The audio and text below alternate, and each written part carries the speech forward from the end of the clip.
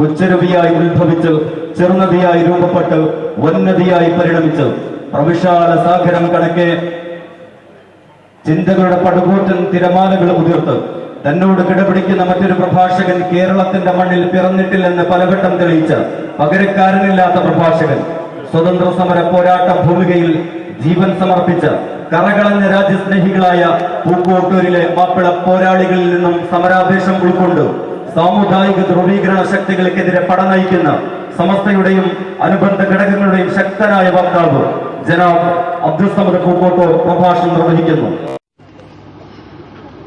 السلام عليكم ورحمة الله وبركاته. الحمد لله نحمده ونستعينه ونؤمن به ونتوكل عليه ونعوذ بالله من شرور أنفسنا ومن سيئات أعمالنا. من يهده الله فلا مضل له ومن يضلل فلا هادي له. ونشهد أن لا إله إلا الله وحده لا شريك له. ونشهد أن سيدنا محمدا صلى الله عليه وسلم عبده ورسوله أرسله إلى كافة الخلق ليظهره على الدين كله ولو كره المشركون. اللهم صل وسلم وبارك على رسولك سيدنا محمد وعلى آله وأصحابه أجمعين. أعوذ بالله من الشيطان الرجيم. بسم الله الرحمن الرحيم. وعد الله الذين آمنوا منكم وعملوا الصالحات ليستخلفنهم في الأرض كما استخلف الذين من قبلهم وليمكنن لهم دينهم الذي ارتضى لهم وليبدلنهم من بعد خوفهم أمنا. صدق الله مولانا العلي العظيم. ആദരണീയരും ബഹുമാന്യരുമായ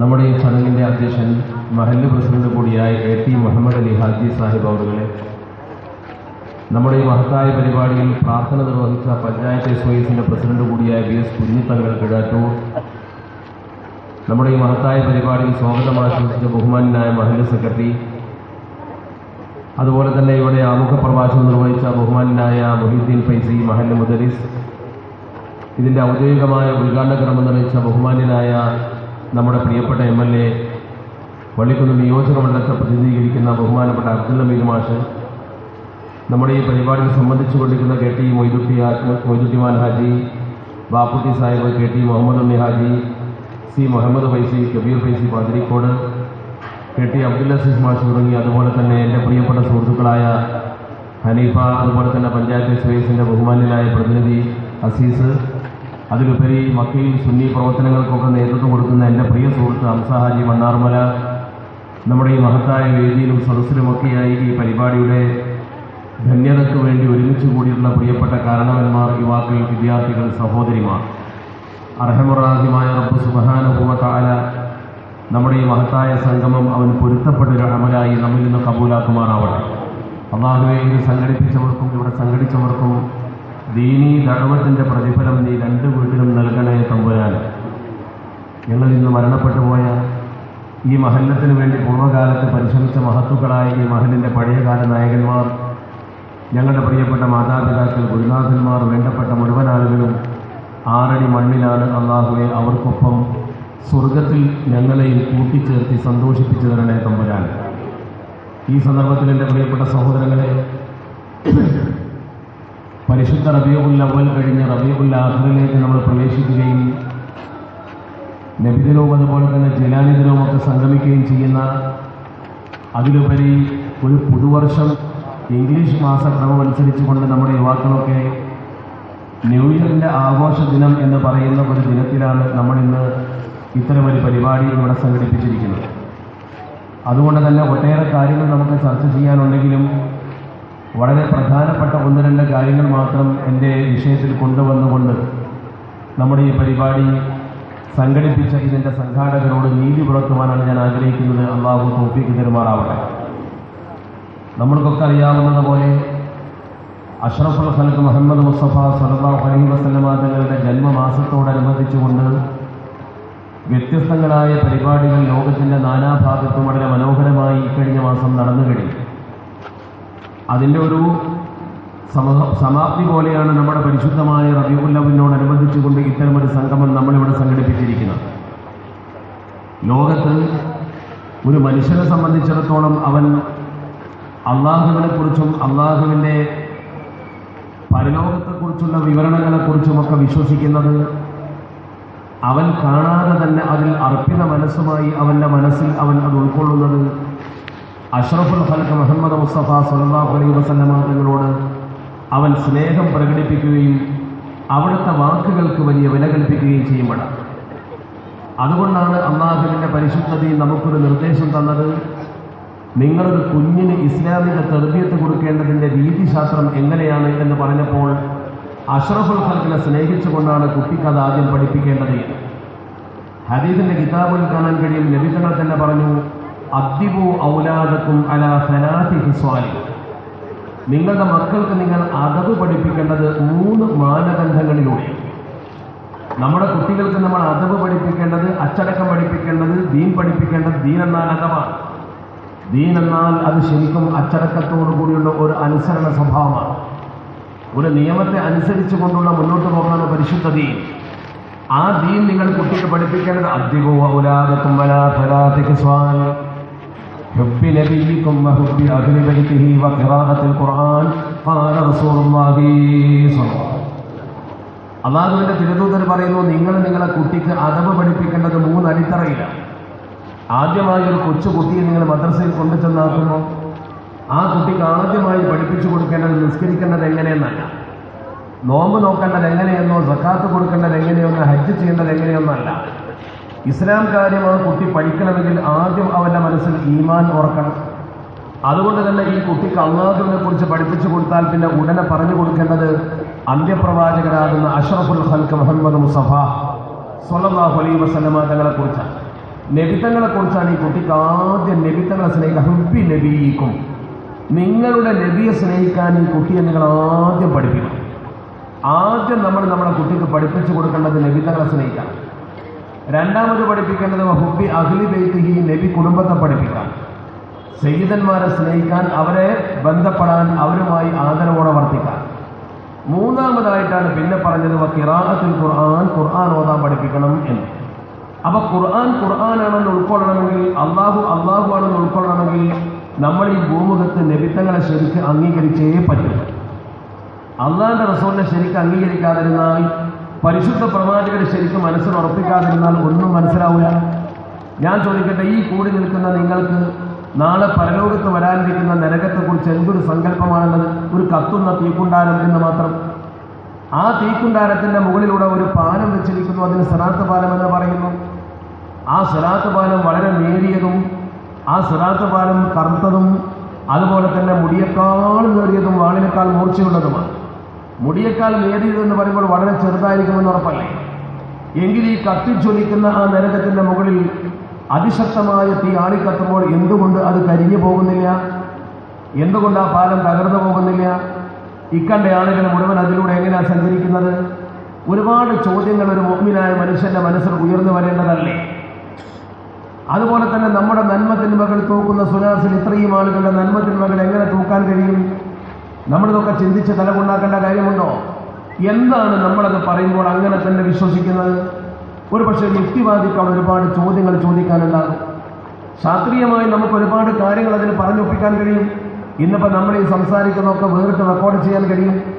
ഒരു വാട്സപ്പ് മെസ്സേജിലൂടെ ലോകത്ത് ഒരുപാട് ആളുകൾക്ക് ഒരേ സമയത്ത് നമുക്ക് മെസ്സേജ് എത്തിക്കാൻ കഴിയും. അതൊക്കെ ശരി.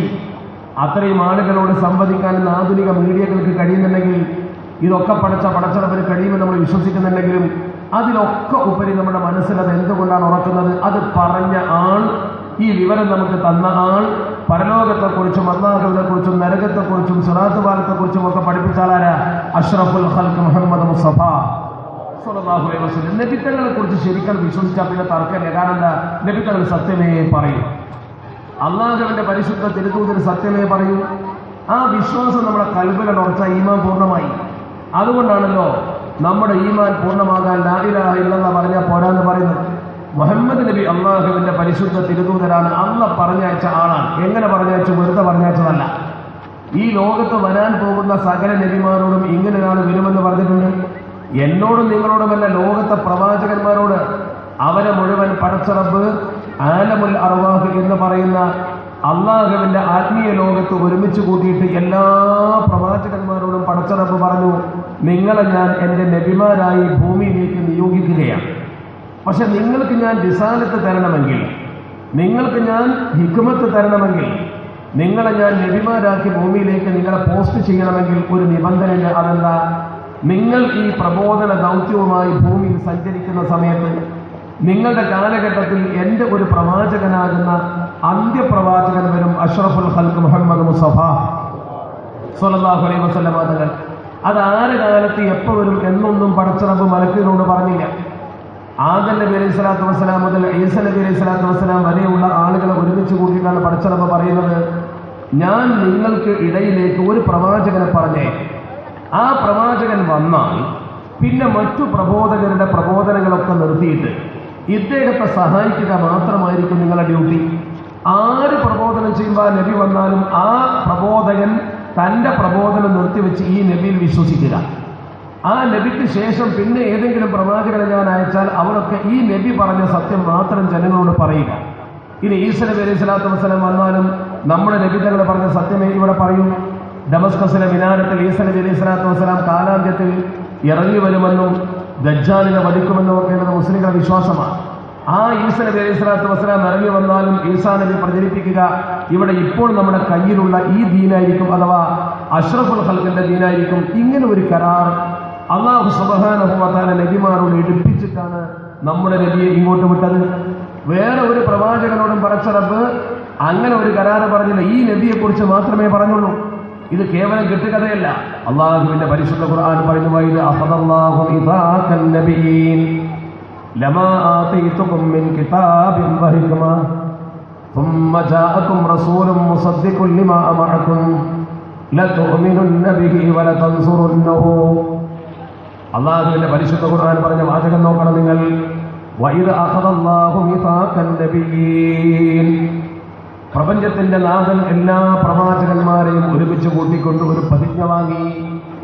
എല്ലാ നബിമാരുടെ കയ്യിൽ നിന്നും അല്ലാഹുവിന്റെ തിരുദൂതൻ ഒരു പ്രതിജ്ഞ വാങ്ങി. അതല്ല, ലമാ ആതൈതുകും മിൻ കിതാബിൻ വഹിക്മ, നിങ്ങൾക്ക് ഞാൻ ഗ്രന്ഥവും അതുപോലെ തന്നെ എൻ്റെ ഭൂമിയിൽ പ്രബോധനത്തിനുള്ള ഉത്തരവാദിത്തമാകുന്ന നബിത്വവും നിങ്ങൾക്ക് തന്നാൽ, നുബുവത്തും ഗ്രന്ഥവും നിങ്ങൾക്ക് തന്നാൽ, അങ്ങനെ നിങ്ങൾ ഭൂമിയിൽ പ്രവാചകന്മാരായി പ്രബോധകന്മാരായി പ്രവർത്തിക്കുന്ന കാലഘട്ടം വന്നാൽ,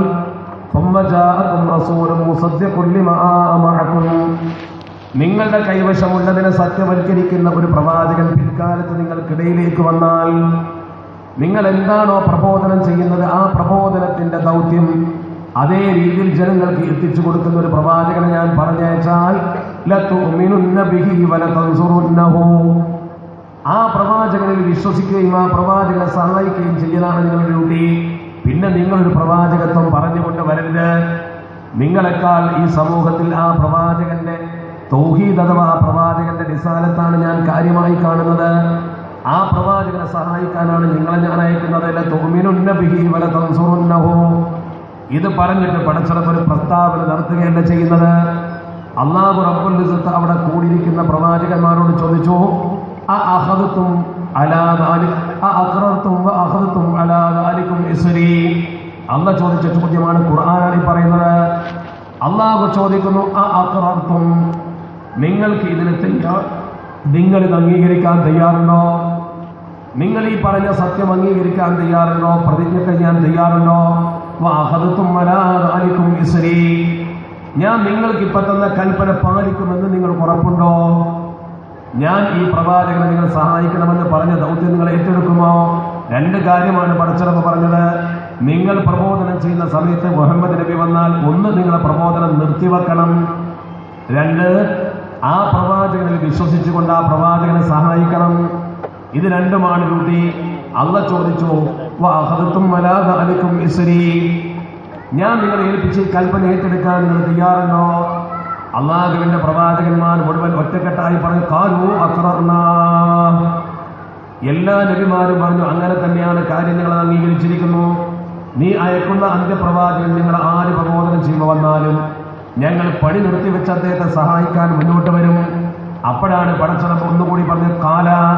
പടച്ചറപ്പ് പറഞ്ഞു അല്ലാഹു റബ്ബുൽ ഇസ്സത്ത് അവരെ മുൻനിർത്തിക്കൊണ്ട് പറയുകയാണ് ഫഷ്ഹദൂ വഅന മഅകും മിനശ്ശാഹിദീൻ. ഫഷ്ഹദൂ, നിങ്ങളതിന് സാക്ഷ്യം വഹിക്കണേ. എൻ്റെ മുമ്പിൽ നിങ്ങൾ ഈ പറഞ്ഞതിന് ഞാൻ സാക്ഷിയാണ്, നിങ്ങളും സാക്ഷിയാണ്. എൻ്റെ പ്രവാചകൻ വരും, ആ പ്രവാചകൻ വരുമ്പോൾ പണി നിർത്തണം നിങ്ങൾ. ഇങ്ങനെ ഒരു പ്രവാചകനെ മുൻകൂട്ടി പ്രതിജ്ഞ എടുപ്പിച്ചുകൊണ്ട് അനുസരണ പ്രതിജ്ഞ എടുപ്പിച്ചുകൊണ്ട് നേതാവാക്കി വിട്ടു. ആ നേതാവാണ് ഭൂമുഖത്തെ പ്രവാചകന്മാരുടെയും മനുഷ്യകുലത്തിൻ്റെയും പ്രപഞ്ചത്തിൻ്റെയും മുഴുവൻ നായകൻ. ആ പ്രവാചകൻ ഭൂമിയിൽ വന്ന് നിർവഹിച്ച ദൗത്യമാണ് പരിശുദ്ധ ദീനിന്റെ പ്രബോധനം. അപ്പോൾ ആ നബിയെ നമ്മൾ എത്രത്തോളം സ്നേഹിക്കുന്നുവോ അത്രത്തോളം നമ്മുടെ മനസ്സിൽ ഈമാൻ കൂടും. ആ നബിയുടെ മേൽ നമ്മൾ എത്രത്തോളം സ്വലാത്ത് ചൊല്ലുന്നുവോ ഇദാ ശിഅത തഹിയാ ഹയാതൻ തവീലതൻ വതഅനഅമ ഫിദ്ദുനിയാ അമാനൻ വഫിൽ ഉഖറാ ഫസല്ലി അലാ ഖൈറിൽ അനഅമി മുഹമ്മദി യുസല്ലി അലൈക അല്ലാഹു അൻ മറത്തിൻ നശറാ. ഇദാ ശിഅത തഹിയാ ഹയാതൻ തവീലതൻ.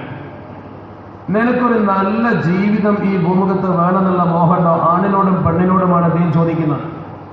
നിങ്ങൾക്കൊരു നല്ല ജീവിതം ഭൂമിയിൽ വേണമെന്നുണ്ടോ? നിങ്ങൾ നല്ല നിലക്ക് മുന്നോട്ട് പോകണമെന്ന മോഹം നിങ്ങൾക്കുണ്ടോ? മാത്രമല്ല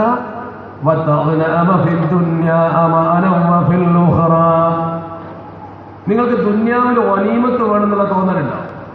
ദുന്യാവിൽ വനീമത്ത് എന്ന് പറഞ്ഞാൽ അർത്ഥം എന്താ? ഈ ദുന്യാവിൽ നിങ്ങൾക്ക് ജീവിക്കേണ്ട വിഭവം വേണോ? ആരാന്റെ മുമ്പിൽ കൈ നീട്ടാതെ ശരിക്കും മുന്നോട്ട് പോകാനുള്ള സൗകര്യം വേണോ എന്നാ ചോദ്യം.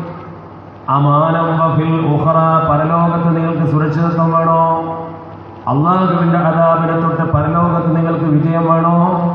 ഈ മൂന്ന് കാര്യങ്ങൾ നിങ്ങൾക്ക് വേണമെങ്കിൽ നല്ല ദീർഘായുസ്, ഒരു മനുഷ്യരോടും കൈനീട്ടാതെ ഭൂമുഖത്ത് ജീവിക്കാനുള്ള വക, പരലോകത്ത് നരകത്തെ തൊട്ടും അദാബിനെ തൊട്ടും സുരക്ഷ, ഈ മൂന്ന് മിനിമം ആവശ്യങ്ങൾ നിങ്ങൾക്ക് വേണോ?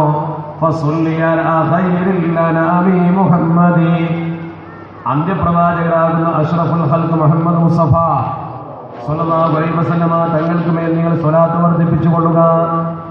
ആ സ്വലാത്ത് നിങ്ങൾ വർദ്ധിപ്പിച്ചാൽ അള്ളാഹു നിങ്ങൾക്ക് 1/10 റഹ്മത്ത് തിരിച്ചു വരുമെന്ന് മഹാന്മാർ പറയുന്നു. അപ്പൊ നമ്മൾ ചിന്തിക്കണം, ആ നബിയെ നമ്മൾ സ്നേഹിക്കേണ്ടതിന്റെ ഗൗരവമാണ് പറയുന്നത്. ആ നബി തങ്ങളോട് നമുക്കുണ്ടാകേണ്ട സ്നേഹത്തിന്റെ ഗൗരവമാണത്. നബി എത്ര സ്നേഹിക്കുന്നു അത്രയാണ് ഒരു മനുഷ്യന്റെ ഈമാൻ വർദ്ധിക്കാൻ. നബിയോടുള്ള സ്നേഹത്തിന്റെ മാനദണ്ഡത്തിൽ ഒറ്റ ഹദീസ് ഞാൻ പറയാം. നമ്മൾ നബിയെ സ്നേഹിക്കുമ്പോൾ നബി തങ്ങൾ ഇങ്ങോട്ട് എത്ര സ്നേഹിക്കുന്നുണ്ട് നോക്കിയാൽ പോരെ. നമ്മൾ നബി അങ്ങോട്ട് സ്നേഹിക്കുമ്പോൾ നബി തങ്ങൾ ഇങ്ങോട്ട് എത്ര സ്നേഹിക്കുന്നുണ്ട് നോക്കണ്ടേ. പരിശുദ്ധ പ്രവാചകർ നമ്മൾ എത്രത്തോളം സ്നേഹിക്കുന്നുണ്ടെന്ന് പറഞ്ഞുകൊണ്ട് ഞാൻ ആ വിഷയം വിടുകയാണ്. പരിശുദ്ധ പ്രവാചകർ നമ്മളോട് കാണിക്കുന്ന സ്നേഹം മനസ്സിലാവാൻ അള്ളാഹുവിന്റെ പരിശുദ്ധ ഖുർആനിലെ ഒരൊറ്റ ആയത്ത് നോക്കിയാൽ മതി. നമ്മളൊക്കെ സ്ഥിരമായി ഓതുന്ന ആയത്താണ് പരിശുദ്ധ ഖുർആനിലെ യാസീൻ സൂറ. ആ യാസീൻ സൂറയിൽ ഒരു വചനമുണ്ട്. ആ വചനത്തിൽ ഇങ്ങനെയാണ് അല്ലാഹു പറയുന്നത്, അൽയൗമ നഖ്തിമു അലാ അഫ്വാഹിഹിം വതുകല്ലിമുനാ അയ്ദീഹിം വതശ്ഹദു അർജുലുഹും ബിമാ കാനൂ യക്സിബൂൻ. വിശുദ്ധ ഖുർആനാണ് പറയുന്നത്. നിങ്ങൾ ഓതുന്ന യാസീൻ സൂറ ഒരു പക്ഷേ ഇന്നും നിങ്ങൾ ഓതിയിരിക്കാം. അല്ലാഹു യാസീൻ സൂറത്തിൽ പറയുന്നു, അൽയൗമ നഖ്തിമു അലാ അഫ്വാഹിഹിം. ഒരു ദിവസം വരാനുണ്ട്, മഅ്ശറ വൽസഭയിൽ നമ്മൾ ഒരുമിച്ച് കൂടുന്ന ദിവസമാണത്.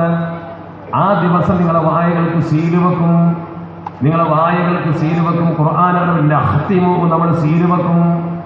നിങ്ങളുടെ വായ സംസാരിക്കേണ്ട കാര്യമില്ല, നിങ്ങളുടെ വായകൾക്ക് സീലുവെക്കും. വതുകല്ലിമുനാ അയ്ദീഹിം, നിങ്ങളുടെ കൈകൾ നമ്മളോട് സംസാരിക്കും. ഓരോ മനുഷ്യന്റെയും കൈകൾ പടച്ചറബിനോട് പറയും, അല്ലാഹുവേ ഈ കൈകൾ കൊണ്ടവൻ വട്ടിപ്പലിശ വാങ്ങിയിട്ടുണ്ട്, അല്ലാഹുവേ ഈ കൈ കൊണ്ടവൻ ഹറാമായ മദ്യത്തിന്റെ ചഷകം പിടിച്ചിട്ടുണ്ട്, ഈ കൈ കൊണ്ടവൻ ഉൽമ ചെയ്തിട്ടുണ്ട്. വളരെ ഗൗരവത്തോടു കൂടി പറയുന്നത് ഉൽമ ചെയ്തിട്ടുണ്ട്. അങ്ങനെ ഈ കൈ പറയുമ്പോൾ നമ്മളെ നരകത്തിലേക്ക് കൊണ്ടുപോകാൻ കൈ പ്രേരിപ്പിക്കുകയാണ്.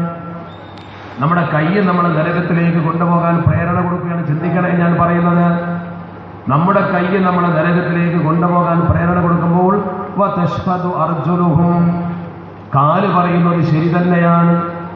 അവൻ അങ്ങനെയുള്ള പ്രവർത്തനങ്ങളൊക്കെ ചെയ്തിട്ടുള്ളത്. കാല് പറയുന്നത് ഏതാണ് ഈ കാല്, ഏതാണ് ഈ കയ്യ്? ഞാനും നിങ്ങളും വളരെ കഷ്ടപ്പെട്ട് എന്തെങ്കിലും രോഗം വന്നാൽ ചികിത്സിച്ചും ശ്രദ്ധിച്ചും ഇതിൻ്റെ ആരോഗ്യം നിലനിർത്താൻ കഠിന പരിശ്രമത്തിലാണ്. കയ്യിൻ്റെ ഒരു വിരലിനൊരു ഞരമ്പിന് എന്തെങ്കിലും കുഴപ്പമുണ്ടായാൽ മതി.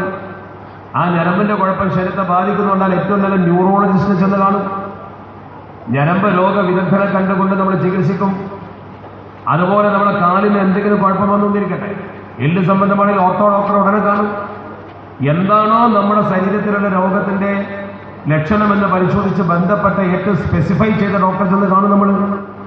അതാണ് നമ്മുടെ ഏറ്റവും വലിയ പ്രകൃതി. അതിൽ എത്ര പൈസ ചിലവാക്കാനും ഡോക്ടറെ മുന്നിൽ ക്യൂ നിൽക്കാനും സമയവും പണവും ചിലവാക്കാൻ നമ്മൾ റെഡിയാണ്. അങ്ങനെ കഷ്ടപ്പെട്ട് നമ്മൾ പോറ്റുന്ന നമ്മുടെ കയ്യും കാലും നാളെ നമുക്കെതിര്.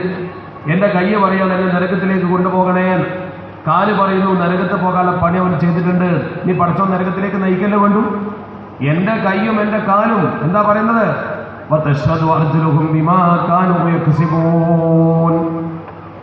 ആ മനുഷ്യൻ ചെയ്ത തെറ്റിങ്ങനെ വിളിച്ചു പറയുകയാണ്. ആ മനുഷ്യൻ ചെയ്യുന്ന തെറ്റിങ്ങനെ പറയുന്നു. ബക്കറ്റ് കളക്ഷൻ നടക്കുന്നുണ്ട് കേട്ടോ. എല്ലാവരും ബക്കറ്റ് വരുന്നുണ്ട് നിങ്ങളുടെ അടുത്തേക്ക്. ബക്കറ്റ് വരുമ്പോൾ നിങ്ങൾക്ക് കാണുമല്ലോ, നല്ല നിലക്ക് ആ ബക്കറ്റിൽ അള്ളാഹുവിൻ്റെ പരിശുദ്ധ ഹബീബിൻ്റെ പേര് നടത്തപ്പെടുന്ന നമ്മുടെ മഹല്ലത്തിൻ്റെ ഒരു പരിപാടി എന്ന രീതിയിൽ നല്ല നീയത്തോടെ എന്തെങ്കിലും ഇട്ട് കൊടുത്തോ, ഒരു നീയത്ത് കരുതിക്കോ. ആ ഇട്ട് കൊടുക്കുന്നതിൻ്റെ വകയായി അതിൻ്റെ ഫലമായി മരണം വരെ നമ്മുടെ വ്യക്തിപരമായ കുടുംബപരമായ ആവശ്യത്തിന് വേണ്ടി ഒരാളെ മുമ്പിലും കൈനീട്ടേണ്ട ഗതി പടച്ചറപ്പ് നമുക്ക് വരുത്താതിരിക്കുമാറാവട്ടെ. അമീനും പറയില്ല, നമുക്കൊരു പേടിയില്ല. അള്ളാഹു നമുക്ക് അത്തരമൊരു ഔന്നത്യം പ്രദാനം ചെയ്യുമാറാവട്ടെ. ഞാൻ പറഞ്ഞ വിശദീകരിച്ച് തിരിച്ചു വരും. അപ്പൊ ചുരുക്കത്തിൽ ഈ കയ്യും കാലും നമുക്ക് എതിരാകുമ്പോൾ നമ്മൾ തന്നെ ഞാൻ തന്നെ എനിക്കെതിരാണ്. ഇതൊരു സത്യമാണ്. യാസീൻ സൂറയിൽ പരിശുദ്ധ ഖുർആൻ പറയാം. വേറെയും ഒരുപാട് ആയത്തിന് തുല്യമായിട്ടുണ്ട്. വേറെയും ഒരുപാട് ആയത്തുകൾ ഇതിന് തുല്യമുണ്ട്. ഞാൻ ഒന്ന് മാത്രമേ സൂചിപ്പിച്ചുള്ളൂ, സമയം പരിമിതമാകുന്ന സൂചനകൾ മതിയല്ലോ. എന്നിട്ട് ഈ കയ്യും കാലും എനിക്കെതിരായി എന്നെ നരകത്തിൽ കൊണ്ടുപോകാൻ അവർ പ്രേരിപ്പിക്കുമ്പോൾ, ഒരാൾ എന്നെ നരകത്തിലേക്ക് കൊണ്ടുപോകുമ്പോൾ അത് ചെയ്യരുത് എന്ന് പറഞ്ഞുകൊണ്ട് സുജൂദിൽ വീഴുന്ന ഒരാളുണ്ടാകും ഈ ഉമ്മത്തിൽ. അതാരാ? നമ്മുടെ നേതാവ് അഷ്റഫുൽ ഖൽഖ് മുഹമ്മദ് മുസ്തഫ. ഈ ഒരു മാനദണ്ഡം വെച്ചിട്ടാണ് ഇസ്ലാം പറഞ്ഞത് നിങ്ങളെ തടിയേക്കാൾ നബിയെ സ്നേഹിക്കണം. ഇത് നിങ്ങളെ തടിയേക്കാൾ നബിയെ സ്നേഹിക്കണമെന്ന് പറയുമ്പോൾ നമുക്കത് ഉൾക്കൊള്ളാൻ കഴിയില്ല. എങ്ങനെ ഞാൻ എൻ്റെ തടിയേക്കാൾ പ്രവാചകനെ സ്നേഹിക്കാം? എനിക്ക് ഏറ്റവും വലുത് എൻ്റെ ശരീരമല്ലേ. എന്നാൽ ഈ ശരീരം കൊണ്ട് നമുക്ക് ഉപദ്രവം വരുന്നൊരു സമയമാണ് പരലോകം. നമ്മൾ ചെയ്ത തെറ്റൊക്കെ കയ്യും കാലും വിളിച്ചു പറഞ്ഞ് നമ്മളെ നരകത്തിലേക്ക് തള്ളാൻ ശരീരം പ്രേരിപ്പിക്കുമ്പോൾ ഈ ശരീരത്തിന്റെ പ്രേരണയ്ക്ക് വഴങ്ങിയ ആളാണ് നമ്മൾ. അമ്മാറത്തും ബിസുഖ് എന്നൊക്കെ പറഞ്ഞ് ഹവ എന്നൊക്കെ പറഞ്ഞ സംഗതിന്റെ അടിമകളാണ് നമ്മൾ. അതിൽ നിന്ന് നമ്മളെ രക്ഷിക്കാൻ അപ്പോഴും നമുക്ക് ഒരാളെ ഉണ്ടാവും, അത് നമ്മുടെ നിമിത്തങ്ങളാണ്. ആ നിമിത്തങ്ങൾ കരഞ്ഞിട്ട് പറയും, പഠിച്ചോനെ എൻ്റെ ഉമ്മത്തിയെ നരകത്തിൽ നിന്ന് കയറ്റണേ. അവസാനത്തെ ഉമ്മത്തി നരകത്തിൽ നിന്ന് മുഹ്മിനാണെങ്കിൽ കയറ്റാൻ വേണ്ടി നിമിത്തങ്ങൾ കരഞ്ഞു പറയുന്ന രംഗമോർക്ക് നിങ്ങൾ. അതുകൊണ്ടാണ് ദീൻ പറഞ്ഞത് നമ്മുടെ തടിയേക്കാൾ നിമിത്തങ്ങളെ സ്നേഹിക്കണം. അപ്പൊ നമ്മൾ എത്രത്തോളം സ്നേഹിക്കണം പോരാ. ഇത് നിമിത്തങ്ങൾ നമ്മോട് കാണിക്കുന്ന ഒരു സ്നേഹമാണ് പ്രവർത്തനത്തിൽ. നിമിത്തങ്ങൾ നമ്മളോട് പ്രവർത്തനത്തിൽ കാണിക്കുന്ന സ്നേഹമാണ്. ഈ വാക്കിൽ നിമിത്തങ്ങൾ കാണിച്ച ഉദാഹരണങ്ങൾ ഒരുപാട്. ഒറ്റ ഹദീസ് ഞാൻ പറയാം. ഒരിക്കൽ അല്ലാഹുവിന്റെ പരിശുദ്ധ തിരുദൂതർ തന്റെ പ്രിയപ്പെട്ട സദസ്സിലെ സഹോദരങ്ങളോട് പറഞ്ഞു, എന്റെ പ്രിയപ്പെട്ട സ്വഹാബ, ഹയാത്തി ഖൈറുൽ ലക്കും വ മമാതി ഖൈറുൽ ലക്കും. എന്റെ ജീവിതം നിങ്ങൾക്ക് ഗുണകരമാണ്, എന്റെ മരണവും നിങ്ങൾക്ക് ഗുണകരമാണ്. ഉടനെ തന്നെ സ്വഹാബത്തിൽപ്പെട്ട ചിലർ ചോദിച്ചു, നബിയേ, അങ്ങയുടെ ജീവിതം ഞങ്ങൾക്ക് ഗുണകരമാണ്, ഹയാത്ത് ഖൈറാണ്. മരണം എങ്ങനെയാണ് നിങ്ങൾക്ക് ഖൈറായി ഭവിക്കുന്നത്? അങ്ങയുടെ മരണം എങ്ങനെയാണ് ഞങ്ങൾക്ക് ഗുണകരമായി ഭവിക്കുന്നത്? അല്ലാഹുവിന്റെ പരിശുദ്ധ തിരുദൂതർ പറഞ്ഞു കൊടുത്തു, എന്റെ പ്രിയപ്പെട്ട സ്വഹാബ, തുഅറദു അലയ്യ അഅമാലുകും വ ഇൻ വജദ്തു ഖൈറാ ഹമിദുല്ലാഹ്. ആ ഹദീസ് ഒന്ന് ശരിക്കും വിലയിരുത്തണം നമ്മൾ. നബി തങ്ങൾ പറയുന്നു, തുഅറദു അലയ്യ അഅമാലുകും, നിങ്ങൾ ചെയ്യുന്ന എല്ലാ അമലുകളും എനിക്ക് പ്രദർശിപ്പിക്കപ്പെടും. നിങ്ങൾ ചെയ്യുന്ന അമലുകൾ മുഴുവൻ എനിക്ക് അല്ലാഹു കാണിച്ചു തരും. എന്നിട്ടോ എനിക്ക് അല്ലാഹു ഈ അമലുകൾ കാണിച്ചു തരുമ്പോൾ വ ഇൻ വജദ്തു ഖൈറാ, എൻ്റെ ഉമ്മത്തികൾ ചെയ്യുന്ന അമലുകളൊക്കെ നല്ലതായിട്ട് എനിക്ക് കാണാൻ അവസരമുണ്ടായാൽ, നിങ്ങൾ ചെയ്യുന്ന അമലുകൾ നന്മയാണെന്ന് എനിക്ക് ബോധ്യപ്പെട്ടാൽ, ഹമിദുല്ലാഹ്, ഞാൻ പടച്ചറബിനെ സ്തുതിക്കും, അല്ലാഹുവിനെ ഞാൻ സ്തുതിക്കും. എനിക്ക് ഖൈർ കിട്ടിയാൽ എന്നിട്ട് നബി തങ്ങൾ പറഞ്ഞു വൈൻ വജത്തു വൈറദാലിക, അല്ലാത്ത വല്ലതും ചെയ്തു എന്ന് ഞാൻ അറിഞ്ഞാൽ ഇസ്തഗ്ഫർതുല്ലാഹ്, ഞാൻ നിങ്ങൾക്ക് വേണ്ടി പടച്ചറപ്പിനോട് പൊറുക്കലിനെ ചോദിക്കും. ഈ ഹദീസിൽ നബി തങ്ങൾ പറഞ്ഞത് നബി തങ്ങൾ പ്രവർത്തിക്കുന്നുണ്ട്. ഇവിടെ നമ്മൾ നോക്കേണ്ട ഏറ്റവും പ്രധാനപ്പെട്ട കാര്യം ഈ ഹദീസിന്റെ ശൈലി മുഹദ്ദിഥീങ്ങൾ അവതരിപ്പിച്ചത് ഒന്ന് ശരിക്കൊന്ന് ശ്രദ്ധിച്ചു നോക്കൂ. നബി തങ്ങൾ എന്താണ് പറഞ്ഞ വാക്ക്? അത് വളരെ ബുദ്ധിപൂർവ്വം വിലയിരുത്തുമ്പോഴേ മനസ്സിലാവും. ഒന്നുകൂടി ശ്രദ്ധിച്ചാൽ മതി. ആ ഹദീസിലേക്ക് നബി തങ്ങൾക്ക് നമ്മളോടുള്ള വാക്കാലുള്ള സ്നേഹത്തിന്റെ ഒരു ബഹിസ്ഫുരണം അവിടെ കാണാം. എങ്ങനെ, എന്താണ് നബി തങ്ങളെ പറഞ്ഞത്? എന്റെ ഉമ്മത്തികൾ ചെയ്യുന്ന എല്ലാ പ്രവർത്തനങ്ങളും റൗദയിൽ എനിക്ക് കാണിക്കപ്പെടും. വൈൻ വജത്തു ഖൈറൻ, എന്റെ ഉമ്മത്തികൾ ഖൈർ ചെയ്തു എന്ന വിവരം എനിക്ക് ലഭ്യമായാൽ ഹമിദുല്ലാഹ, ഞാൻ പടച്ചറബിനെ സ്തുതിക്കും. ഇവിടെ നബി തങ്ങൾ പറഞ്ഞത് എന്റെ ഉമ്മത്തി വൈൻ വജത്തു ഖൈറാണ്, എന്റെ ഉമ്മത്തികൾ ഖൈർ ചെയ്താലെന്ന്. ഇതിന്റെ നേരെ എതിർവശത്ത് ഓപ്പോസിറ്റിൽ പറയേണ്ടതെന്ന് അറബി ശൈലിയിൽ പറഞ്ഞാൽ അതിന്റെ മുഖാബലയിൽ എന്താ പറയേണ്ടത്? ഇതിന്റെ നേരെ എതിരിൽ എന്താ പറയേണ്ടത്? വൈൻ വജത്തു ഷർറ, വൈൻ വജത്തു ഷർറ, എന്റെ ഉമ്മത്തികൾ ഷർറ് ചെയ്തു എന്ന വിവരം എനിക്ക് കിട്ടിയാൽ. അങ്ങനെ പറഞ്ഞില്ലല്ലോ. എന്തേ പറയാതിരുന്നത്? നമ്മളാകുന്ന ഉമ്മത്തികളിലേക്ക് ഷർറ് എന്ന പദം ചേർത്ത് പറയാൻ പോലും നബിക്ക് ഇഷ്ടമല്ല. നമ്മളുള്ള സ്നേഹം കൊണ്ട് നമ്മൾ തെറ്റ് ചെയ്തു എന്ന് പറയാൻ നബി തങ്ങൾക്ക് ഇഷ്ടമില്ല. മുഹദ്ദിഥീങ്ങൾ അങ്ങനെ തന്നെ അതിനെ വ്യാഖ്യാനിച്ചിട്ടുണ്ട്. അറബി ഭാഷ അറിയാത്തയാളോ അറബി ഭാഷയുടെ ശൈലി അറിയാത്തയാളോ അല്ലത് പറയുന്നത്. അന അഫ്സഹുൽ അറബ് എന്നാണ് പറഞ്ഞത്. ഞാൻ അറബികളിൽ വെച്ച് അഫ്സഹാൻ. നബി തങ്ങൾ ഉമ്മിയാണെന്ന് പറഞ്ഞാൽ ഉമ്മി എന്ന് പറഞ്ഞാൽ എഴുതാനും വായിക്കാനും തീരെ അറിയാത്ത ആളെന്ന് അർത്ഥം വെക്കണ്ട. നബി തങ്ങൾക്ക് തീരെ എഴുതാനും അറിയില്ല, വായിക്കാനും അറിയില്ല, അറബി അറിയില്ല എന്നൊന്നും അർത്ഥം വെക്കണ്ട. ഉമ്മി എന്നതുകൊണ്ട് ഉദ്ദേശിക്കപ്പെട്ടത് നബി തങ്ങൾക്കൊരു വിവരമില്ല എന്നല്ല, നിരക്ഷരൻ എന്നല്ല. അങ്ങനെ പലരൊക്കെ പറയാറുണ്ട്.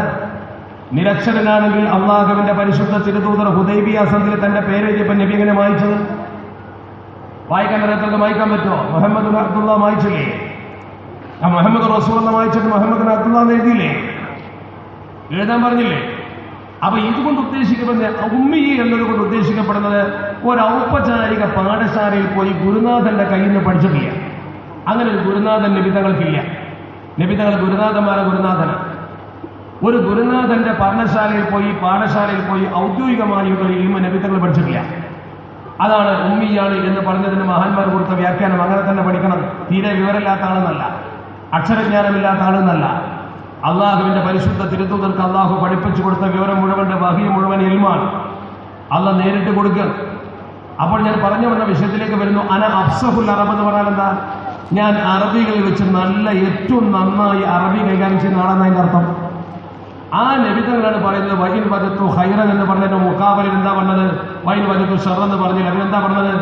വൈൻ വജത്തു വൈറദാലിക, വൈൻ വജത്തു വൈറദാലിക, ഖൈറല്ലാത്ത വേറെന്തെങ്കിലും നിങ്ങൾ ചെയ്തു എന്ന് ഞാൻ അറിഞ്ഞാൽ ഇസ്തഗ്ഫർതുല്ലാഹ്, ഞാൻ അല്ലാഹുവിനോട് നിങ്ങൾക്ക് വേണ്ടി പൊറുക്കലിനെ ചോദിക്കുമെന്ന് പറഞ്ഞു. ഈ ഹദീസിന്റെ ശൈലിയെ വ്യാഖ്യാനിച്ചുകൊണ്ട് മഹാപണ്ഡിതന്മാർ വലിയ വലിയ മുഹദ്ദിഥീങ്ങൾ പറഞ്ഞു, അള്ളാഹുവിന്റെ പരിശുദ്ധ തിരുദൂതർക്ക് നമ്മളോടുള്ള സ്നേഹം അതിൽ തുളുമ്പുകയാണ്. ഈ ഉമ്മത്തികളുടെ നേരെ ഷർറ് എന്ന പദം പോലും നബി തങ്ങൾ പ്രയോഗിച്ചില്ല. അത്ര ഗൗരവത്തോടു കൂടിയാണ് ഹദീസിനെ മഹാപണ്ഡിതന്മാർ വ്യാഖ്യാനിച്ചെഴുതിയത്. ഒന്ന് ചിന്തിച്ചു നോക്കൂ നിങ്ങൾ, നമ്മളോട് നബി തങ്ങൾക്ക് എത്ര സ്നേഹമുണ്ട്. ആ സ്നേഹത്തിന് പകരമായി നമ്മൾ എന്ത് തിരിച്ചു കൊടുത്തു? എന്താണ് നമ്മൾ നബി തങ്ങൾക്ക് തിരിച്ചു കൊടുത്തത്? എന്താണ് നമ്മൾ ദീനിന് വേണ്ടി തിരിച്ചു കൊടുത്തത്? എന്റെ മുമ്പിൽ നിൽക്കുന്ന പ്രിയ സഹോദരങ്ങളെ, പഠിക്കണം നിങ്ങൾ, ചിന്തിക്കണം നിങ്ങൾ. നമ്മൾ ഈ തിരിച്ചു കൊടുക്കുന്നത് അള്ളാഹുവിന്റെ പരിശുദ്ധ ഹബീബ് പഠിപ്പിച്ച ദീന് ജീവിതത്തിൽ പകർത്തിക്കൊണ്ടാവണം. ആ ദീന് പകർത്താനുള്ള ഒന്നാമത്തെ ശ്രമം എന്താ? ദീൻ പഠിക്കലാണ്. ദീൻ പഠിക്കലാണ് പ്രധാനം. ഞാനിവിടെ വന്നപ്പോൾ എന്നോട് പറഞ്ഞു ദർസിനെ കുറിച്ച് സൂചിപ്പിക്കണമെന്ന് എന്റെ പ്രിയപ്പെട്ട സഹപ്രവർത്തകർ എന്നോട് പറഞ്ഞു. നല്ല വിദ്യാർത്ഥികളെയും കൊണ്ട് നല്ല ആകർഷണമായ സിലബസ് വെച്ചുകൊണ്ട് ആ സിലബസിൽ മൊഹീദ്ദീൻ ഫൈസി മനോഹരമായിട്ട് ഇവിടെ ദർസ് നടത്തുന്നുണ്ട്. പക്ഷെ ഇന്ന് നമ്മൾ പള്ളി ദർസുകളെ അവഗണിക്കുന്ന ഒരു കാഴ്ച നമുക്ക് പല സ്ഥലത്തും കാണാൻ പറ്റും. എന്താ കാരണം? നമുക്കൊക്കെ ഒരു പൊതുധാരണ വന്നു. തൊട്ടപ്പുറത്ത് പട്ടിക്കാട് കോളേജുണ്ട്, നമുക്കിവിടെ പള്ളി ദർസുണ്ട്. ഈ പള്ളി ദർസിൽ പഠിക്കുന്നതോടുകൂടി ഭാവി ഇരുളടഞ്ഞു എന്നൊരു തോന്നലാണ്. അങ്ങനെ ഒരു തോന്നൽ നമ്മുടെ മുമ്പിൽ ഉണ്ടാക്കിയത് നമ്മൾ ഈ വിവരവും സമ്പത്തുമായി ബന്ധിപ്പിച്ചപ്പെടാം. നമ്മൾ മനസ്സിലാക്കേണ്ട അടിസ്ഥാനപരമായ കാര്യം, സമ്പത്തും ഈ വിവരവും തമ്മിൽ ഒരു ബന്ധവുമില്ല. വിദ്യാഭ്യാസവും സമ്പത്തും തമ്മിൽ എന്താ ബന്ധം? നല്ല വിദ്യാഭ്യാസമുള്ള ആൾ ഒരുപക്ഷെ പട്ടിണി കിടന്നു വരും. നല്ല വിദ്യാഭ്യാസമുള്ളവന് അല്ലാഹു സുബ്ഹാനഹു വ തആല അതിനനുസരിച്ച് ജോലി നൽകിയില്ല എന്നൊക്കെ വരും. നേരെ മറിച്ച് ഒരാൾക്കൊരു വിവരമില്ലെങ്കിലോ, ഒരു തരത്തിലും വിവരമില്ലാത്ത ചില ആളുകൾ കോടികൾ കൈകാര്യം ചെയ്യുന്ന ആളുകൾ കണ്ടില്ലേ നിങ്ങൾ? അല്ലാഹു പരിശുദ്ധ ഖുർആനിൽ പറഞ്ഞ ഒറ്റ ആയത്ത് നമ്മൾ പഠിച്ചാൽ മതി. അല്ലാഹു പരിശുദ്ധ ഖുർആനിൽ പറഞ്ഞെന്താ? നിങ്ങളെ എപ്പോഴും ദാരിദ്ര്യത്തെക്കുറിച്ച് പേടിപ്പിക്കുന്നത് പിശാചാണ്. അശ്ശൈത്വാനു യഅദുകുമുൽ ഫഖർ വയഅമുറുകും ബിൽ ഫഹ്ശാ. പിശാചാണ് നിങ്ങളെ ദാരിദ്ര്യത്തെക്കുറിച്ച് പേടിപ്പിച്ചുകൊണ്ടിരിക്കുന്നത്. ഈ ഭൂമുഖത്ത് വെച്ച് നിങ്ങൾ ചെലവഴിച്ചാൽ, നിങ്ങൾ ഈ ഭൂമുഖത്ത് പണമില്ലാത്തവനായാൽ എന്ന് പറഞ്ഞുകൊണ്ട് നിങ്ങളെ പിശാച് പേടിപ്പിച്ചുകൊണ്ടിരിക്കുകയാണ്. വയഅമുറുകും ബിൽ ഫഹ്ശാ, തിന്മകൾ ചെയ്യാനും തെറ്റായ മാർഗത്തിലൂടെ പണസമ്പാദനം നടത്തുവാനും നിങ്ങളെ പ്രേരിപ്പിച്ചുകൊണ്ടേ ഇരിക്കുകയാണ് പിശാച്. വല്ലാഹു യഅദുകും മഗ്ഫിറതൻ മിൻഹു വഫളാ വല്ലാഹു വാസിഉൻ അലീം. അല്ലാഹു നിങ്ങൾക്ക് വാഗ്ദാനം ചെയ്യുന്നത് അവന്റെ ഔദാര്യമാണ്, അവന്റെ പാപമോചനമാണ്. പടച്ചറബ് വിശാലമായ ഔദാര്യം ചെയ്യുന്ന ആളാണ്. പിശാചിന്റെ പിശുക്കിന്റെ ഉപദേശത്തെ പറഞ്ഞിട്ട് പിന്നെ പടച്ചറബ് പറഞ്ഞ ആയത്തെന്താ? തൊട്ടടുത്ത ആയത്തെന്താ? യുതിൽ ഹിക്മത മയ്യശാ വമൻ യുതൽ ഹിക്മത ഫഖദ് ഊതിയ ഖൈറൻ കസീറാ വമാ യദ്ദക്കറു ഇല്ലാ ഉലുൽ അൽബാബ്. ഈ ആയത്തുകളെ ക്രോഡീകരിച്ചുകൊണ്ട് മുഫസ്സിരീങ്ങൾ പറയുന്നു, ഖുർആന്റെ ചില ശൈലി, ഹദീസിന്റെ ചില ശൈലിയൊക്കെ നമ്മൾ പഠിക്കണം. അതിലൊക്കെ ചില ആന്തരാർത്ഥങ്ങൾ ഉണ്ടാകും, നമ്മൾ ചിന്തിക്കാത്തത് കൊണ്ടാണ്. ഈ പരിശുദ്ധ ഖുർആന്റെ ആമുഖത്തിൽ പറഞ്ഞത് പിശാച് നിങ്ങളെ ദാരിദ്ര്യത്തെ കൊണ്ട് പീഡിപ്പിക്കും. പിന്നെ പറഞ്ഞ ആയത്തോ യുവത്തിൽ ഹിക്മത മയ്യശാ, അല്ലാഹു തൃപ്തിപ്പെട്ടവർക്ക് പടച്ചറപ്പ് വിജ്ഞാനം നൽകൂ. വമൻ യുതൽ ഹിക്മത ഫഖദ് ഊതിയ ഖൈറൻ കസീറാ, ഒരാൾക്ക് നല്ല ഇൽമ പടച്ചറപ്പ് തന്നാൽ അവൻ അല്ലാഹു വലിയ ഔദാര്യമാണ് തന്നിരിക്കുന്നത്. ഇൽമ കിട്ടിയാൽ അവൻ ഉയർന്നു പോയി, അറിവ് നേടിയാൽ അവൻ ഉന്നത്യവാനായി. ചിന്തിക്കണം നിങ്ങൾ. ചില ആളുകൾ മനസ്സിലാക്കുന്നത് അറിയോ? അറിവും ഈ പൈസയും തമ്മിൽ അവന്റെ വെറുതെ പറയാം. നല്ല വിവരമുള്ളവർ ഒരു പക്ഷെ പൈസ ഉണ്ടായിക്കോണമെന്നില്ല. അത് വലിയ ആര്യമാണെന്ന് വിചാരിച്ച് ചിലപ്പോൾ പൈസ ഉണ്ടായിക്കോണമെന്നില്ല. വലിയ ഡിഗ്രി, ഭൗതിക തലത്തിൽ ഡിഗ്രിയും പി ജിയും പി എച്ച് ഡി എടുത്താലും പൈസ ഉണ്ടായിക്കോണമെന്നില്ല. പണം വേറെ. നേരെ മറിച്ച് വിദ്യാഭ്യാസം എന്ന് പറയുന്നത് രണ്ടും തമ്മിൽ വ്യത്യാസമുണ്ട്. അതല്ലേ വലിയ വലിയ മഹാന്മാര് പറഞ്ഞത്? വളരെ മനോഹരമായിട്ട് പറഞ്ഞല്ലോ, ഈ സമൂഹത്തിൽ വിദ്യയും അറിവും പണവും അറിവും തമ്മിൽ ബന്ധപ്പെടുത്തേണ്ട കാര്യമില്ല എന്നാണ് അവർ പറയുന്നത്.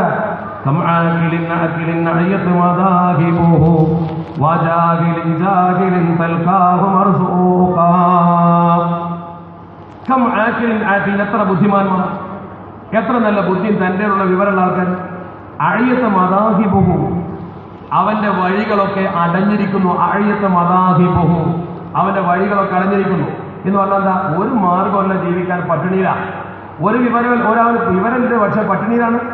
നല്ല വിദ്യാഭ്യാസമുണ്ട്, നല്ല വിവരമുണ്ട്, സംഗതി പട്ടിണിയാ. വീട്ടിലെ അന്നം വേണ്ടേ?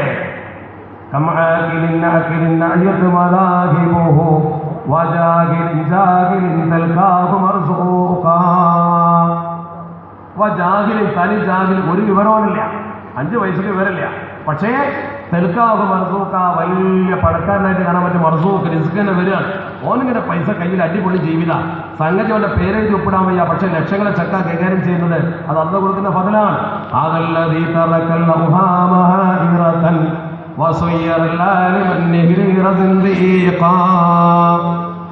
വലിയ പണ്ഡിതനെ പോലും ഇത് നിഷേധിയാക്കും. ചിലപ്പോൾ എന്തിനാ വെറുതെ പണ്ഡിതൻസ് പോയി ഇറങ്ങാനാണ് കാര്യം എന്ന് പറഞ്ഞുകൊണ്ട് അവൻ പോലും നിഷേധിയാകും. അങ്ങനെയാണ് പണ്ട് മലയാള സാഹിത്യത്തിലെ വലിയ കവിനെ കുറിച്ച് പറയും, വൃക്ഷമൂലത്തിലതാ കവി ചത്തിരിക്കുന്നു. വൃക്ഷത്തിന്റെ വേരുമ കവി ചത്തിരിക്കുകയാണ്. അദ്ദേഹം ചത്തുകിടക്കും വേണ്ടി വാചകം എന്താ? ന ബുജ്യതേ വ്യാകരണം ക്ഷുതാതുരൈ പിപാസിതൈ കാവ്യരസോന്ന പിയതേ. ഒരു ദാഹിക്കുന്ന മനുഷ്യന് കാവ്യരസം കുടിച്ചിട്ട് കാര്യമില്ല, വ്യാകരണം കൊണ്ട് വയറെന്നറിയില്ല, ഇതൊന്നും പഠിച്ചിട്ട് കാര്യമില്ല. എന്താ പിന്നെ വേണ്ടത്? അർത്ഥം, പണം സമ്പാദിക്കണം, എന്തെങ്കിലും മാത്രമേ രക്ഷയുള്ളൂ എന്ന് പറഞ്ഞുകൊണ്ട് വൃക്ഷത്തിന്റെ വേരിൽ കവിത എഴുതി വെച്ചുകൊണ്ട് ചത്ത കവിയുടെ കഥ നമ്മൾ പഠിച്ചാൽ എന്താ കാര്യം? വിവരം കൊണ്ടൊന്നും അന്നം കിട്ടൂല. അപ്പൊ നമ്മൾ മനസ്സിലാക്കേണ്ടത്, വിജ്ഞാനം അന്നം തേടാനുള്ള ഏർപ്പാടല്ല, മനുഷ്യനാക്കുന്ന ഏർപ്പാടാണ്. അതുകൊണ്ട് തന്നെ വിവരം നേടാതിരുന്നാൽ മനുഷ്യനാവൂല. മനുഷ്യനെ മനുഷ്യരാക്കലാ പ്രധാനം. പണം വേറെ വരും. ബുദ്ധി കൊണ്ടല്ല അല്ലാഹു നമുക്ക് ഭക്ഷണം തരുന്നത്. ഇദാ കാനത്തിൽ അർസാഖു തഗ്തി അലൽ ഹിജാ ഇദൻ ഹാലകത് മിൻ ജഹ്ലിഹിന്നൽ ബഹായിമു. അതാ തസൗഫ്, അതാ തത്വം. അങ്ങനെയാണ് അല്ലാഹുവിന്റെ പരിശുദ്ധ ദീൻ നമ്മളെ പഠിപ്പിച്ചുള്ളത്. എന്താണ് പറഞ്ഞത്?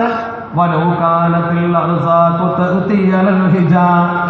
ഒരാളെ ഭക്ഷണം അവൻ അല്ലാഹു കൊടുക്കുന്നത് തഗ്തി അലൽ ഹിജാ, അവന്റെ ബുദ്ധിശക്തിക്കനുസരിച്ചാണെങ്കിൽ, ബുദ്ധിശക്തിക്കനുസരിച്ചാണ് പഠിച്ചറപ്പ് ഭക്ഷണം കൊടുക്കുന്നെങ്കിൽ ഇതൻ ഹലക്കത്ത്, നശിച്ചു പോകേണ്ടതല്ലേ, മിൻ ജഹ്ലിഹിന്ന, വിവരമില്ലായ്മ കൊണ്ട്, അൽ ബഹായിമു, മൃഗങ്ങളൊക്കെ. പോത്തിന് ഭക്ഷണം എങ്ങനെ കിട്ടുമോ? പോത്തിന് എവിടുന്ന ഭക്ഷണം കിട്ടുന്നത്? അത് വിവരം ഉണ്ടായതുകൊണ്ടല്ല. അപ്പൊ ഭക്ഷണവും വിഭവവും ഒന്നും നോക്കണ്ട. നമ്മൾ നോക്കണ്ട എന്താ? വിവരമെന്ന് പറയുന്ന ഒരു മനുഷ്യന്റെ ജീവിതത്തിൽ പ്രത്യേകിച്ച് ഇസ്ലാമിക ബോധം അനിവാര്യമാണ്, ഭൗതിക ബോധവും അനിവാര്യം, രണ്ടും വേണം. ഇമാം ഗസാലി റഹ്മത്തുള്ളാഹി അലൈഹി തങ്ങൾ പറഞ്ഞത്, ഒരു നാട്ടിൽ ജനങ്ങളെ ചികിത്സിക്കാൻ ഒരു ഡോക്ടർ ഇല്ലെങ്കിൽ ഒരാള് MBBS പഠിക്കൽ, അന്ന് MBBS എന്ന് പറഞ്ഞില്ല എന്ന് മാത്രം, ബിഷക്കുരനാവൽ ഫർദ് സമൂഹത്തിന്റെ ഫർദ് കിഫയ, മയ്യത്ത് മറമാടും പോലെ ബാധ്യതയാണ്. ഇൽമ രണ്ട് തരണ്ട്, ഫർദ് കിഫുണ്ട്, ഫർദ് ഐനുണ്ട്. നിസ്കാരം ഫർദ് ഐനാണെന്ന പോലെ നിസ്കാരത്തെ കുറിച്ച് പഠിക്കലും ഫർദ് ഐനാണ്, ദീൻ പഠിക്കൽ ഫർദ് ഐന. നേരെ മറിച്ച് നമ്മുടെ നാട്ടിലൊരു എഞ്ചിനീയർ ഇല്ല, എന്നാൽ ആരെങ്കിലും ഒരാൾ എഞ്ചിനീയറിംഗ് പഠിക്കൽ ഫർദ് കിഫായാണ്, മയ്യത്ത് മറമാട് പോലെ. ഞാൻ പറഞ്ഞു വരുന്നത് രണ്ട് വിദ്യാഭ്യാസവും ഒരുമിച്ച് കൊണ്ടുപോകണമെന്ന് പറഞ്ഞ മതമാണിത്. ആ വിദ്യാഭ്യാസം ശരിക്കും പഠിക്കാൻ നമ്മൾ എന്താ ചെയ്യേണ്ടത്? നമ്മൾ മതവിദ്യാഭ്യാസത്തിന്റെ കേന്ദ്രമായി കാണുന്നത് പള്ളി ദർസ് തന്നെയാണ്. പള്ളി ദർസിലൂടെയാണ് നമ്മുടെ സമൂഹത്തിന്റെ പുരോഗതി ഉണ്ടായിട്ടുള്ളത്. ഈ സമൂഹത്തിന്റെ വളർച്ച, പുരോഗതി, ഉയർച്ച മുഴുവൻ അങ്ങനെയാണ്. ദർസാണ്, പള്ളി ദർസാണ് അതിന്റെ പ്രധാന കേന്ദ്രമെന്ന് പൂർവികർ പഠിപ്പിച്ചിട്ടില്ലേ?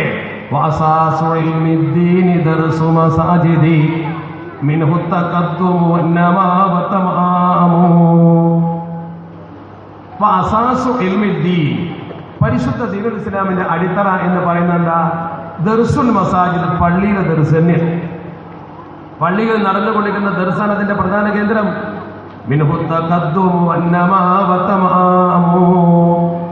അതിൽ നിന്നാണ് സമൂഹത്തിന് പുരോഗതി ഉണ്ടായത്, വളർച്ചയും ഉണ്ടായത്. ഈ കേരളത്തിലെ സമൂഹത്തിന്റെ വളർച്ചയുടെ പ്രധാനം എന്താ? മതബോധം ഉണ്ടായതിന്റെ പിന്നിലുള്ള സംഘബോധമാണ്. മതബോധമില്ലെങ്കിൽ നമുക്കൊന്നും ഉണ്ടാവില്ല. അതാണ് അവിടെ തന്നെ മഹാന്മാർ എഴുതി വെച്ചത്,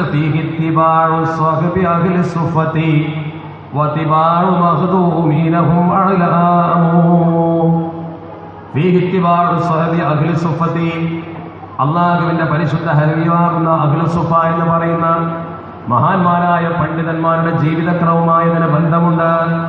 അവരാണ് ആദ്യമായി അഹ്ലു സുഫത്തിന്റെ ദർസ് തുടങ്ങിയത്. 70 മുത്തഅല്ലിമീങ്ങളെ വെച്ചുകൊണ്ട് മസ്ജിദുൻ നബിയുടെ പുറകുവശത്ത് ഒരു പന്തല് കെട്ടിയിട്ട് പരിശുദ്ധ തിരുദൂതർ ആരംഭിച്ച പഠനശാലയാണ് സുഫത്തിന്റെ അഹ്ലുകാരുടെ ദർസ്.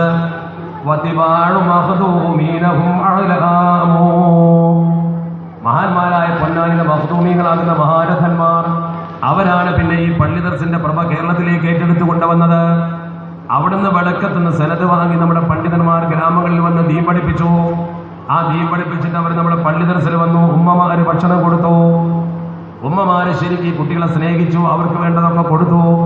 ഈ കുട്ടികൾ ലോകത്തിന്റെ ഭാഗത്ത് എവിടെ പോയാലും പ്രാർത്ഥിക്കുമ്പോൾ പടച്ചവനെ പഠിക്കാനും പഠിപ്പിക്കുവാനും ഞങ്ങൾക്ക് നീ സഹായം ചെയ്തവർക്ക് നീ റഹ്മത്ത് കൊടുക്കണമെന്നോ ബർക്കത്ത് കൊടുക്കണമെന്നോ പുറത്തു കൊടുക്കണമെന്നോ ഈ കുട്ടി പ്രാർത്ഥിച്ചാൽ ആ പ്രാർത്ഥനയുടെ ഫലം ഉമ്മമാർക്കും ഉപ്പമാർക്കും കിട്ടുകയാണ്. എന്താണ് പറഞ്ഞ വാചകം? അല്ലാഹു റബ്ബുൽ ഇസ്സത്തിനോട് എല്ലാ ദിവസവും ഈ കുട്ടിയിൽ പള്ളിയിൽ നിന്നുകൊണ്ട് പ്രാർത്ഥിക്കുകയാണ്.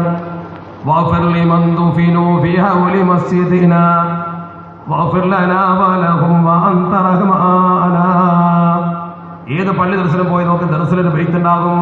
ആ ബെയ്ത്തിൽ ദിവസവും നിങ്ങൾക്ക് വേണ്ടി പ്രാർത്ഥിക്കുകയാണ്. നിങ്ങൾ കൊണ്ടുപോയി മറമാടി പോന്ന നിങ്ങളെ ഉപ്പ, നിങ്ങൾ കൊണ്ടുപോയി മറമാടി പോന്ന നിങ്ങളെ ഉമ്മ പള്ളിക്കാട്ടിൽ അന്ത്യവിശ്രമം കൊള്ളുകയാണ്. എന്റെ മുമ്പിലിരിക്കുന്ന ഈ സഹോദരീ സഹോദരങ്ങളുടെ എത്ര ബന്ധുക്കളുണ്ട് നമ്മുടെ പള്ളിക്കാട്ടിൽ. ആ പള്ളിക്കാട്ടിൽ അവരെ കൊണ്ടുപോയി മിൻഹാ ഖലഖനാകും വഫീഹാ നുഈദുകും വമിൻഹാ നുഖ്രിജുകും താറതൻ നുഖ്റാ. ഈ വചനമൊരു വിട്ടുകൊണ്ട് 3 പിടിമണ്ണ് വാരിയിട്ട് മീസാൻ കല്ല് കുത്തി തിരിച്ചു പോന്നവരാ നമ്മള്. ആ കബറിന്റെ സമീപത്തേക്ക് ചിലരൊക്കെ പോയി നോക്കാറുണ്ടാകും വെള്ളിയാഴ്ച. എന്നാൽ നിങ്ങൾ വെള്ളിയാഴ്ചയെ പോകൂ. ഈ ദർസിലിരിക്കുന്ന കുട്ടികൾ എന്നും അവർക്ക് വേണ്ടി പ്രാർത്ഥിക്കുകയാണ്. ദർസിൽ പഠിക്കുന്ന കുട്ടി മശാമരിവിന്റെ അടിയിൽ പുണ്യപ്പെട്ട സമയത്ത് ദർസിലേക്ക് കയറി നിന്നിട്ട് ഒരു നീണ്ട ബൈത്തിങ്ങനെ ചൊല്ലിട്ട് അതിന്റെ അവസാനം പറയുന്നു, അല്ലാഹുവേ ഞങ്ങളെ പള്ളിന്റെ ചുറ്റുവട്ടത്ത് മരിച്ചു കിടക്കുന്നവർക്കൊക്കെ പുറത്തു കൊടുക്കണേ. واغفر لنا ولهم وأنت رحمنا واغفر لنا ولهم അവർക്കും ഞങ്ങൾക്കും നീ പുറത്തു തരണേ തമ്പുരാനെ. അല്ലാഹുവേ, നീ ഞങ്ങൾക്ക് കരുണ ചെയ്യുന്ന ആളാണ് എന്ന് പറഞ്ഞുകൊണ്ട് പ്രാർത്ഥിക്കുകയാണ്.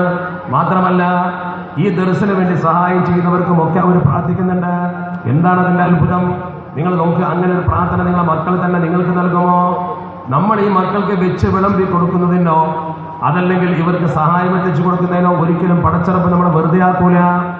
നാളെ പരലോകത്ത് നമ്മൾ ചെല്ലുമ്പോൾ നമുക്ക് കിട്ടുന്ന പ്രത്യേകതകൾ ഈ പരിശുദ്ധമായ ദീനിനെ സഹായിച്ചു എന്ന ഒന്നാമത്തെ പ്രത്യേകതയാണ്. അള്ളാന്റെ ദുന്യാവിന് ദീൻ നടത്താൻ വേണ്ടി സഹായിച്ചൊരു വ്യക്തിയെ പടച്ചറപ്പ് വെറുതെ വിടൂലല്ലോ. അവനെ അള്ളാഹു അതിന് സമ്മാനം കൈനിറയെ കൊടുത്തിട്ട് തന്നെ വിടും. ഈ ഒരു ബോധം കേരളീയ മുസ്ലിം ഉമ്മത്തിൽ ഉണ്ടാക്കി കൊടുത്തത് നമ്മുടെ പൂർവ്വകാല ആലിമീകളാണ്. ആ ആലിമീകൾ ഉണ്ടാക്കി വെച്ച ആ ദീനി ചെട്ടിയാണ് ഒരു പരിധിവരെ മലബാറിന്റെ മണ്ണിൽ മുസ്ലിം ഉമ്മത്തിന് ഗുണം നൽകിയിട്ടുള്ളത്. നേരെ മറിച്ച് നമ്മുടെ സമൂഹത്തെ സംബന്ധിച്ചിടത്തോളം ഇതില്ലെങ്കിൽ എന്താകുമായിരുന്നു? ഇപ്പൊ തന്നെ നിങ്ങൾ കണ്ടോ, നമ്മുടെ സമൂഹം പുരോഗമിച്ച് കുറച്ചുകൊണ്ട് മുന്നോട്ട് വന്നു. ഇന്നിപ്പം നമ്മൾ അനുഭവിക്കുന്ന ഏറ്റവും വലിയ പ്രതിസന്ധി ഞാൻ മനസ്സിലാക്കുന്നത്, നമ്മുടെ കുട്ടികൾക്ക് മതപഠനത്തിന്റെ പ്രാഥമിക പാഠം പഠിപ്പിച്ചു കൊടുത്തുകൊണ്ട് റഷീദായി ബുലൂഗാകുന്ന സമയത്ത് മതം പഠിക്കാൻ സൗകര്യമില്ലാതെ കുട്ടികളെ പുറത്തു വിടുകയാണ്. ഏറ്റവും വലിയൊരു അപകടത്തിലാണ് നമ്മൾ ഇന്നുള്ളത്. ഞാനും നിങ്ങളുമൊക്കെ പറയും, നമുക്ക് 10,000-ഓളം മദ്രസയുണ്ട്, 1,00,000 മുഅല്ലിമീങ്ങളുണ്ട്, 12 ലക്ഷം പഠിതാക്കളുണ്ട്. നമ്മളെ കുറിച്ച് അഭിമാനത്തോടെ പറയാണ്ട് നിങ്ങളൊക്കെ പറയും, ഓ എൻ്റെ കുട്ടി 5ാം ക്ലാസ് പാസ്സായിട്ടില്ല, എൻ്റെ കുട്ടി മദ്രസയിൽ പഠിക്കുന്നുണ്ട് എന്നൊക്കെ അഭിമാനത്തോടെ പറയുന്ന ആൾക്കാരാ. എന്താ നമ്മുടെ സമൂഹത്തിന്റെ ഇന്നത്തെ വിദ്യാഭ്യാസ ക്രമം നോക്ക് നിങ്ങൾ. ന്യൂ ഇയർ ആഘോഷിക്കാൻ കുട്ടികൾ കള്ളുകുപ്പിയുമായി തെരുവിൽ കൂത്താടാൻ പോകുമ്പോൾ കരഞ്ഞിട്ട് ഫലമില്ല. നമ്മുടെ കുട്ടി ന്യൂ ഇയറിന് ആഘോഷിക്കാൻ വേണ്ടി കടപ്പുറത്ത് ചെന്നുകൊണ്ട് ആനന്ദ നൃത്തം ചവിട്ടി തമ്മാടിത്തത്തിലേക്ക് അവൻ ചുവട് വെക്കുമ്പോൾ കരഞ്ഞിട്ട് ഫലമില്ല. നമ്മുടെ ഈ കുട്ടിക്ക് കൊടുക്കേണ്ട സമയത്ത് കൊടുക്കേണ്ടത് കൊടുത്തോന്ന് ചിന്തിക്കും നിങ്ങൾ. നമ്മൾ പറയും നമ്മുടെ കുട്ടികൾ തമ്മാടിത്തത്തിലാണ്, അവന്റെ മനസ്സിൽ വിശ്വാസത്തിന്റെ അംശങ്ങളില്ലാതെ പോയി. ഞാൻ നിങ്ങൾക്കത് മനസ്സിലാക്കി തരാൻ, വളരെ പെട്ടെന്ന് മനസ്സിലാക്കി തരാൻ ഒരു ചെറിയ ഉദാഹരണത്തിലൂടെ പെട്ടെന്ന് സാധിക്കും. കാരണം എന്തുകൊണ്ട്? നമ്മളൊക്കെ ശരിക്കും ഈ കാര്യങ്ങളൊക്കെ ബോധപൂർവ്വം മനസ്സിലാക്കുകയാണെങ്കിൽ ഒരുപാട് മാറ്റങ്ങൾ നമ്മുടെ സമൂഹത്തിൽ വരുത്താൻ കഴിയുമെന്ന് വിശ്വസിക്കുന്ന ഒരാളാണ് ഞാൻ. നിങ്ങൾ നോക്ക്, സമത്വ കേരള ഇസ്ലാമിക വിദ്യാഭ്യാസ ബോർഡ്, നമ്മുടെ മദ്രസയിൽ വിദ്യാഭ്യാസ ബോർഡ് കീഴിലാവുമല്ലോ. ഈ സമത്വ കേരള ഇസ്ലാമിക വിദ്യാഭ്യാസ ബോർഡ് മദ്രസയിൽ 5ാം ക്ലാസ് സർട്ടിഫിക്കറ്റ് കൊടുക്കാൻ തുടങ്ങിയിട്ട് ഈ കഴിഞ്ഞ വർഷം വരെ 5ാം ക്ലാസ് സർട്ടിഫിക്കറ്റ് വാങ്ങിയ കുട്ടികളുടെ എണ്ണം 31,51,888. 31,51,888 കുട്ടികൾക്ക് സർട്ടിഫിക്കറ്റ് കൊടുത്തത് പറഞ്ഞാൽ 31,51,888 കുട്ടികൾ 5ാം ക്ലാസ് പഠിച്ച് പുറത്തിറങ്ങിയ സമത്വയിൽ നിന്ന് 5ാം ക്ലാസ് പാസ്സായി. ഇതേ സന്ദർഭത്തിൽ ഏതാണ്ട് ആ കാലഘട്ടത്തിൽ ആരംഭിച്ച പൊതുപരീക്ഷ 7ാം ക്ലാസ്. 7ാം ക്ലാസ്സിൽ കുട്ടി പാസ്സായത് എത്രയാ? 7ാം ക്ലാസ് സർട്ടിഫിക്കറ്റ് ഇഷ്യൂ ചെയ്ത എത്ര? 13,91,914. ഒന്ന് 31.5 ലക്ഷം, ഒന്ന് 13 ലക്ഷത്തിൽ അല്പം കൂടുതൽ, 14 ലക്ഷം എന്ന് കൂട്ടിക്കോ. ഒന്ന് 14 ലക്ഷവും ഒന്ന് 31 ലക്ഷവും 32 ലക്ഷവും വ്യത്യാസത്തിലുണ്ട്. എന്ന് പറഞ്ഞാൽ 5ാം ക്ലാസ് പാസ്സായ പകുതി കുട്ടികൾ, 15 ലക്ഷത്തിൽ പരം കുട്ടികൾ 7ാം ക്ലാസ്സിലേക്ക് വന്നില്ല. 7ാം ക്ലാസ്സിലേക്ക് വന്നില്ല. അപ്പൊ 5ൽ പഠിച്ച കുട്ടികളാണ് ഭൂരിപക്ഷം. നമ്മുടെ സദസ്സിലും പരിശോധിച്ചത് ബഹുഭൂരിപക്ഷം 5 അല്ലെങ്കിൽ 7 തന്നെ. ഒരു കുട്ടി പാസ്സായാൽ എന്താ അവന്റെ വിവരം? 7ാം ക്ലാസ് പാസ്സാകുമ്പോൾ കുട്ടിക്ക് പ്രായം 12 വയസ്സാണ്. 12 വയസ്സെന്ന് പറഞ്ഞാൽ അവന് പ്രായപൂർത്തിയായിട്ടില്ല. ഭക്ഷണക്രമത്തിന്റെ ഭാഗമായി ശാരീരിക പ്രായപൂർത്തിയായാലും ബുദ്ധിക്ക് പ്രായപൂർത്തിയായിട്ടില്ല. അങ്ങനെ റഷീദായി ബുലൂഗാവുന്ന മതത്തിൽ പറയാം. റഷീദായി ബുലൂഗാകുമ്പോൾ മതം പഠിച്ച് പിരിഞ്ഞു പോകുന്ന കുട്ടി മതത്തെക്കുറിച്ച് നല്ല സങ്കല്പം അവന്റെ മനസ്സിൽ സൂക്ഷിച്ചില്ലെങ്കിൽ, ഭൗതിക കലാലയത്തിൽ വന്നുകൊണ്ട് അവൻ പഠിക്കുമ്പോൾ പുതിയ സിദ്ധാന്തങ്ങൾ അവന്റെ മനസ്സിലേക്ക് കയറുമ്പോൾ ഇസ്ലാമിന്റെ ആ അന്തസ്സും ഇസ്ലാമിന്റെ വിശ്വാസത്തിന്റെ ധാർഢ്യവും ചോർന്നു പോകും. ഭൗതിക വിദ്യാഭ്യാസം കുട്ടിക്ക് നൽകാതിരിക്കാൻ പറ്റൂല. അള്ളാഹുവിന്റെ പരിശുദ്ധ തിരുത്തൂതന് വരെ അങ്ങനെ നൽകിയ പാരമ്പര്യമുള്ളൂ. നമ്മുടെ ലോകത്ത് ഏറ്റവും കൂടുതൽ വിദ്യ നുകരേണ്ടവരും ലോകത്ത് ഏറ്റവും കൂടുതൽ വിദ്യ സമൂഹത്തിന് പകർന്നു കൊടുത്തവരുമാണ്. നമ്മളാണ് ലോകത്തെ വിദ്യാഭ്യാസത്തിന്റെ ശരിയായ കുത്തകക്കാർ. നമ്മളാണ് ലോകത്ത് ഒരു കൂട്ടർ കടലിൽ കിടക്കാൻ പാടില്ലെന്ന് പറഞ്ഞപ്പോൾ വിദ്യ വേണമെന്ന് പറഞ്ഞവർ. നമ്മളാണ് ഈ സമൂഹത്തിൽ ആദ്യമായി മാപ്പ് വരച്ച ആളുകൾ. നമ്മളാണ് ഗവേഷണത്തിന് വേണ്ടി കേന്ദ്രങ്ങൾ സ്ഥാപിച്ചവർ. നമ്മളാണ് ഭൂമി വഖഫ് ചെയ്തുകൊണ്ട് വഖഫ് സ്വത്തിൽ നിന്ന് വിദ്യാർത്ഥികൾക്ക് ആവശ്യത്തിന് ചെലവിലെടുക്കാമെന്ന് പറഞ്ഞത്. അതിന്റെ ചുവട് പിടിച്ചാണ് പിന്നെ പാശ്ചാത്യന്മാർ ട്രസ്റ്റ് ഉണ്ടാക്കിയത്. നിങ്ങളോർക്ക് വിദ്യാഭ്യാസ പ്രോത്സാഹനത്തിന് വേണ്ടി കുട്ടികൾക്ക് വഖഫ് സ്വത്തിലൂടെ സമ്പാദ്യം ഉണ്ടാക്കി കൊടുത്തൊരു സമൂഹത്തിന്റെ പിന്മുറക്കാരാണ് നമ്മൾ. വിദ്യ എവിടെയുണ്ടെങ്കിലും അത് പെറുക്കിയെടുക്കണമെന്ന് പറഞ്ഞാൽ നാലത്തുൽ മുഅ്മിൻ എന്നാണ്. പക്ഷെ നമ്മുടെ ചോർത്തി കളഞ്ഞുപോയി. നമ്മളത് പറഞ്ഞപ്പെടുന്ന ഒരു വിദ്യ മാത്രം പഠിച്ചാൽ മതി എന്ന് പറഞ്ഞിട്ടില്ല. ഭൗതിക വിദ്യ പഠിക്കരുതെന്ന് പറഞ്ഞിട്ടില്ല. 2 വിദ്യാഭ്യാസവും ഒരുപോലെ കൊണ്ടുപോകാൻ അള്ളാഹുവിന്റെ പരിശുദ്ധ ഹബീബ് അഷ്റഫുൽ ഖൽഖ് മുഹമ്മദ് മുസ്തഫ സ്വല്ലല്ലാഹു അലൈഹി വസല്ലമ തങ്ങളുടെ മുമ്പിലേക്ക് ഉമ്മ ഒരു കുഞ്ഞിനെ കൈപിടിച്ചു കൊണ്ട് ചെന്നാക്കുന്ന രംഗമുണ്ടല്ലോ താരീഖിൽ. ആ കുഞ്ഞിന്റെ പേരെന്താ? സെയ്ദ് ഇബ്നു സാബിത്ത് റളിയല്ലാഹു തആല അൻഹു. ബാപ്പ മരിച്ചു, ഈ കുട്ടി കുറച്ചൊക്കെ ഖുർആൻ പഠിച്ചു. സെയ്ദ് ഇബ്നു സാബിത്ത് തങ്ങളെ കൈ പിടിച്ചുകൊണ്ട് ഉമ്മ കൊണ്ട് ചെന്നുകൊണ്ട് നബി തങ്ങളെ കൈ ഏൽപ്പിച്ചു കൊടുക്കുന്നു. നബിയെ, ഇവന്റെ ഉപ്പ മരിച്ചുപോയി നബിയെ, ഇവന്റെ ഉമ്മയാണ് ഞാൻ. ഈ കുട്ടി കുറച്ചൊക്കെ ഖുർആൻ ഓതി പഠിച്ചിട്ടുണ്ടോ എന്ന് പരിശോധിച്ചിട്ട് ഈ കുട്ടിക്ക് ഇവിടെ ചേർത്തി പഠിപ്പിച്ചു കൊടുക്കണേ. അള്ളാഹുവിന്റെ പരിശുദ്ധ തിരുദൂതർ മസ്ജിദുൻ നബവിയിൽ ആ കുഞ്ഞിനെ സ്വീകരിച്ചുകൊണ്ട് പറഞ്ഞതെന്താ? പരിശുദ്ധ തിരുദൂതർ ഈ കുട്ടിയോട് ചില ചോദ്യങ്ങളൊക്കെ ചോദിച്ചു. ആ കുഞ്ഞിന്റെ ഇക്യുവും ഐക്യുവും അളന്നു. കുട്ടിക്ക് എത്രമാത്രം ഇന്റലിജൻസ് പവർ ഉണ്ടെന്ന് നോക്കി. ആ കുട്ടിക്ക് എത്രമാത്രം ഗ്രാസ്പിംഗ് പവർ ഉണ്ടെന്ന് നോക്കി. നബിത്തങ്ങൾ പരീക്ഷിച്ചപ്പോൾ കുട്ടിയെക്കുറിച്ച് നബിത്തങ്ങൾക്ക് പ്രഥമത്തിന്റെ ആ ബോധ്യപ്പെട്ട് നല്ല വിവരമുണ്ട്. നല്ല വിവരമുള്ള കുട്ടിയാണ്. എന്താ തിരുദൂതർ ചെയ്തത്? അള്ളാഹുവിന്റെ തിരുദൂതർ ആദ്യം ചെയ്ത പണി എന്താ? ആ കുഞ്ഞിനെ വിളിച്ചുകൊണ്ട് ഉമ്മ പോയപ്പോൾ നബിത്തങ്ങൾ ഏൽപ്പിച്ചു കൊടുത്ത ഡ്യൂട്ടി എന്താ? പൊന്നുമോനെ തഅല്ലം ലീ ലുഅത്തുൽ ഇബ്രാനി, പൊന്നുമോനെ നീ പോയിട്ട് ഹിബ്രു ഭാഷ പഠിക്കണ, നീ പോയിട്ട് ഹിബ്രു ഭാഷ പഠിക്കണ, ജൂതന്മാരുടെ ഭാഷ. ഒന്ന് ചിന്തിക്കണം നിങ്ങൾ, സ്വർഗത്തിലേക്ക് പോകാൻ ജൂതന്റെ ഭാഷ പഠിക്കണോ? തിരുദൂതർ ആ കുട്ടിയെ കൊണ്ടത് പഠിപ്പിക്കാൻ പറഞ്ഞു. അതെന്തിനാ? അള്ളാഹുവിന്റെ തിരുദൂതർ പറഞ്ഞു കൊടുത്തു, ജൂതന്മാർ ഇങ്ങോട്ട് കത്തെഴുതാറുണ്ട്, ജൂതന്മാർക്ക് നമ്മൾ അങ്ങോട്ട് മറുപടി കൊടുക്കാറുണ്ട്. പക്ഷെ അന്ന് നബിതങ്ങൾക്കോ ഒറ്റ സ്വഹാബത്തിനോ ജൂത ഭാഷ അറിയില്ല, ഹിബ്രു ഭാഷ അറിയാത്തവരാണ്. അതുകൊണ്ടൊരു ജൂത സമൂഹത്തിന്റെ കരാറനുസരിച്ച് മദീനയിൽ ജൂതന്മാരും മുസ്ലിങ്ങളും തമ്മിൽ കരാറുണ്ട്. ഈ കരാറിൽ എന്തെങ്കിലും ആവശ്യങ്ങൾ അങ്ങോട്ടും ഇങ്ങോട്ടും ചർച്ച ചെയ്യേണ്ടി വന്നാൽ അവർ എഴുത്തുകൊണ്ടുവന്നാൽ ഒരു ജൂതനെ വിളിക്കും, ജൂതൻ വായിക്കും. മറുപടി കൊടുക്കേണ്ടി വന്നാൽ നബിത്തങ്ങൾ പറഞ്ഞു കൊടുക്കും, ജൂതൻ എഴുതും. വഞ്ചന വരാൻ സാധ്യതയുണ്ട് ഭാഷ അറിയാതിരുന്നാൽ. ജൂതന്മാരെ പറ്റിച്ചാലോ? അതുകൊണ്ട് അക്കാലഘട്ടത്തിലെ ഏറ്റവും വലിയ വൻശക്തി അമേരിക്ക പോലെ അന്ന് ലോകത്തെ പ്രധാനപ്പെട്ട രാജ്യമാണ് റോം. അതുപോലെ തന്നെ പേർഷ്യ. റോമ ചക്രവർത്തിയാണ് കൈസർ, അവരുടെ ഭാഷയെന്ന് വേറെ. പേർഷ്യൻ ചക്രവർത്തിയാണ് കിസ്റ, അവന്റെ ഭാഷയെന്ന് വേറെ. പേർഷ്യക്കാരുടെ ഭാഷയാണ് ഇത്. ഈ ഭാഷയാണ് ജൂതഭാഷ. അതുകൊണ്ട് ഈ ജൂതഭാഷ മോനെ നീ പഠിക്കണം എന്ന് പറഞ്ഞ് 15 ദിവസം കൊണ്ട് കുട്ടി ജൂതഭാഷ പഠിച്ചു. 15 ദിവസം കൊണ്ട് 15 ദിവസം കൊണ്ട് കുട്ടി ഭാഷ പഠിച്ചു വന്നു. അപ്പൊ നബിതങ്ങൾ പിന്നീട് ഡ്യൂട്ടി ഏൽപ്പിച്ചു, എന്താ? മോനെ തഅല്ലം ലീ ലുഅത സുറിയാനി, നീ പോയിട്ട് സുറിയാനി ഭാഷ പഠിക്കും, ക്രിസ്ത്യാനിയുടെ ഭാഷ. കുട്ടി അതും പഠിച്ചു പെട്ടെന്ന്.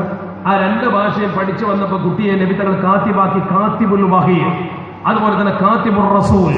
അള്ളാഹുവിന്റെ റസൂൽ എന്ത് എഴുതാണ്ടെങ്കിലും ചെയ്താണ് എഴുതുക. അള്ളാഹുവിന്റെ റസൂൽ എന്ത് അങ്ങോട്ട് മെസ്സേജ് വന്നാലും വായിക്കാൻ അദ്ദേഹം വായിക്കാം. കാത്തിബുർ റസൂലായി, നബിതങ്ങളുടെ പേഴ്സണൽ സെക്രട്ടറിയായി അദ്ദേഹം.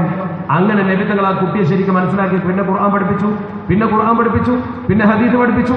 അങ്ങനെ കുട്ടിയെ ഉയർത്തിക്കൊണ്ടുവന്ന് എവിടെ എത്തിച്ചു?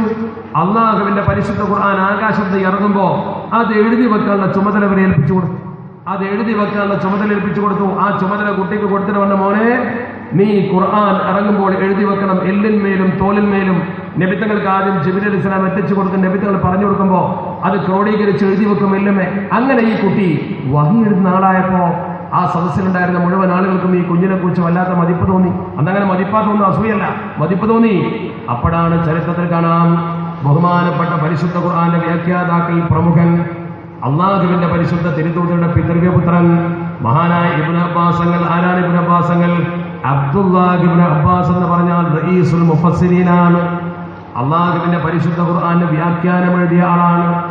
ആ വ്യാഖ്യാനം എഴുതിയ മഹാപണ്ഡിതൻ ഈ കുട്ടിയുടെ അറിവിന്റെ ഗൗരവം കണ്ടിട്ട് തന്നെക്കാൾ പ്രായം കുറഞ്ഞ സയ്യിദല്ലാത്ത ഇബ്നു അബ്ബാസുകൾ സയ്യിദാണ്, തങ്ങൾ കുടുംബത്തിലെ ആളാണ്.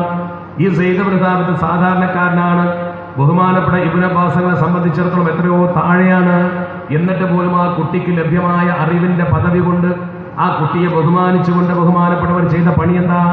മഹാനായ സെയ്ദ് ഇബ്നു സാബിത്ത് റളിയല്ലാഹു തആല ഒരിക്കൽ മദീനത്തെ പള്ളിയിൽ നിന്ന് തന്റെ ഡ്യൂട്ടി നിർവഹിച്ച് പുറത്തിറങ്ങുമ്പോൾ നമ്മളൊക്കെ ഉസ്താദുമാർക്ക് കയറാൻ കാറിന്റെ ഡോറ് തുറന്നു പിടിച്ചു കൊടുക്കുന്നത് പോലെ സെയ്ദ് ഇബ്നു സാബിത്തിന് കയറാൻ വേണ്ടി ബഹുമാനപ്പെട്ട അള്ളാഹുവിന്റെ പരിശുദ്ധ ദീനുൽ ഇസ്ലാമിലെ അടിസ്ഥാന പ്രമാണമായ ഖുർആന്റെ വ്യാഖ്യാതാക്കളിൽ പ്രമുഖൻ ഇബ്നു അബ്ബാസുകളെ കവച്ചു വെക്കുന്ന ഒരു ഖുർആന്റെ വ്യാഖ്യാതാവില്ല. ആ മഹാൻ സെയ്ദ് ഇബ്നു സാബിത്ത് എന്ന കൊച്ചുകുട്ടിയാകുന്ന ചെറുപ്പക്കാരന് വേണ്ടി തന്റെ വാഹനത്തിന്റെ ഒട്ടകത്തിന്റെ ജീനി ശരിപ്പെടുത്തി കൊടുത്തുകൊണ്ട് അതിനെ പൊടി തട്ടിയിട്ട് അതിമ കയറാൻ പാകത്തിൽ ഒട്ടകത്തങ്ങനെ പിടിച്ചു നിർത്തി കൊടുത്തു. സെയ്ദ് ഇബ്നു സാബിത്ത് ബേജാറായി പോയി. കാരണം എന്താ? മദീനത്തെ കാരണവരാണ്, മദീനത്തെ ഇൽമുലും കാരണവരാണ്, സയ്യിദാണ്, തങ്ങളാണ്. ഇന്നെന്താ വേണ്ടത്? അദ്ദേഹമാണ് തനിക്ക് തന്റെ ഒട്ടകത്തെ ശരിക്കും പിടിച്ചു നിർത്തി തരുന്നത്. വല്ലാത്തൊരു ഹിദമത്താണ്. എന്താണ് എന്റെ അത്ഭുതം നോക്ക് നിങ്ങൾ. നമ്മളെക്കാൾ എത്രയോ വലിയൊരു മനുഷ്യൻ നമ്മൾ കയറുമ്പോൾ കാറിന്റെ ഡോറ് തുറന്ന് പിടിച്ച് നമ്മൾ ആദരിച്ച് നിന്നാൽ എന്താ? ഉടനെ തന്നെ ബഹുമാനപ്പെട്ട സെയ്ദ് ഇബ്നു സാബിത്ത് തങ്ങളോ ഉടനെ തന്നെ പറഞ്ഞു, നിങ്ങൾ ഈ പണി ചെയ്യാൻ പാടില്ല, നിങ്ങൾ ഈ പണി ചെയ്യാൻ പാടില്ല, നിങ്ങൾ എനിക്ക് ഹിദ്മത്തെടുക്കുക ഒരിക്കലും ചെയ്യാൻ പാടില്ല. ആ സന്ദർഭത്തിൽ ബഹുമാനപ്പെട്ട സെയ്ദ് ഇബ്നു സാബിത്ത് റളിയല്ലാഹു തആല അൻഹുവിനോട് അബ്ദുല്ലാഹ് ഇബ്നു അബ്ബാസ് തങ്ങൾ പറഞ്ഞു, നിങ്ങൾ ആ കൈയൊന്ന് നീട്ടിത്തരുമെന്ന് ചോദിച്ചു. ആ കൈയൊന്ന് നീട്ടിത്തരുമോ നോക്കണം നിങ്ങൾ. എന്താണ് അതിന്റെ പ്രത്യേകത? ചിന്തിക്കണം നിങ്ങൾ. ഇവിടെ ഇവർ ചെയ്യുന്ന പ്രവർത്തനം നോക്കണം. അബ്ദുല്ലാഹ് ഇബ്നു അബ്ബാസ് തങ്ങൾ അദ്ദേഹത്തോട് പറയണം, ഇങ്ങനെ ചെയ്യുന്നത് എന്തിനാണെന്ന ചോദ്യത്തിന് അവർ രണ്ടുപേരും സംസാരത്തിന്റെ കാര്യത്തിൽ ഞാൻ പരത്തി പറയാതിരിക്കുന്ന സമയത്തിന്റെ കുറവുണ്ട. ഈ ഡോറിങ്ങനെ തുറന്ന് പിടിക്കും പോലെ ബഹുമാനപ്പെട്ടവർക്ക് കയറാൻ വേണ്ടി ഇബ്നു അബ്ബാസ് തങ്ങൾ ഇങ്ങനെ സൗകര്യപ്പെടുത്തിയിരുന്നപ്പോ എന്തിനാണ് നിങ്ങൾ ഇങ്ങനെ ചെയ്യുന്നത്? മാറി നിൽക്കണം എന്ന് പറഞ്ഞു. മാറി നിൽക്കണമെന്ന് പറഞ്ഞപ്പോൾ അതിനൊരു മറുപടി പറഞ്ഞു. എന്താ പറഞ്ഞ മറുപടി? അദ്ദേഹം ഒരു മറുപടി പറഞ്ഞു. താരീഖിൽ എന്താ? സെയ്ദ് ഇബ്നു സാബിത്ത് തങ്ങളോട് ബഹുമാനപ്പെട്ട അബ്ദുല്ലാഹ് ഇബ്നു അബ്ബാസ് തങ്ങൾ പറഞ്ഞ വാക്കാണത്. റഈസുൽ മുഫസ്സിരീൻ പറഞ്ഞ വാക്ക് ഹാക്കദാ ഉമിർന. ഇങ്ങനെയല്ലേ നമ്മളോട് കൽപ്പിച്ചത്? നബി തങ്ങൾ നമ്മളോട് ഇങ്ങനെയല്ലേ പഠിപ്പിച്ചത്? അന്നഫഅല ബി ഉലമാഇനാ. ആലിമീങ്ങളോട് എങ്ങനെ പെരുമാറണമെന്നല്ലേ നമ്മളോട് പറഞ്ഞു. നിങ്ങൾ ആലിമല്ലേ, ഖുർആൻ എഴുതുന്ന ആളല്ലേ, ആകാശ ലോകത്തെ വഹി നേരെ വരുമ്പോൾ ആദ്യം നിങ്ങൾ എഴുതിയിട്ടല്ലേ പിന്നെ ഞങ്ങൾക്കത് കിട്ടുള്ളൂ. അപ്പൊ നിങ്ങൾ വലിയ ആലിമായി നബി തങ്ങൾ അംഗീകരിച്ചതുകൊണ്ട് നിങ്ങൾ ഞാൻ ബഹുമാനിക്കണമെന്ന്. അപ്പോഴാ പറഞ്ഞ നിങ്ങളെ കയ്യൊന്ന് നീട്ടിത്തരുമോ? അപ്പൊ ഇബ്നു അബ്ബാസ് കയ്യാണ്ട് നീട്ടിക്കൊടുത്തു. അത് എന്തിനാണെന്ന് അറിയില്ല, കൈ വെറുതെ നീട്ടിക്കൊടുത്തു. നീട്ടിക്കൊടുത്തപ്പോ കൈ ഇങ്ങനെ പിടിച്ചിട്ട് കയ്യിൽ പിടിച്ചിട്ട് ഫമാല അലൈഹാ വ ഖബ്ബലഹാ, ഫമാല അലൈഹാ വ ഖബ്ബലഹാ. ആ കൈ ഇങ്ങനെ പിടിച്ചിട്ട് സെയ്ദ് ഇബ്നു സാബിത്ത് ബഹുമാനപ്പെട്ട റഈസുൽ മുഫസ്സിരീൻ ഇബ്നു അബ്ബാസ് കൈ ഇങ്ങനെ ചുംബിച്ചു കൊടുത്തു. ആ കുനിഞ്ഞിട്ട് അങ്ങോട്ടും ഇങ്ങോട്ടും ബഹുമാനം കാണിച്ചു. ഇത് ഇൽമിന്റെ ബഹുമാനമായി താരീഖിൽ രേഖപ്പെടുത്തി. അറിവ് കിട്ടുന്ന ഒരു മനുഷ്യനെ ബഹുമാനിക്കേണ്ടതിന്റെ പദവി അങ്ങനെയാണ്. ഇബ്നു അബ്ബാസ് തങ്ങൾ എത്രയോ മേലെയായിട്ടും സെയ്ദ് ഇബ്നു സാബിത്ത് തങ്ങൾക്ക് അറിവിന്റെ മേഖലയിൽ ഒരു പദവി കിട്ടിയപ്പോൾ ബഹുമാനിച്ചു. അറിവിന് ഇസ്ലാം വല്ലാത്ത സ്ഥാനമാണ് കൽപ്പിച്ചിട്ടുള്ളത്. അറിവെന്ന് പറയുന്ന അന്നം തേടുന്ന ഒരുപക്ഷെ ഒരു വലിയ മുദരിസ് പട്ടിണി നടക്കുന്നുണ്ടാവും. IAS ഓഫീസർമാർ ആത്മഹത്യ ചെയ്തിട്ടുണ്ടല്ലോ, സിനിമാ നടികൾ ആത്മഹത്യ ചെയ്തിട്ടുണ്ടല്ലോ. ജീവിതത്തിലെ പ്രയാസം കൊണ്ട് മാനസിക പ്രയാസവും പ്രയാസമാണ്. എന്നാൽ ഒരു മുദരിസോ ഒരു മുഅല്ലിമോ ആത്മഹത്യ ചെയ്ത് നിങ്ങൾ കേട്ടിട്ടുള്ള കാരണം അവരെ ചെയ്യൂല. അവർക്ക് മനസ്സിലൊരു സംതൃപ്തി ഉണ്ട്. അള്ളാഹു റിസ്ക് മഖ്സൂമാക്കേണ്ട ഓരോ ആളുകൾക്കും കിട്ടാനുള്ളത് കിട്ടും, ഇല്ലാത്തത് പോകും. ഒരുപാട് സമ്പത്ത് ഒരു മനുഷ്യന് കിട്ടിയെന്ന് വിചാരിച്ച് ജീവിതത്തിൽ സൗകര്യം ഉണ്ടായിക്കൊള്ളുന്നില്ല. എന്നാൽ സമ്പത്ത് വേണം. അതുകൊണ്ടാണ് മഹാന്മാർ പറഞ്ഞത് സമ്പത്ത് കയ്യിൽ വേണം, ജീവിത മേഖല ഇവിടെ കൽപ്പിലുണ്ടാവരുത്. സമ്പത്തിന് വേണ്ടി മാത്രമാകരുത് ജീവിതം. അറിവ് നേടുക എന്ന് പറഞ്ഞാൽ നമ്മളൊക്കെ നമ്മുടെ കുട്ടികൾക്ക് ശർഈയായ അറിവ് ചെറുപ്പത്തിൽ കൊടുക്കാതിരുന്നാൽ ഇന്നിപ്പോൾ ന്യൂ ഇയറിന്റെ ദിവസം ചിലപ്പോൾ നമ്മുടെ മക്കൾ പുറത്തു പോയിട്ടുണ്ടോ, എന്താണ് അവർ ചെയ്യുന്നത് നമുക്കറിയില്ല. എൻ്റെ പ്രിയപ്പെട്ട സഹോദരി സഹോദരന്മാർ ഓർക്കണം, നമ്മളൊക്കെ ഇന്നിപ്പോൾ കോഴിക്കോട് കടപ്പുറത്തൊക്കെ നമ്മൾ ചെന്ന് നോക്കിയാൽ കാണാൻ കഴിയുന്ന കാഴ്ച എന്താ? കാണാൻ കഴിയുന്ന കാഴ്ച അത്ഭുതകരമായിരിക്കും. അവിടെ മനുഷ്യന്റെ മക്കൾ ഇന്ന് തമ്മാടിത്തം കാണിക്കുന്ന കൂട്ടത്തിൽ മുൻപന്തിൽ നമ്മുടെ മക്കളെ ഏറ്റവും മുന്നിൽ നമ്മുടെ ചെറുപ്പക്കാരുണ്ടാവും. എന്താ കാരണം? നമ്മുടെ ചെറുപ്പക്കാരെ സംബന്ധിച്ചിടത്തോളം അവർക്ക് എന്ത് ചെയ്യണമെന്ന് അറിയില്ല. അവർ എന്ത് ആവാസത്തിന് മുന്നിട്ടാകും. മറ്റുള്ളവന്റെ സംസ്കാരം ആവാഹിച്ചെടുക്കാൻ നമ്മൾ വളരെ മുന്നിലാണ്. എന്നാൽ അള്ളാഹുവിന്റെ പരിശുദ്ധത നമ്മളോട് പറഞ്ഞതോ? അള്ളാഹുവിന്റെ പരിശുദ്ധത നമ്മളോട് പറഞ്ഞത് നിങ്ങളുടെ മക്കൾക്ക് ശരിയായ തർബിയത്ത് കൊടുക്കണം. കൂനൂ റബ്ബാനിയീൻ എന്ന് പരിശുദ്ധ ഖുർആൻ പറഞ്ഞില്ലേ? മക്കൾക്ക് തർബിയത്ത് കൊടുക്കൽ ഒരു പിതാവിന്റെ കടമയാണ്. ലുഖ്മാനുൽ ഹകീം തങ്ങൾ തന്റെ മകനെ വിളിച്ചുകൊണ്ട് പറഞ്ഞ അധ്യായം എന്തിനാ ഖുർആനിൽ പറഞ്ഞത്? എന്തിനാണ് സൂറത്തുൽ ലുഖ്മാനിൽ ഒരു ബാപ്പ തന്റെ മകന് കൊടുത്ത ഉപദേശം എഴുതി വെച്ചത്? ആ സൂറത്തിന്റെ ആദ്യ ഭാഗത്ത് മുഴുവൻ കാണുന്നത് ലുഖ്മാനുൽ ഹകീം തങ്ങൾ തന്റെ മകന് കൊടുത്ത ഉപദേശമല്ലേ? ജനങ്ങളോട് നീ ഇങ്ങനെ പെരുമാറണം. പൊന്നു മോനെ, നീ ചെയ്യുന്ന തെറ്റെത്ര ചെറുതാണെങ്കിലും അത് അവഗണിക്കരുത് മോനെ. യാ ബുനയ്യ ഇന്നാ ഇൻ തകും മിസ്ഖാല ഹബ്ബത്തിൻ മിൻ ഖർദൽ ഫതകുൻ ഫീ സഖറത്തിൻ ഔ ഫിസ് സമാവാതി ഔ ഫിൽ അർദ് യഅതി ബിഹല്ലാഹ്. നീ ഏത് ചെറിയ പ്രവർത്തനമാണെങ്കിലും എവിടെ ചെന്ന് ചെയ്താലും, നീ ഒരു ആകാശത്ത് ചെന്നാൽ, ആകാശത്ത് ഭൂമിയിലല്ലാതെ ആകാശലോകത്ത് പോയി ചെയ്താലും, ഭൂമിയിലെ വിശാലമായ സ്ഥലത്ത് എവിടെ പോയി ചെയ്താലും, പാറയുടെ ഉള്ളിൽ പോയി നീ ചെയ്താലും യഅതി ബിഹല്ലാഹ്, പടച്ചറബ് കൊണ്ടുവരുമോനെ. അല്ല നമ്മൾ കാണുന്നുള്ള ബോധം കുട്ടിക്ക് ആദ്യം ഉണ്ടാക്കി കൊടുക്കാൻ ചെയ്തത്. ബാപ്പ തന്റെ മകന് കൊടുത്ത ധാർമ്മികോപദേശമാണത്. ഈ ഒരു ബോധം നമ്മുടെ ചെറുപ്പക്കാർക്ക് ഉണ്ടാക്കി കൊടുക്കാൻ നമ്മുടെ പിതാക്കൾ ശ്രദ്ധിച്ചിട്ടുണ്ടോ? നമ്മുടെ മാതാക്കൾ ശ്രദ്ധിച്ചിട്ടുണ്ടോ? നമ്മുടെ സമൂഹം ശ്രദ്ധിച്ചിട്ടുണ്ടോ? നമ്മുടെ മക്കൾക്ക് ഈ ഒരു ബോധമുണ്ടാക്കി കൊടുക്കണം. എങ്ങനെ? നമ്മൾ ചെയ്യുന്ന ഏത് പ്രവർത്തനവും നാളെ വിചാരണ ചെയ്യപ്പെട്ട് തൂക്കാൻ കണക്കാക്കി ശിക്ഷ കിട്ടുന്ന ഒരു അവസ്ഥയുണ്ട്. ഇങ്ങനെ പടച്ചോനെ പേടി മനുഷ്യന്റെ കൽബിൽ ഉണ്ടാക്കി കൊടുക്കാതെ ഒരിക്കലും സമൂഹത്തിൽ ദീനുണ്ടാവില്ല. ആദ്യം നമ്മുടെ സമൂഹത്തിൽ ഉണ്ടാക്കേണ്ടത് ഈ ദൈവഭയമാണ്.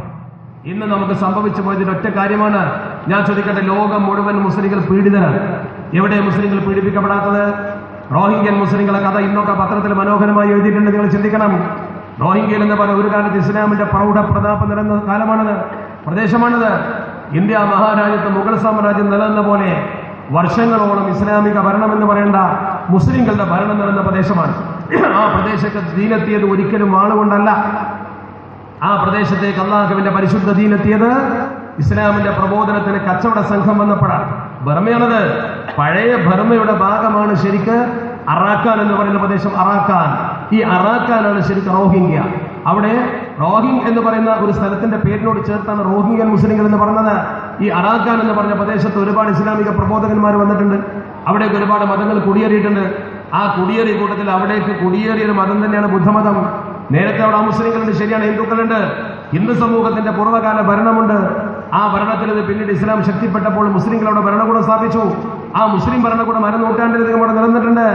ആ മുസ്ലിം ഭരണ കാലഘട്ടത്തിന്റെ ശേഷം പിന്നെ അറാക്കാൻ എന്ന് പറഞ്ഞ പ്രദേശം ബർമ്മ ആക്രമിച്ച് പിടിച്ചെടുത്തുകൊണ്ട് ആ പ്രദേശത്തെ അവർ തങ്ങളുടെ കോളനിയാക്കാൻ ശ്രമിച്ചു. അങ്ങനെ അവർ ഈ സമൂഹത്തെ അടക്കി ഭരിക്കുന്ന ഒരു അവസ്ഥാവിശേഷത്തിലേക്കാണ് പിന്നീട് കാര്യങ്ങൾ പോയത്.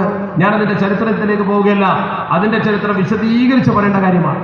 അതുപോലെ തന്നെ നിങ്ങൾ നോക്ക്, ലോകത്തിൽ നിന്ന് മുസ്ലിം സമൂഹത്തിന്റെ ഭരണക്രമം തന്നെ നിലനിൽക്കുന്നു എന്ന് പറയുന്ന പഴയകാല ഷാമിന്റെ കേന്ദ്രം ഡമസ്കസ് എന്ന് പറഞ്ഞാൽ ഇസ്ലാമിക ചരിത്രത്തിൽ ഒഴിച്ചുകൂടാൻ പറ്റാത്ത സ്ഥലമാണ്.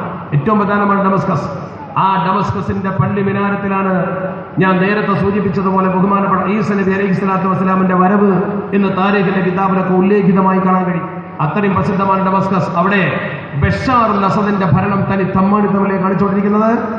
ബഷാറുൽ അസദ് എത്ര മനുഷ്യനെ കൊന്ന് കുഴിച്ചുമോടുന്നു. റോഹിംഗ്യയിലെ മുസ്ലിങ്ങൾക്ക് പലായനം ചെയ്യാൻ പോലും അവകാശമില്ല. അവിടെ കൊണ്ടുവന്ന ഒരു പൗരത്വ നിയമം അനുസരിച്ചുകൊണ്ട് അവർ ആ നാട്ടിലെ പൗരന്മാരല്ല. അവർക്ക് ഒരു സ്ഥലത്ത് നിന്ന് മറ്റൊരു സ്ഥലത്തേക്ക് പോകാനും വയ്യ. കൃഷി ഉണ്ടാക്കാൻ പറ്റില്ല, പിടിച്ചെടുക്കും. അവരെന്തെങ്കിലും തൊഴിൽ ചെയ്യാൻ ശ്രമിച്ചാൽ അതിൽ നിന്ന് അവരെ മാറ്റും. അടിമകളെ പോലെ പണിയെടുക്കാൻ മാത്രമേ അവർക്ക് അവകാശമുള്ളൂ. സർക്കാർ സർവീസിൽ അവരെ കയറ്റൂല. രാജ്യത്ത് അവർക്കെതിരെ പ്രവർത്തിക്കുന്ന സൈന്യത്തെയാണ് നമ്മളവിടെ കാണുന്നത്. സൈനിക ഭരണകൂടം അധികാരത്തിൽ വന്ന ശേഷം സ്വാതന്ത്ര്യമില്ലാതെ പടയുന്ന ഒരു സമൂഹമാണ് അവർ. ഏതെങ്കിലും പ്രദേശത്തേക്ക് ബോട്ടിൽ പുറപ്പെട്ടാൽ കരക്കണയാൻ സമ്മതിക്കില്ല. കടലിൽ തന്നെ മരിച്ചു വീഴുന്ന മനുഷ്യന്റെ പട്ടിണിക്കോലങ്ങളുടെ കഥകൾ വായിക്കുമ്പോൾ നിങ്ങൾ ഓർക്കണം, എന്ത് ഈ പീഡനങ്ങളൊക്കെ മനുഷ്യന് വരുന്നത്? എന്താ ഇതിന്റെ അവസ്ഥ? ഇറാഖിന്റെ അവസ്ഥ നമ്മൾ കണ്ടില്ലേ? സദ്ദാം ഹുസൈനെ നിമിഷങ്ങൾക്കകം ഈ സമൂഹത്തിൽ നിന്ന് നിഷ്കാസനം ചെയ്യാൻ വൻശക്തികൾക്ക് സാധിച്ചു. കേണൽ ഗദ്ദാഫിയെ കൊന്നു.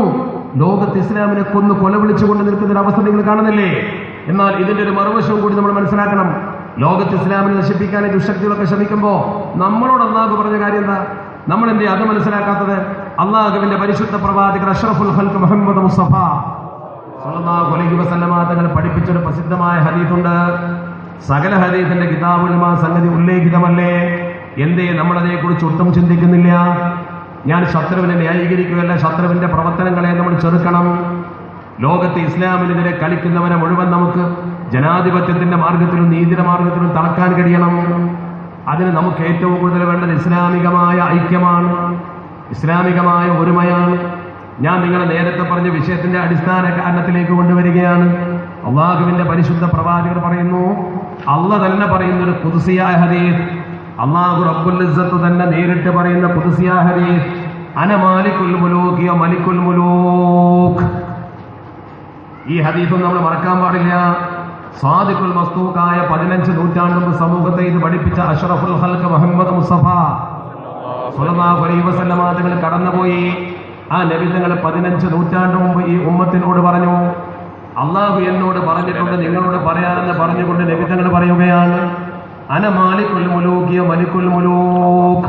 അള്ളാഹ് പറയുകയാണ്, ഞാനാണ് ലോകത്തിന്റെ ഭരണകൂടത്തിന്റെ നിയന്ത്രകൻ, ഞാനാണ് മാലിക്കുൽ മുലൂക് മലിക്കുൽ മുലൂക്. ലോകത്തിന്റെ അധിപൻ ഞാനാണ്, ഇവിടെ ഭരിക്കുന്ന ഭരണാധികാരികളുടെ മുകളിലുള്ള രാജാവും ഞാനാണ്. അതാണ് ആ പദത്തിനർത്ഥം. പടച്ചിറപ്പാണ് പറയുന്നത്. നമ്മെ സൃഷ്ടിച്ച നമ്മുടെ തമ്പുരാന്റെ വാക്കാണതെന്ന് നബി തങ്ങൾ പറയുന്നു. എന്നിട്ട് അല്ലാഹു പറയുന്നു, ഖുലൂബുൽ മുലൂകി ഫീ യദീ. എന്താ ഇതിന്റെ കറുത്തൊന്ന് തലേ കേട്ടണ്ടേ നമ്മള്? ഖുലൂബുൽ മുലൂകി ഫീ യദീ.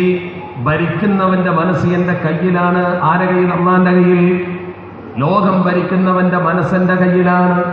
ആരാണ് ഭരിക്കുന്നതെങ്കിലും, ഏത് പ്രധാനമന്ത്രിയാണെങ്കിലും, ഏത് പ്രസിഡന്റ് ആണെങ്കിലും, ലോകം ഭരിക്കുന്ന അല്ലാഹു സുബ്ഹാനഹു വ തആല പറയുന്നു, രാജ്യം ഭരിക്കുന്നവന്റെ മനസ്സെന്റെ കയ്യിലാണ്, ഞാനാണ് ഈ പ്രപഞ്ചത്തെ ഭരിക്കുന്നവൻ. എന്നിട്ട് അല്ലാഹു പറയുന്ന വാക്കുണ്ട്, ഫഇന്നൽ ഇബാദ ഇദാ അതാഊനി ഹവ്വൽതു ഖുലൂബ മുലൂകിഹിം അലൈഹിം ബിർറഹ്മതി വറഅഫ. എന്താണ് ആ പദത്തിന്റെ അർത്ഥം? ഫഇന്നൽ ഇബാദ, ഭൂമിയിലുള്ള എന്റെ അടിമകൾ അഥവാ മുസ്ലിമീങ്ങൾ, ഭൂമിയിലുള്ള എന്റെ അടിമകളാകുന്ന മുസ്ലിമീങ്ങൾ, ഇദാ അതാഊനി, അവർ ശരിക്കെന്നെ അനുസരിച്ചുകൊണ്ട് ജീവിച്ചാൽ, മര്യാദക്ക് നിസ്കരിച്ച് മര്യാദക്ക് നോമ്പനുഷ്ഠിച്ച് ദീനും കൊണ്ട് നടന്നാൽ, കളവ് നടത്താതെ വഞ്ചന നടത്താതെ ഇസ്ലാമിനെ പറയിപ്പിക്കാതെ ഇസ്ലാമിന്റെ ഐഡന്റിറ്റി കാത്തു സൂക്ഷിച്ചാൽ, മുസ്ലിം വ്യക്തിത്വം നിങ്ങളെ കൽബിലുണ്ടെങ്കിൽ, നിങ്ങളെ ദേഹത്വം നിങ്ങളെ പ്രവർത്തനത്തിലുമുണ്ടെങ്കിൽ, ഹവ്വൽതു, ഞാൻ തിരിച്ചുവിടും. ഹവ്വല എന്നാൽ തിരിച്ചു വെക്കുമെന്നാണ്. ഡയറക്ഷൻ എങ്ങനെ? ഖുലൂബ മുലൂകിഹിം അലൈഹിം, അവർ ജീവിക്കുന്ന രാജ്യത്തെ ഭരണാധികാരിയുടെ മനസ്സ് ഞാൻ അവരിലേക്ക് തിരിക്കും. ബിർറഹ്മതി വറഅഫതി, സ്നേഹത്തിന്റെയും കാരുണ്യത്തിന്റെയും രൂപത്തിൽ. നമ്മളെ ഭരിക്കുന്ന ഭരണാധികാരി ആരാണെങ്കിലും ശരി, അവന്റെ മനസ്സിൽ പടച്ച റബ്ബ് നമ്മളോടൊരു കരുണയും ഒരു സ്നേഹവും നിക്ഷേപിച്ചുകൊണ്ട് അവന്റെ മനസ്സ് നമുക്ക് അനുകൂലമായിട്ട് ഇങ്ങനെ വരും. ഇതാരാ പറയുന്നത്? അള്ളാഹു. ആരാ നമ്മൾ അറിയിക്കുന്നത്? അഷ്റഫുൽ ഖൽഖ് മുഹമ്മദ് മുസ്തഫ സ്വല്ലല്ലാഹു അലൈഹി വസല്ലം. ഫഇന്നൽ ഇബാദ ഇദാ അസൗനി, എന്റെ നേരെതിര്, ഇത് ഹദീസാണ്. അതിന്റെ നേരെതിരെന്താ? ഫഇന്നൽ ഇബാദ ഇദാ അസൗനി. മുസ്ലിം പേര് വെച്ചുകൊണ്ട് എന്നെ ധിക്കരിക്കാൻ ശ്രമിച്ചാൽ, മുസ്ലിങ്ങളിൽ കള്ളന്മാര്, മുസ്ലിങ്ങളിൽ വൃത്തികെട്ടവര്, വട്ടിപ്പലിശ വാങ്ങിയിട്ട് പള്ളിയിൽ ഒന്നാം സഫിൽ ഒന്ന് നിസ്കരിക്കും, വ്യഭിചാരം നടത്തിയിട്ട് നല്ല ദീനീ പ്രവർത്തനത്തിന് റബീദ് റാലിന്റെ മുമ്പിലുണ്ടാവും, കള്ളു കുടിക്കും പള്ളിയിൽ ഒന്നാം സഫിലുണ്ടാവും.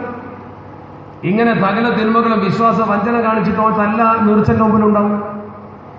അവൻ നന്മയിലും അവനുണ്ട്, തിന്മ അവന്റെ മനസ്സിൽ നിന്ന് പോയിട്ടില്ല. ആ ജാതി കപടന്മാർ. ഫഇന്നൽ ഇബാദ ഇദാ അസൗനി, എന്റെ അടിമകൾ എനിക്ക് എതിര് പ്രവർത്തിച്ചാൽ, എന്റെ അടിമകൾ ഞാൻ പറഞ്ഞിടന്ന് വിട്ടാൽ, ഹവ്വൽതു ഖുലൂബ മുലൂകിഹിം അലൈഹിം ബിസ്സഖതതി, ഭരിക്കുന്നവന്റെ മനസ്സ് ഞാൻ കോപ്പിട്ടമായ മനസ്സാക്കി അവർക്ക് നേരെ തിരിച്ചുവിടും. കോപത്തിന്റെ മനസ്സുമായി അവർ നിങ്ങളെ സമീപിക്കും. എന്നിട്ട് പറയുന്നു, അല്ലാഹു പറയുകയാണ്, ഫലാ തുശ്രികൂ ബിദ്ദുആഇ അലൽ മുലൂക്, ഭരണാധികാരികൾക്കെതിരെ നിങ്ങൾ ദ്വാരത്തിന് ഫലം പോലും ഉണ്ടാവില്ല. നിങ്ങളിങ്ങനെ മൈക്ക് കെട്ടിയിട്ട് ഭരണാധികാരിക്കെതിരെ പ്രാർത്ഥിച്ചതാ ഫലം. പക്ഷേ നിങ്ങൾ എന്താ ചെയ്യേണ്ടത്?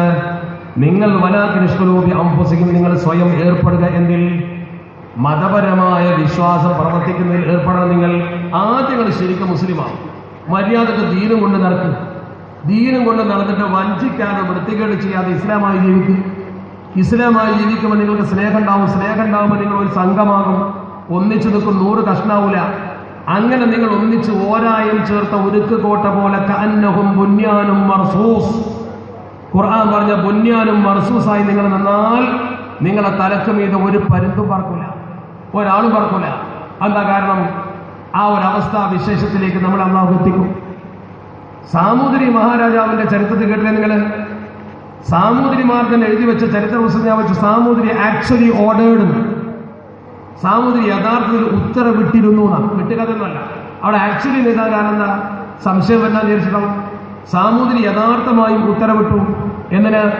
To become 1 or 2 members from the fisherman family, 1 or 2 മുക്കുവ തറവാട്ടിലെ മെമ്പർമാർ മുസ്ലിം ആകാൻ വേണ്ടി. അപ്പോൾ ബിക്കം മുസ്ലിം എന്നാ മുസ്ലിം ആവാൻ എന്താ? കൺവേർട്ട് ചെയ്യാം. 1 or 2 മുക്കുവ ഫാമിലിയിലെ അംഗങ്ങൾ മുസ്ലിം ആയിക്കോട്ടെ എന്ന് സാമൂതിരി ഉത്തരവിട്ടു. അതെന്തിനാ? കച്ചവടം കൊടുക്കാൻ. അവരുടെ കച്ചവടം നടക്കും. കച്ചവടത്തിന്റെ വികസനത്തിന് വേണ്ടി സാമൂതിരി മഹാരാജാവ് തന്റെ നാട്ടിലെ മുക്കുവന്മാരെ മതപരിവർത്തനം നടത്താൻ നിർബന്ധിച്ചു എന്ന് പറഞ്ഞാൽ എന്താണ് അതിന്റെ അർത്ഥം? ഞാൻ ചോദിക്കട്ടെ, ഇസ്ലാം ഇവിടെ കടന്നു വരുന്ന സമയത്ത് തോമസ് ലീഹയും ക്രിസ്തുമതം ഇവിടെ ഉണ്ടല്ലോ, അവര് കടന്നു വരുന്ന സമയത്ത് ഇതുണ്ട്. എന്നാൽ ഇസ്ലാമിനെ മനോഹരമായി അന്നത്തെ രാജാവ് സ്വീകരിക്കാനുള്ള കാരണം എന്താ? ഇസ്ലാമിന്റെ പ്രഭ അദ്ദേഹത്തിന്റെ മനസ്സിൽ പതിക്കാൻ കാരണം ഈ വന്ന ആളുകളുടെ വ്യക്തി വിശുദ്ധി കണ്ടുകൊണ്ടാണ്. ദീനിനെ ലോകം മാനിച്ചിട്ടുള്ളത് മുസ്ലിമീങ്ങളുടെ ദീനിയായ ജീവിതം കണ്ടിട്ടാണ്. അള്ളാഹുവിന്റെ പരിശുദ്ധ പ്രവാചകൻ ലോകത്തോട് കൂടുതൽ പ്രസംഗിച്ചിട്ടൊന്നുമില്ല. നബിതങ്ങളുടെ പ്രസംഗമല്ല, മറിച്ചോ നബിതങ്ങളുടെ ജീവിത രീതി മറ്റുള്ളവർക്ക് ശരിക്കും മനസ്സിൽ പതിഞ്ഞു. അതാണ് അള്ളാഹുവിന്റെ പരിശുദ്ധ ഹബീബിന്റെ ജീവിത രീതി. ഫുമാമ പോലും ഇസ്ലാമിലേക്ക് ശത്രുവായി വന്ന ആളാണ്. ഇസ്ലാമിന്റെ ശത്രുവായി വന്നാൽ സുമാമ പോലും മദീനത്തെ പള്ളിയിൽ നബി തങ്ങൾ കാണിച്ച പ്രവർത്തനം കണ്ടപ്പോ, അവനോട് കാണിച്ച മമത കണ്ടപ്പോ അവൻ പരിശുദ്ധ ദീനുൽ ഇസ്ലാമിലേക്ക് കടന്നു വന്നു. അതല്ലേ അള്ളാഹുവിന്റെ പരിശുദ്ധ കഅബാലയത്തിന്റെ ചരിത്രം പോലും അറിയില്ലേ നിങ്ങൾക്ക്? അള്ളാഹുവിന്റെ പരിശുദ്ധ പ്രവാചകൻ കഅബാലയത്തിലേക്ക് മക്ക ഫതഹാനുള്ള കടന്നു വരുമ്പോ 33 കോടി വിഗ്രഹം വെച്ച് ആരാധിച്ച കഅബ എന്ന പ്രസംഗത്തിൽ പറയാറുണ്ട് നമ്മള്.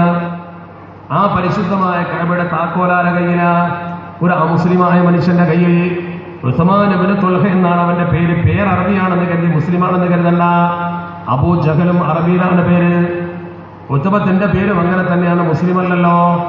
അങ്ങനെ ഉസ്മാൻ ഇബ്നു തുൽഹ എന്ന് പറയുന്ന മനുഷ്യന്റെ കയ്യിൽ ആ കഅബയുടെ താക്കോൽ. ഫത്ഹ് മക്കയുടെ വേളയിൽ പരിശുദ്ധ പ്രവാചകൻ ചോദിച്ചു, എവിടെയാണ് കഅബയുടെ താക്കോൽ? ആളുകൾ പറഞ്ഞു, അതിന്റെ താക്കോൽ സൂക്ഷിപ്പ് ഇന്നാലിന്റെ ബഹുദൈവ വിശ്വാസിയുടെ കയ്യിലാണ്. അവനെ വിളിച്ചുകൊണ്ടുവന്നവന്റെ കയ്യിൽ നിന്ന് താക്കോൽ കൊണ്ട് വാങ്ങി. താക്കോൽ വാങ്ങിയപ്പോൾ ഉസ്മാൻ ഇബ്നു തുൽഹയ്ക്ക് മനസ്സിലായി, പരിശുദ്ധ മക്ക മുസ്ലിങ്ങൾക്ക് കീഴ്പ്പെട്ട് കഴിഞ്ഞിട്ടുണ്ട്. ഇനി എന്റെ കയ്യിലേക്ക് ആ താക്കോല് തിരിച്ചു കിട്ടുന്ന പ്രശ്നമേ ഇല്ല. അതുകൊണ്ട് അയാൾ വീട്ടിലേക്ക് പോയി. അള്ളാഹുവിന്റെ പരിശുദ്ധ തിരുദൂതർ കഅബ തുറന്നു, വിഗ്രഹങ്ങളൊക്കെ നീക്കി, നിസ്കരിച്ചു. നിസ്കാരാനന്തരം കഅബ പൂട്ടിക്കൊണ്ട് നബി തങ്ങൾ പുറത്തേക്ക് വരുമ്പോൾ താക്കോൽ ആ കയ്യിൽ. മുഅ്മിനീങ്ങളുടെ കൂട്ടത്തിൽപ്പെട്ട ആളുകൾ കൈ നീട്ടി, നബി തങ്ങളെ എന്റെ കയ്യിൽ തരൂ, അത് സൂക്ഷിക്കുക. എന്നാൽ ഒരു കുടുംബത്തിന്റെ തറവാടിന്റെ അന്തസ്സിന്റെ പ്രതീകമാണ്. പലരും കൈ നീട്ടിയല്ലോ. അബ്ബാസ് ഇബ്നു അബ്ദുൽ മുത്തലിബ് തങ്ങൾ കൈ നീട്ടിയപ്പോൾ പലരും കൈ പിൻവലിച്ചു. കാരണം എന്താ? അബ്ബാസ് അവരെ കയ്യിന്റെ മേലെ നീട്ടാൻ പറ്റിയ കൈയൊന്നും അവിടെയില്ല. അത്ര കുടുംബ മഹിമയുള്ള മഹാനാണ്. ഒന്ന്. രണ്ട്, നബി തങ്ങളുടെ നേരെ പിതൃവ്യനാണ്, കൊടുത്തെന്ന് വരാം. അതുകൊണ്ട് ഞങ്ങൾ മോശക്കാരാവണ്ടെന്ന് കരുതി പലരും കൈ വഴിച്ചു. പക്ഷെ പരിശുദ്ധ തിരുത്തൂർ കൊടുത്തില്ല, താക്കോല് കയ്യിൽ വെച്ചു. കഅബത്തിന്റെ പടിവാതിലിന്റെ താഴെ നിന്നുകൊണ്ട് നബി തങ്ങൾ എന്തോ പ്രതീക്ഷിക്കുകയാണ്. നെറ്റിത്തടമതാ ചുവക്കുന്നു. ആ നെറ്റിത്തടത്തിൽ ശ്വേതബിന്ദുക്കൾ വരുന്നു. ജിബ്രീൽ അലൈഹിസ്സലാത്തു വസ്സലാം വഹിയും കൊണ്ടുവരുമ്പോൾ ഉണ്ടാകുന്ന ലക്ഷണമാണത്. നെറ്റിയിൽ വിയർപ്പ് പൊടിയും. മഹാനായ ജിബ്രീൽ അലൈഹിസ്സലാം വന്നുകൊണ്ട് പറഞ്ഞു, നബിയേ, ഇന്നല്ലാഹ യഅ്മുറുക്കും അൻ തുറദ്ദുൽ അമാനാതി ഇലാ അഹ്ലിഹാ. അമാനത്തുകൾ അതിന്റെ അവകാശികൾക്ക് തന്നെ കൊടുക്കണമെന്നാണ് പടച്ചറപ്പിന്റെ കൽപ്പന. നബിയേ, അൻ തുറദ്ദുൽ അമാനാത്, അമാനത്തുകൾ കൊടുത്തേക്കണേ, ഇലാ അഹ്ലിഹാ, അഹ്ലുകാർക്ക്. ഈ ആയത്തങ്കരമിയപ്പോ നബി തങ്ങൾ പറഞ്ഞു, ഈ താക്കോൽ ഇതുവരെ സൂക്ഷിച്ചിരുന്ന ആളാണ് അവകാശി. എവിടെ അവൻ? ആളുകൾ പറഞ്ഞു, നബിയെ, അവൻ കാഫറാണ്, അവൻ ബഹുദൈവ വിശ്വാസിയാണ്, വിഗ്രഹാരാധകനാണ്. നിങ്ങൾ ഇപ്പോൾ കഅബയിൽ നിന്ന് എടുത്തു നീക്കിയ വിഗ്രഹത്തെ പൂജിക്കുന്നവനാണ് അവൻ. അതുകൊണ്ട് നമുക്കത് പറ്റുമോ? അല്ലാഹുവിന്റെ പരിശുദ്ധ തിരുദൂതർ പറഞ്ഞു, അല്ലാഹ് പറഞ്ഞത് അൻ തുഅദ്ദുൽ അമാനാതി ഇലാ അഹ്ലിഹാ, ഇത് സൂക്ഷിച്ചവന്റെ കയ്യിൽ തന്നെ കൊടുക്കണമെന്നാണ്. അവനെ വീട്ടിൽ പോയി വിളിച്ചു കൊണ്ടുവന്നു. അവന്റെ കയ്യിലേക്ക് നബി തങ്ങളത് വെച്ചു കൊടുക്കുമ്പോൾ തഫ്സീറിലുണ്ട്, ഹാഫിദ് ഇബ്നു കസീർ തങ്ങൾ തഫ്സീർ ചെയ്തതനുസരിച്ചുകൊണ്ട് താക്കോൽ ഇങ്ങനെ കൊടുക്കുമ്പോൾ നബി തങ്ങൾ, ഉസ്മാനെ, നിന്റെ താക്കോൽ തറാ, പിടിച്ചോ. കഅബയുടെ താക്കോൽ അമുസ്ലിമിന്റെ കയ്യിൽ. താക്കോലാണ് കൊടുത്തപ്പോൾ ഇയാൾ കയ്യിൽ വാങ്ങി. ചരിത്രകാരന്മാർ പറഞ്ഞു, കയ്യിൽ വെച്ചിട്ട് മേലോട്ട് നോക്കി വാപ്പൊളിച്ചു. ലക്ഷക്കണക്കായ മുസ്ലിങ്ങളുണ്ടല്ലോ മക്ക ഫതഹിൽ ആട്ടിപ്പായിച്ചവരായി തിരിച്ചു വന്നത്. ഒട്ടകത്തിന്റെ കുടമാലിട്ടവന്റെ മണ്ണിലേക്ക് തിരിച്ചു വരുന്ന വൈജയന്തിയുമായി കല്ലെറിഞ്ഞവന്റെ മണ്ണിലേക്കാ തിരിച്ചു വരുന്നത്. ഒരുത്തനെ പോലും വേദനിപ്പിച്ചിട്ടില്ലല്ലോ, ഒരു മനുഷ്യനെ പോലും ദ്രോഹിച്ചിട്ടില്ലല്ലോ, പ്രതികാരത്തിന്റെ നടപടികൾ ഉണ്ടായിട്ടില്ലല്ലോ. അതല്ലേ നബിതങ്ങൾക്ക് നമ്മൾ മനസ്സിലാക്കേണ്ടത്. നബിതങ്ങൾ ഇങ്ങനെ കടന്നു വരുമ്പോൾ ഒറ്റ ആൾക്കൊന്നും പറ്റില്ല. വലിയ വലിയ ചരിത്രകാരന്മാരെ സ്റ്റാൻലി ലെയ്പോളിന്റെ ഒരു വാക്കുണ്ട്, നബിതങ്ങൾ ആ വരവുണ്ടല്ലോ, വരവ്, no house was robbed, no women insulted. ഒരു പെണ്ണിന്റെ മാനവും കവരാതെ, ഒരു വീടും തകർക്കാതെ മുഹമ്മദ് എൻഡേഡ്, മുഹമ്മദ് പ്രവേശിച്ചു ഹിസ് നേറ്റീവ് സിറ്റി, സ്വന്തം ജന്മദേശത്തേക്ക്. It was Muhammad. അതാണ് മുഹമ്മദ്, അതാണ് മുഹമ്മദ്. ആരാ പറയുന്നത്? നമ്മളല്ല. സ്റ്റാൻലി ലെയ്പോൾ. ആരെ കുറിച്ച്? അഷ്റഫുൽ ഖൽഖ് മുഹമ്മദ് മുസ്തഫ സല്ലല്ലാഹു അലൈഹി വസല്ലമ തങ്ങളെ കുറിച്ച്. ആ നബി തങ്ങൾ താക്കോൽ അവന്റെ കൈകൾ കൊടുത്തു. ഇവങ്ങനെ അന്തപ്പെട്ടിട്ട് ചിന്തിച്ചു, ദൈവമേ, ഇത്ര കേസിൽ മുസ്ലിങ്ങളും തറവാട്ടുകാരും ഉണ്ടായിട്ട് എന്റെ കയ്യിൽ തന്നെ തരാൻ കാരണം ഇത് നീതിയാണല്ലോ. ഞാൻ മുസ്ലിം ആയിട്ടില്ല, എന്നിട്ടും എന്നെ തെരഞ്ഞുപിടിച്ച് എന്റെ കയ്യിൽ തന്നെ തന്നത് ഇതെന്റെ അവകാശമാണെന്ന് കരുതുകൊണ്ടാണ്. അതുകൊണ്ട് ഈ മതം സത്യമാണ്. താക്കോൽ കിട്ടിയതിന്റെ ശേഷം കഅബത്തിന്റെ മുന്നിൽ വെച്ച് അവൻ കലിമ ചൊല്ലി മുസ്ലിമായി. അവന്റെ കുടുംബമാണ് ഇന്നും താക്കോൽ കഅബന്റെ സൂക്ഷിക്കുന്നത്. മുസ്ലിം ആയിട്ടല്ല താക്കോൽ കൊടുത്തത്, താക്കോൽ കൊടുത്തിട്ട് മുസ്ലിമായി. ഇസ്ലാം അവകാശം ശരിക്കും സമൂഹത്തിന് വകവെച്ചു കൊടുക്കുന്ന മതമാണ്. ഈ ഒരു ധാർമ്മിക ബോധം നമ്മുടെ സമൂഹത്തിന് ഉണ്ടാക്കി കൊടുക്കാൻ നമുക്ക് പറ്റുന്നുണ്ടോ? നമ്മൾ ഇസ്ലാമിനെ കുറിച്ച് പ്രബോധനം ചെയ്യുന്നുണ്ടോ? ദീൻ എന്താണെന്ന് സമൂഹത്തെ ശരിക്കും ബോധ്യപ്പെടുത്തി കൊടുക്കാൻ നമുക്ക് പറ്റുന്നുണ്ടോ? അവിടെയല്ലേ നമ്മൾ വിജയിക്കേണ്ടത്. അല്ലാഹുവിന്റെ പരിശുദ്ധ ദീൻ എന്താണെന്ന് മറ്റുള്ളവർക്ക് പഠിപ്പിച്ചു കൊടുത്താൽ ഇതിന്റെ സംശയം തീരും. പക്ഷെ മുസ്ലിമീങ്ങൾ ഇസ്ലാം വേണ്ട. ഇവർ കാണുന്ന മുസ്ലിങ്ങളൊന്നും ഇസ്ലാം കാണില്ല. ഇസ്ലാമിനെ മുസ്ലിമിന്റെ ഹയാത്തിലുണ്ടെങ്കിൽ അവന്റെ ജീവിതത്തിലുണ്ടെങ്കിലേ മറ്റുള്ളവർക്ക് അത് കാണിച്ചു കൊടുക്കാൻ പറ്റുള്ളൂ. അപ്പൊ നമ്മളെ കണ്ടാൽ ആളുകൾ പണ്ട് സാമൂതിരിയുടെ നാട്ടിലെ മുസ്ലിങ്ങൾക്ക് ഇത്ര മതിപ്പുണ്ടാവുന്ന കാരണം അവർ കണ്ട മുസ്ലിമീങ്ങൾ കക്കാത്തവനാണ്, കളവ് പറയാത്തവനാണ്. അതുകൊണ്ടല്ലേ ജിഫ്രി തങ്ങൾ കോഴിക്കോട്ട് വന്നപ്പോൾ ഞാൻ പലപ്പോഴും എൻ്റെ പ്രസംഗത്തിൽ പറഞ്ഞിട്ടുണ്ട്, നിങ്ങൾ മനസ്സിലാക്കേണ്ടതാ. ഹിജറ വർഷം 1159 എൻ്റെ ഓർമ്മ. സെയ്ദ് ജിഫ്രി എന്ന് പറയുന്ന മമ്പറത്തെ തങ്ങളുടെ മാതുലൻ ബഹുമാനപ്പെട്ട സെയ്ദ് ജിഫ്രി തങ്ങൾ കോഴിക്കോട്ട് കപ്പലിറങ്ങി. കോഴിക്കോട്ട് ജിഫ്രി തങ്ങൾ കപ്പലിറങ്ങിയപ്പോൾ ജിഫ്രി തങ്ങളെ നേരെ കൊണ്ടുപോയിട്ട് പരിചയപ്പെടുത്തി കൊടുത്തു. സാമൂതിരിപ്പാടിന്റെ ദർബാറിൽ കൊണ്ടുപോയിട്ട് അന്നത്തെ കാദി ആരാ? കാദി മഹാനായ മുഹീദ്ദീൻ ബിൻ അബ്ദുസ്സലാം, കോഴിക്കോട്ടെ കാദിയാണ്.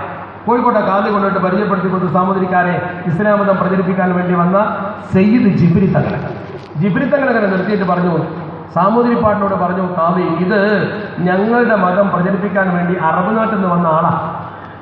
അദ്ദേഹം കുറച്ചു കാലം ഇവിടെ ഇസ്ലാം മത പ്രബോധനം നടത്തും, പിന്നെ തിരിച്ചു പോകും. യമനിലെ തെരീമിലാണ് വീട്, അവിടെ നിന്നാണ് വരുന്നതെന്ന് പറഞ്ഞു. അദ്ദേഹം കുറച്ചു കാലം ഇസ്ലാം മത പ്രബോധനം നടത്തി ഇവിടെ ജീവിക്കും.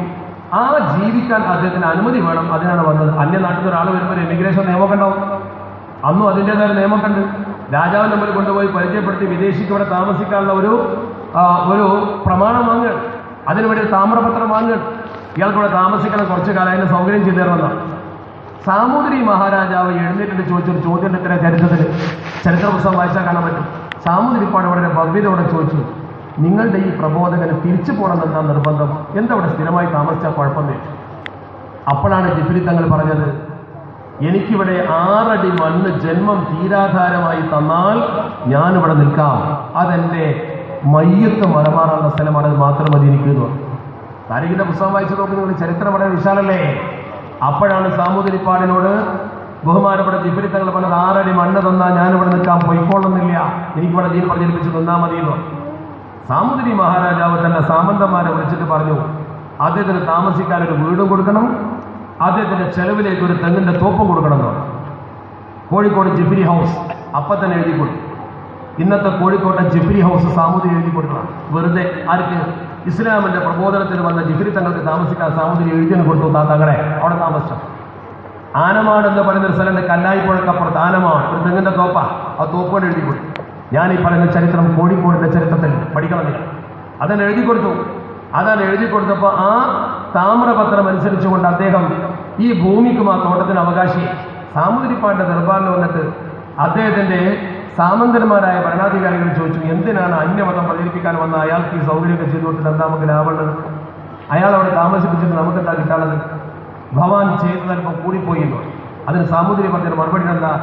സാമൂതിരിപ്പാട് കൊടുത്ത മറുപടി, നമ്മുടെ നാടിന്റെ വികസനം കച്ചവടത്തിലാണ്. നമ്മുടെ നാടിന്റെ കച്ചവടത്തിന്റെ കേന്ദ്രബിന്ദു മുസ്ലിങ്ങളാണ്. മുസ്ലിം കച്ചവടക്കാർക്കുള്ളൊരു പ്രത്യേകത, അവർ വഞ്ചിക്കില്ല, കളവ് പറയില്ല, അവർ മദ്യപിക്കില്ല, ചതിക്കില്ല. അങ്ങനത്തെ മുസ്ലിങ്ങളുണ്ടായാലും കച്ചവടം വികസിക്കും. അതുകൊണ്ട് അവരുടെ ഒരു നേതാവ് ഇരിക്കട്ടെ, നമ്മുടെ നാട് പ്രസിദ്ധപ്പെടുന്നത് നിങ്ങൾക്ക് കാണാമെന്ന് പറഞ്ഞു. സാമൂതിരിപ്പാട് മുസ്ലിങ്ങളെ ക്വാളിറ്റി എണ്ണിയത്, ആ മുസ്ലിം ഉണ്ടെങ്കിൽ നാട്ടിൽ കച്ചവടം നടക്കുന്ന പറഞ്ഞത്. ഞാൻ ചോദിക്കട്ടെ, സാമൂതിരി അന്ന് കണ്ട മുസ്ലിമിനെ ചൂട്ട് കത്തിച്ച് തരിയാലെന്ന് കിട്ടുമോ? നിങ്ങൾ പഠിക്കുക, അവിടെ പ്രശ്നം. അന്ന് കേരളത്തിലൊരു വലിയ സാഹിത്യകാരൻ, അദ്ദേഹത്തിന്റെ പേര് ശ്രീരാധാകൃഷ്ണൻ. രാധാകൃഷ്ണൻ ജീവിക്കുന്ന പഠിച്ചില്ലേ? ശ്രീരാധാകൃഷ്ണൻ. അദ്ദേഹം ഒരു മദ്രസയുടെ ഉദ്ഘാടന വേളയിൽ എഴുതിയൊരു ലേഖനം ഞാൻ ഇന്നും സൂക്ഷിച്ചു. വടകരയിൽ മദ്രസയുടെ ഉദ്ഘാടനം നടക്കുമ്പോൾ ശ്രീരാധാകൃഷ്ണന്റെ ലേഖനം അതിൽ വന്നിരുന്നു. ഞാനവിടെ പ്രോഗ്രാമിൽ ചെല്ലുന്ന സമയത്ത് പ്രകാശനം ചെയ്തപ്പോൾ വെറുതെ സ്റ്റേജിൽ നിന്ന് മറിച്ച് നോക്കിയപ്പോൾ കണ്ടതാണ് പ്രസിദ്ധ സാഹിത്യകാരൻ ശ്രീരാധാകൃഷ്ണന്റെ ലേഖനം. ഹിന്ദു അല്ലേ, അയാൾ അതിൽ എഴുതി വെച്ചൊരു സംഗതി, അയാളെ കുട്ടിക്കാലത്തെ അനുഭവം. ഞാനത് കണ്ടിട്ട് വല്ലാതെ അത്ഭുതപ്പെട്ടു. ഞാൻ പല സ്റ്റേജിലും ഇന്നത് പറഞ്ഞിരുന്നു, എനിക്കത് വല്ലാതെ മനസ്സിൽ തോന്നി. അദ്ദേഹം അതിൽ പറഞ്ഞത്, അദ്ദേഹത്തിന്റെ ചെറുപ്പകാലത്ത് പൊന്നാനിയിലാണ് പഠിച്ച, പൊന്നാനിക്കാരൻ, ഇന്ന് വലിയ പത്രത്തിന്റെ എഡിറ്ററും അതുപോലെ തന്നെ ഉയർന്ന സാഹിത്യ മേഖലയിലേക്ക് വന്നാണ് ശ്രീരാധാകൃഷ്ണൻ. അദ്ദേഹത്തെ കണ്ട് ചോദിച്ചു നോക്കും, ഇങ്ങനെ സംഭവം ഉണ്ടായിട്ടുണ്ടോ? അദ്ദേഹം പറഞ്ഞൊരു വാചകം, അയാൾ പൊന്നാനി പഠിക്കുന്ന കാലത്ത് എന്നും കനോലി കനാലിൽ തോണി കടന്നിട്ടാണ് സ്കൂളിൽ പോവുക.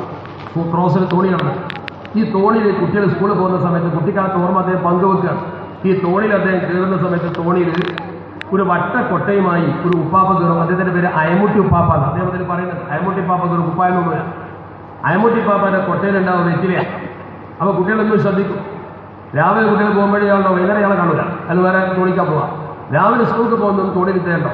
ഈ തോണിയിൽ അയമുട്ടി ഉപ്പാപ്പന്റെ തോണിയിൽ വെറ്റില 2 ഭാഗമായിട്ടാണ് വെച്ചിട്ടുണ്ടാവും. അപ്പോൾ തോണി കൊല്ലുമ്പോഴും മറിയുമ്പോഴൊക്കെ ഇത് 2 കൂടിച്ചേരുന്ന അദ്ദേഹം ശ്രദ്ധിക്കും. ഒരു ഭാഗത്ത് കുറച്ച് വെറ്റില, ഒരു ഭാഗത്ത് കുറച്ച് വെറ്റില, രണ്ട് വേറെ വേറെ. ശ്രീരാധാകൃഷ്ണൻ പറയുന്നു, ഞങ്ങൾ ഇങ്ങനെ ഈ കൊട്ടയിലേക്ക് നോക്കിയിട്ട് അയമുട്ടി പാപ്പാന്റെ ഈ പ്രവർത്തനങ്ങൾ കാണുമ്പോൾ ഞങ്ങൾ ഒരിക്കൽ ചോദിച്ചു, ഉപ്പാപ്പ എന്താ ഈ രണ്ട് വെറ്റില നമ്മുടെ വ്യത്യാസം? അപ്പോൾ ഉപ്പാപ്പ പറഞ്ഞു, മക്കളെ, ഈ ഭാഗത്തുള്ള വെറ്റില ഞാൻ ഇന്ന് നുള്ളിയെടുത്ത നല്ല പുതിയ വെറ്റിലയാണ്. ഇത് മാർക്കറ്റിൽ കൊണ്ടുപോയി നല്ല വിലക്ക് വെക്കും. ഇതിൻ്റെ ഇപ്പുറത്തുള്ള ഈ വെറ്റില ഇന്നലെ ഞാൻ മാർക്കറ്റിൽ കൊണ്ടുപോയി ചിലവാകാത്തത് ബാക്കി മടക്കി കൊണ്ടുവന്ന് അത് വെള്ളം കുറഞ്ഞ് സൂക്ഷിച്ച് ഇന്ന് വീണ്ടും കൊണ്ടുപോകാൻ അത് പഴയ വെറ്റിലയാണ്, അത് ഞാൻ ചെറിയ വിലക്കും വെക്കുന്നു. അപ്പോൾ കുട്ടികളിങ്ങനെ നോക്കുമ്പോൾ രണ്ട് വെറ്റില ഒരുപോലെയാണ്, മാറ്റമൊന്നുമില്ല, കാരണം വെള്ളം കുറഞ്ഞപ്പോൾ രണ്ടും ഒരുപോലെയാണ്. അപ്പോൾ കുട്ടികളിൽ ആരോ ചോദിച്ചു അത്ര, ഉപ്പാപ്പ ഇതിനൊന്ന് കൂട്ടിച്ചേർത്ത് വിറ്റാൽ രണ്ടും നല്ല വില കിട്ടൂലേ? അപ്പം അദ്ദേഹം മുകളിലേക്ക് തന്നെ ചൂണ്ടിയിട്ട് പറഞ്ഞൊരു വാക്കുണ്ട്, തോണിയിൽ വെള്ളത്തിൻ്റെ മധ്യത്തിൽ വെച്ച് അദ്ദേഹം പറഞ്ഞ വാക്കിനെ മനസ്സിലാക്കി. എന്താ പറഞ്ഞത്? മുകളിൽ ഒരാളുടെ അള്ളാഹ്. ഈ ഭാഗത്തുള്ളത് പഴയ വെറ്റിലയാണെന്ന് ആർക്കറിയില്ല, അള്ളാഹുവിനറിയാം. ആളുകളെ വഞ്ചിക്കാൻ പറ്റില്ല, അതിലൊരു ഗുണവും ഉണ്ടാവില്ല. ആ അയമുട്ടി പാപ്പാന്റെ വാക്ക് വരെ മനസ്സ് തറച്ചു. അതാണ് അള്ളാഹുവിലുള്ള വിശ്വാസം. ഈ വിശ്വാസം മനസ്സിലിട്ട് കൊടുക്കാൻ നമുക്ക് കഴിയുന്നുണ്ടോ നമ്മുടെ മക്കൾക്ക്? ഒരു അമുസ്ലിമിന്റെ മനസ്സിൽ വരെ അയമുട്ടി പാപ്പാന്റെ വാക്ക്, കുപ്പായം ധരിച്ചിട്ടില്ലാത്ത കൂലിപ്പണിക്കാരനായ വലിയ വിദ്യാഭ്യാസമില്ലാത്ത മനുഷ്യന്റെ വാക്ക് തറച്ചു എന്ന് അയാൾ വലിയൊരു സാഹിത്യകാരനായിട്ട് ചെറുപ്പത്തിൽ ആ വാക്ക് ഓർമ്മിച്ചുകൊണ്ട് അദ്ദേഹം ലേഖനത്തിൽ എഴുതാൻ മാത്രം അത് സ്വാധീനിച്ചെങ്കിൽ ഒരു മനുഷ്യൻ അള്ളാഹുവിനെ ഭയപ്പെടുമ്പോൾ ഉണ്ടാകുന്ന ഒരു പ്രതീകാത്മകമായ പ്രവർത്തനമാണ്. നമ്മുടെ മക്കൾക്കും അത് വേണം. ആ ഒരു ദീനീ ബോധം നമ്മുടെ മക്കൾക്ക് കൊടുക്കാൻ നമുക്ക് പറ്റുന്നില്ലെങ്കിൽ പിന്നെ എന്തിനായി മദ്രസ? ഒരു 5ാം ക്ലാസ് മദ്രസയിൽ നിന്ന് കുട്ടികൾ പുറത്ത് വന്നിട്ട് പിന്നെ അവൻ കല്ലുകുടിയും തമ്മാടിയുമാകുന്നെങ്കിൽ എന്താ ഈ മദ്രസ കൊണ്ട് കാര്യമുള്ളത്? എന്താ നമ്മുടെ അവസ്ഥ? ചിന്തിക്കണം നിങ്ങൾ. പഠിക്കുന്നത് പ്രാവർത്തികമാക്കാത്ത, അതാണ് നമ്മൾ ചിന്തിക്കേണ്ടത്. നമ്മുടെ മദ്രസയിൽ ചിലപ്പോൾ 1ാം റാങ്ക് നേടുന്ന കുട്ടിയുണ്ടാവും, 2ാം റാങ്ക് നേടുന്ന കുട്ടിയുണ്ടാവും, മാർക്കൊക്കെ ഉഷാറായിരിക്കും. പക്ഷെ പ്രവൃത്തി തലത്തിൽ അതുണ്ടാവും. അപൂർവം. എന്നോട് വലിയ രസകരമായി പറഞ്ഞൊരു സംഭവമുണ്ട്. മദ്രസയിൽ ഫസ്റ്റ് റാങ്കോട് കൂടി പാസ്സായ കുട്ടി, സർട്ടിഫിക്കറ്റ് വാങ്ങാൻ വന്ന കുട്ടി, ആ കുട്ടിക്ക് അവാർഡ് കൊടുക്കുന്ന ദിവസം അവാർഡ് കൊടുത്തു കഴിഞ്ഞാൽ ഉസ്താദ് വെറുതെ വിളിച്ച് ചെയ്യുന്നു, സുബൈസ് കിച്ചണ്ടോ? അപ്പോൾ സുബൈസ് കിച്ചില്ല. അപ്പോൾ ഫസ്റ്റ് ക്ലാസ്സായിട്ട് പാസ്സായ സർട്ടിഫിക്കറ്റ് വാങ്ങാൻ വന്നതാണ്. എന്താ അതുകൊണ്ട് കാര്യം? ജീവിതത്തിൽ പ്രാവർത്തികമാക്കാത്ത സർട്ടിഫിക്കറ്റ് അല്ല നമുക്ക് വേണ്ടത്. നമ്മുടെ മദ്രസയിലും പള്ളിദർശനും ബിരുദത്തിനും വേണ്ടിയുള്ള സർട്ടിഫിക്കറ്റ് അല്ല കൊടുക്കുന്നത്. ജീവിതാന്ത്യം വരെ ഒരു മനുഷ്യൻ പാലിക്കേണ്ട അടവുകൾ ജീവിതത്തിൽ പകർത്താൻ, അത് പകർത്തുന്ന മനുഷ്യന്റെ മനസ്സിലേക്ക് ഇസ്ലാമിനെ സന്നിവേശിപ്പിക്കാൻ പറ്റൂ. നമ്മുടെ കയ്യിലുള്ളത് വേറെ ആൾ കൊടുക്കാൻ പറ്റും. അപ്പോഴേ നമുക്ക് മറ്റുള്ളവന്റെ മേൽ ഇത് വിതരണം ചെയ്യാൻ പറ്റും. ഇന്ന് നമ്മിൽ പലർക്കും അത് സാധിക്കുന്നില്ല. എന്താ കാരണം? നമ്മുടെ കയ്യിൽ ദീനില്ലാതെ പോയതാ കാരണം. നമ്മുടെ ജീവിതത്തിലും പ്രവർത്തനത്തിലും ദീനില്ലാതെ പോയതാ കാരണം. ആ ദീൻ നമ്മുടെ മനസ്സിലുണ്ടെങ്കിൽ നമുക്ക് മറ്റുള്ളവർക്ക് പകർന്നു കൊടുക്കാൻ കഴിയും. നമ്മുടെ ദീനൊക്കെ എങ്ങനെ കെട്ടിപ്പടുത്തുണ്ടാക്കിയ ദീനാന്നറിയാം നിങ്ങൾ? ഈ ദീൻ എന്ന് പറഞ്ഞാൽ ഇതിന്റെ സത്യസന്ധതയുടെ ഉത്സാഹം എത്രയാ? അള്ളാഹുവിന്റെ പരിശുദ്ധ ദീനുൽ ഇസ്ലാമിന്റെ പ്രാമാണിക പ്രമാണമാണ് പരിശുദ്ധ ഖുർആൻ. ആ വിശുദ്ധ ഖുർആൻ കഴിഞ്ഞാൽ പിന്നെ പ്രമാണമാണ് സ്വഹീഹുൽ ബുഖാരി. മഹാനായ ഇമാം ബുഖാരി തങ്ങളെ കുറിച്ചൊരു ചരിത്രം വായിച്ചപ്പോൾ ഞെട്ടിപ്പോയി. മഹാനായ ഇമാം ബുഖാരി റഹ്മത്തുള്ളാഹി അലൈഹി തങ്ങൾ ഹദീസുകൾ ക്രോഡീകരിക്കുന്ന കാലഘട്ടത്തെക്കുറിച്ച് ചരിത്ര പുസ്തകത്തിലുണ്ട്. മഹാനവറുകൾ ഒരാളുടെ കയ്യിൽ ഒരു ഹദീസുണ്ടെന്ന് അറിഞ്ഞുകൊണ്ട് അങ്ങോട്ട് പോയി. ദീർഘമായ യാത്ര നയിച്ചുകൊണ്ട് ബഹുമാനപ്പെട്ടവരാ വ്യക്തിയെ സമീപിച്ചു. ഹദീസ് എന്ന് പറഞ്ഞാൽ അള്ളാഹുവിന്റെ പരിശുദ്ധ തിരുതൂതർ പറഞ്ഞ വിവരം തലമുറ കൈമാറി എത്തിയിട്ടുണ്ടെങ്കിൽ അയാളെ കാണും. എന്താണ് ആ ഹദീസ്? ആരാണ് നിങ്ങളോട് പറഞ്ഞതെന്ന് ചോദിക്കും. അയാളോട് ആര് പറഞ്ഞു? അതിന്റെ അപ്പുറത്താണ് മരിച്ചു പോയിട്ടുള്ള ചരിത്രം എന്താണ്? അങ്ങനെ നിമിത്തങ്ങളിലേക്ക് അത് മുട്ടുമെങ്കിൽ അത് രേഖപ്പെടുത്തും. അതാണ് ഹദീസ്, കെട്ടുകഥയല്ല. അങ്ങനെ ബഹുമാനപ്പെട്ട ഇമാം, ഇസ്ലാമിന്റെ വികസനത്തിന് വേണ്ടി ഒരുപാട് പണിയെടുത്ത ബഹുമാനപ്പെട്ടവർ നേരെ ചെന്നിട്ട് ഈ വ്യക്തിയെ കണ്ടു. ആ വ്യക്തിയെ കണ്ടുകൊണ്ട് ആ വ്യക്തിയുടെ കയ്യിൽ നിന്ന് ഹദീസ് വാങ്ങാൻ വേണ്ടി ചെന്നു ഇമാം ബുഖാരി റഹ്മത്തുള്ളാഹി. ശ്രദ്ധിക്കണേ എന്റെ ശബ്ദം കേൾക്കുന്ന പ്രിയപ്പെട്ട ചെറുപ്പക്കാർ. അവിടെ ചെന്ന് ഇയാളോട് സംസാരിച്ച് കുറച്ച് കഴിഞ്ഞിട്ട് ഹദീസ് വാങ്ങാതെ തിരിച്ചു പോകും. ഹദീസ് വാങ്ങിയില്ല. കുട്ടികൾക്ക് അത്ഭുതപ്പെട്ടു. എന്തേ ഹദീസ് വാങ്ങാതിരുന്നത്? സംഭവം എന്താ? ഹദീസ് വാങ്ങാതിരിക്കാൻ പറ്റും. തിരിച്ചു പോന്നു. വഴിയിൽ വെച്ച് ഉസ്താദിനോട് പ്രിയപ്പെട്ട ശിഷ്യന്മാർ ചോദിച്ചു, ഉസ്താദേ എന്തേ അയാളെ കയ്യിൽ നിന്ന് ഹദീസ് വാങ്ങാതിരുന്നതെന്ന് ചോദിച്ചു. ആ വ്യക്തിയുടെ കയ്യിൽ നിന്ന് ഹദീസ് വാങ്ങണ്ടേ, എന്തേ വാങ്ങാതിരുന്നത്? അതിന് ഉസ്താദ് പറഞ്ഞൊരു മറുപടി കുട്ടികളെ അത്ഭുതപ്പെടുത്തി. ഉസ്താദ് ശിഷ്യന്മാരോട് ചോദിച്ചു, ഞാൻ അയാളുടെ കയ്യിൽ നിന്ന് ഹദീസ് ചോദിക്കാതിരുന്നത്, നമ്മൾ അവിടെ ചെല്ലുമ്പോൾ അയാൾ എന്താണ് പ്രവർത്തിച്ചിരുന്നത് എന്ന് നിങ്ങൾക്ക് അറിയുമോ എന്ന് ചോദിച്ചു. ഇവരാ മനുഷ്യനെ തെരഞ്ഞു ചെല്ലുമ്പോൾ ആ മനുഷ്യനവിടെ ചെയ്തിരുന്ന പ്രവർത്തനം എന്താണ് നിങ്ങൾക്ക് അറിയുമോ എന്ന് ചോദിച്ചു. അപ്പൊ ഇവര് മെമ്മറി ഒന്ന് ഫീഡ്ബാക്ക് ചെയ്ത് ബാക്കിൽ ഓടിച്ചു. എന്താ ചെയ്യുന്നത്? ഇവരവിടെ ചെല്ലുന്ന സമയത്ത് ഈ വ്യക്തി ഒട്ടകത്തെ മേയ്ക്കുന്നുണ്ട്. അയാൾ തൻ്റെ കൂട്ടിലേക്ക് ഒട്ടകത്തെ വിളിക്കുക. ഓടിപ്പോയ ഒട്ടകങ്ങളെ ശരിക്ക് കൂട്ടിലേക്ക് വിളിക്കാൻ എങ്ങനെ വിളിക്കുന്നത്? ഒരു കാലിപ്പാത്രം ഇങ്ങനെ ഉയർത്തിപ്പിടിച്ചിട്ട് പാത്രങ്ങൾ ഉയർത്തിപ്പിടിക്കുക. ഒരു പാത്രങ്ങൾ ഉയർത്തിപ്പിടിച്ചിട്ട് ഒട്ടകത്തെ വിളിക്കുക. അപ്പോൾ ഈ കാലിപ്പാത്രങ്ങൾ ഉയർത്തിപ്പിടിച്ചിട്ട് ഒട്ടകത്തെ വിളിക്കുമ്പോൾ ഇമാം ചോദിച്ചു, ആ പാത്രത്തിൽ എന്തെങ്കിലും ഉണ്ടോ നിങ്ങൾ നോക്കിയോ എന്ന് ചോദിച്ചു. അവരൊക്കെ കണ്ടിട്ട് പാത്രത്തിൽ ഒന്നുമില്ല, കാലിപ്പാത്രം ഉയർത്തിപ്പിടിച്ചിട്ട് നമ്മളൊക്കെ കോഴിയെ വിളിക്കാറുണ്ടാകും, ആടിനെ വിളിക്കാറുണ്ടാകും, കുട്ടികളെ പോലെ ഇന്ന മോനെ നിന്ന് വിളിക്കാറുണ്ട്. ഇമാം ബുഖാരി തങ്ങൾ പറഞ്ഞു, കാലിപ്പാത്രം എടുത്തു പിടിച്ചുകൊണ്ട് മിണ്ടാപ്രാണിയെ വഞ്ചിക്കുന്നവന്റെ കയ്യിൽ നിന്ന് ഹദീസ് വാങ്ങിയിട്ട് മുസ്ലിം ഉമ്മത്തിന് രേഖപ്പെടുത്തി കൊടുക്കാൻ പറ്റൂല. അത് ചതിയാണ്. ഒരു മൃഗത്തെ വഞ്ചിക്കുന്നവൻ ചതിക്കും. അതുകൊണ്ട് അവന്റെ ഹദീസ് വേണ്ട. നമ്മുടെ ദീന് കെട്ടിപ്പടുത്തുന്നത് എത്ര സൂക്ഷ്മതയിലാണ് അറിയുന്നത്, എത്ര ശ്രദ്ധയിലാണ് നമ്മുടെ ദീന് കെട്ടിപ്പടുത്തുന്നത് അറിയും.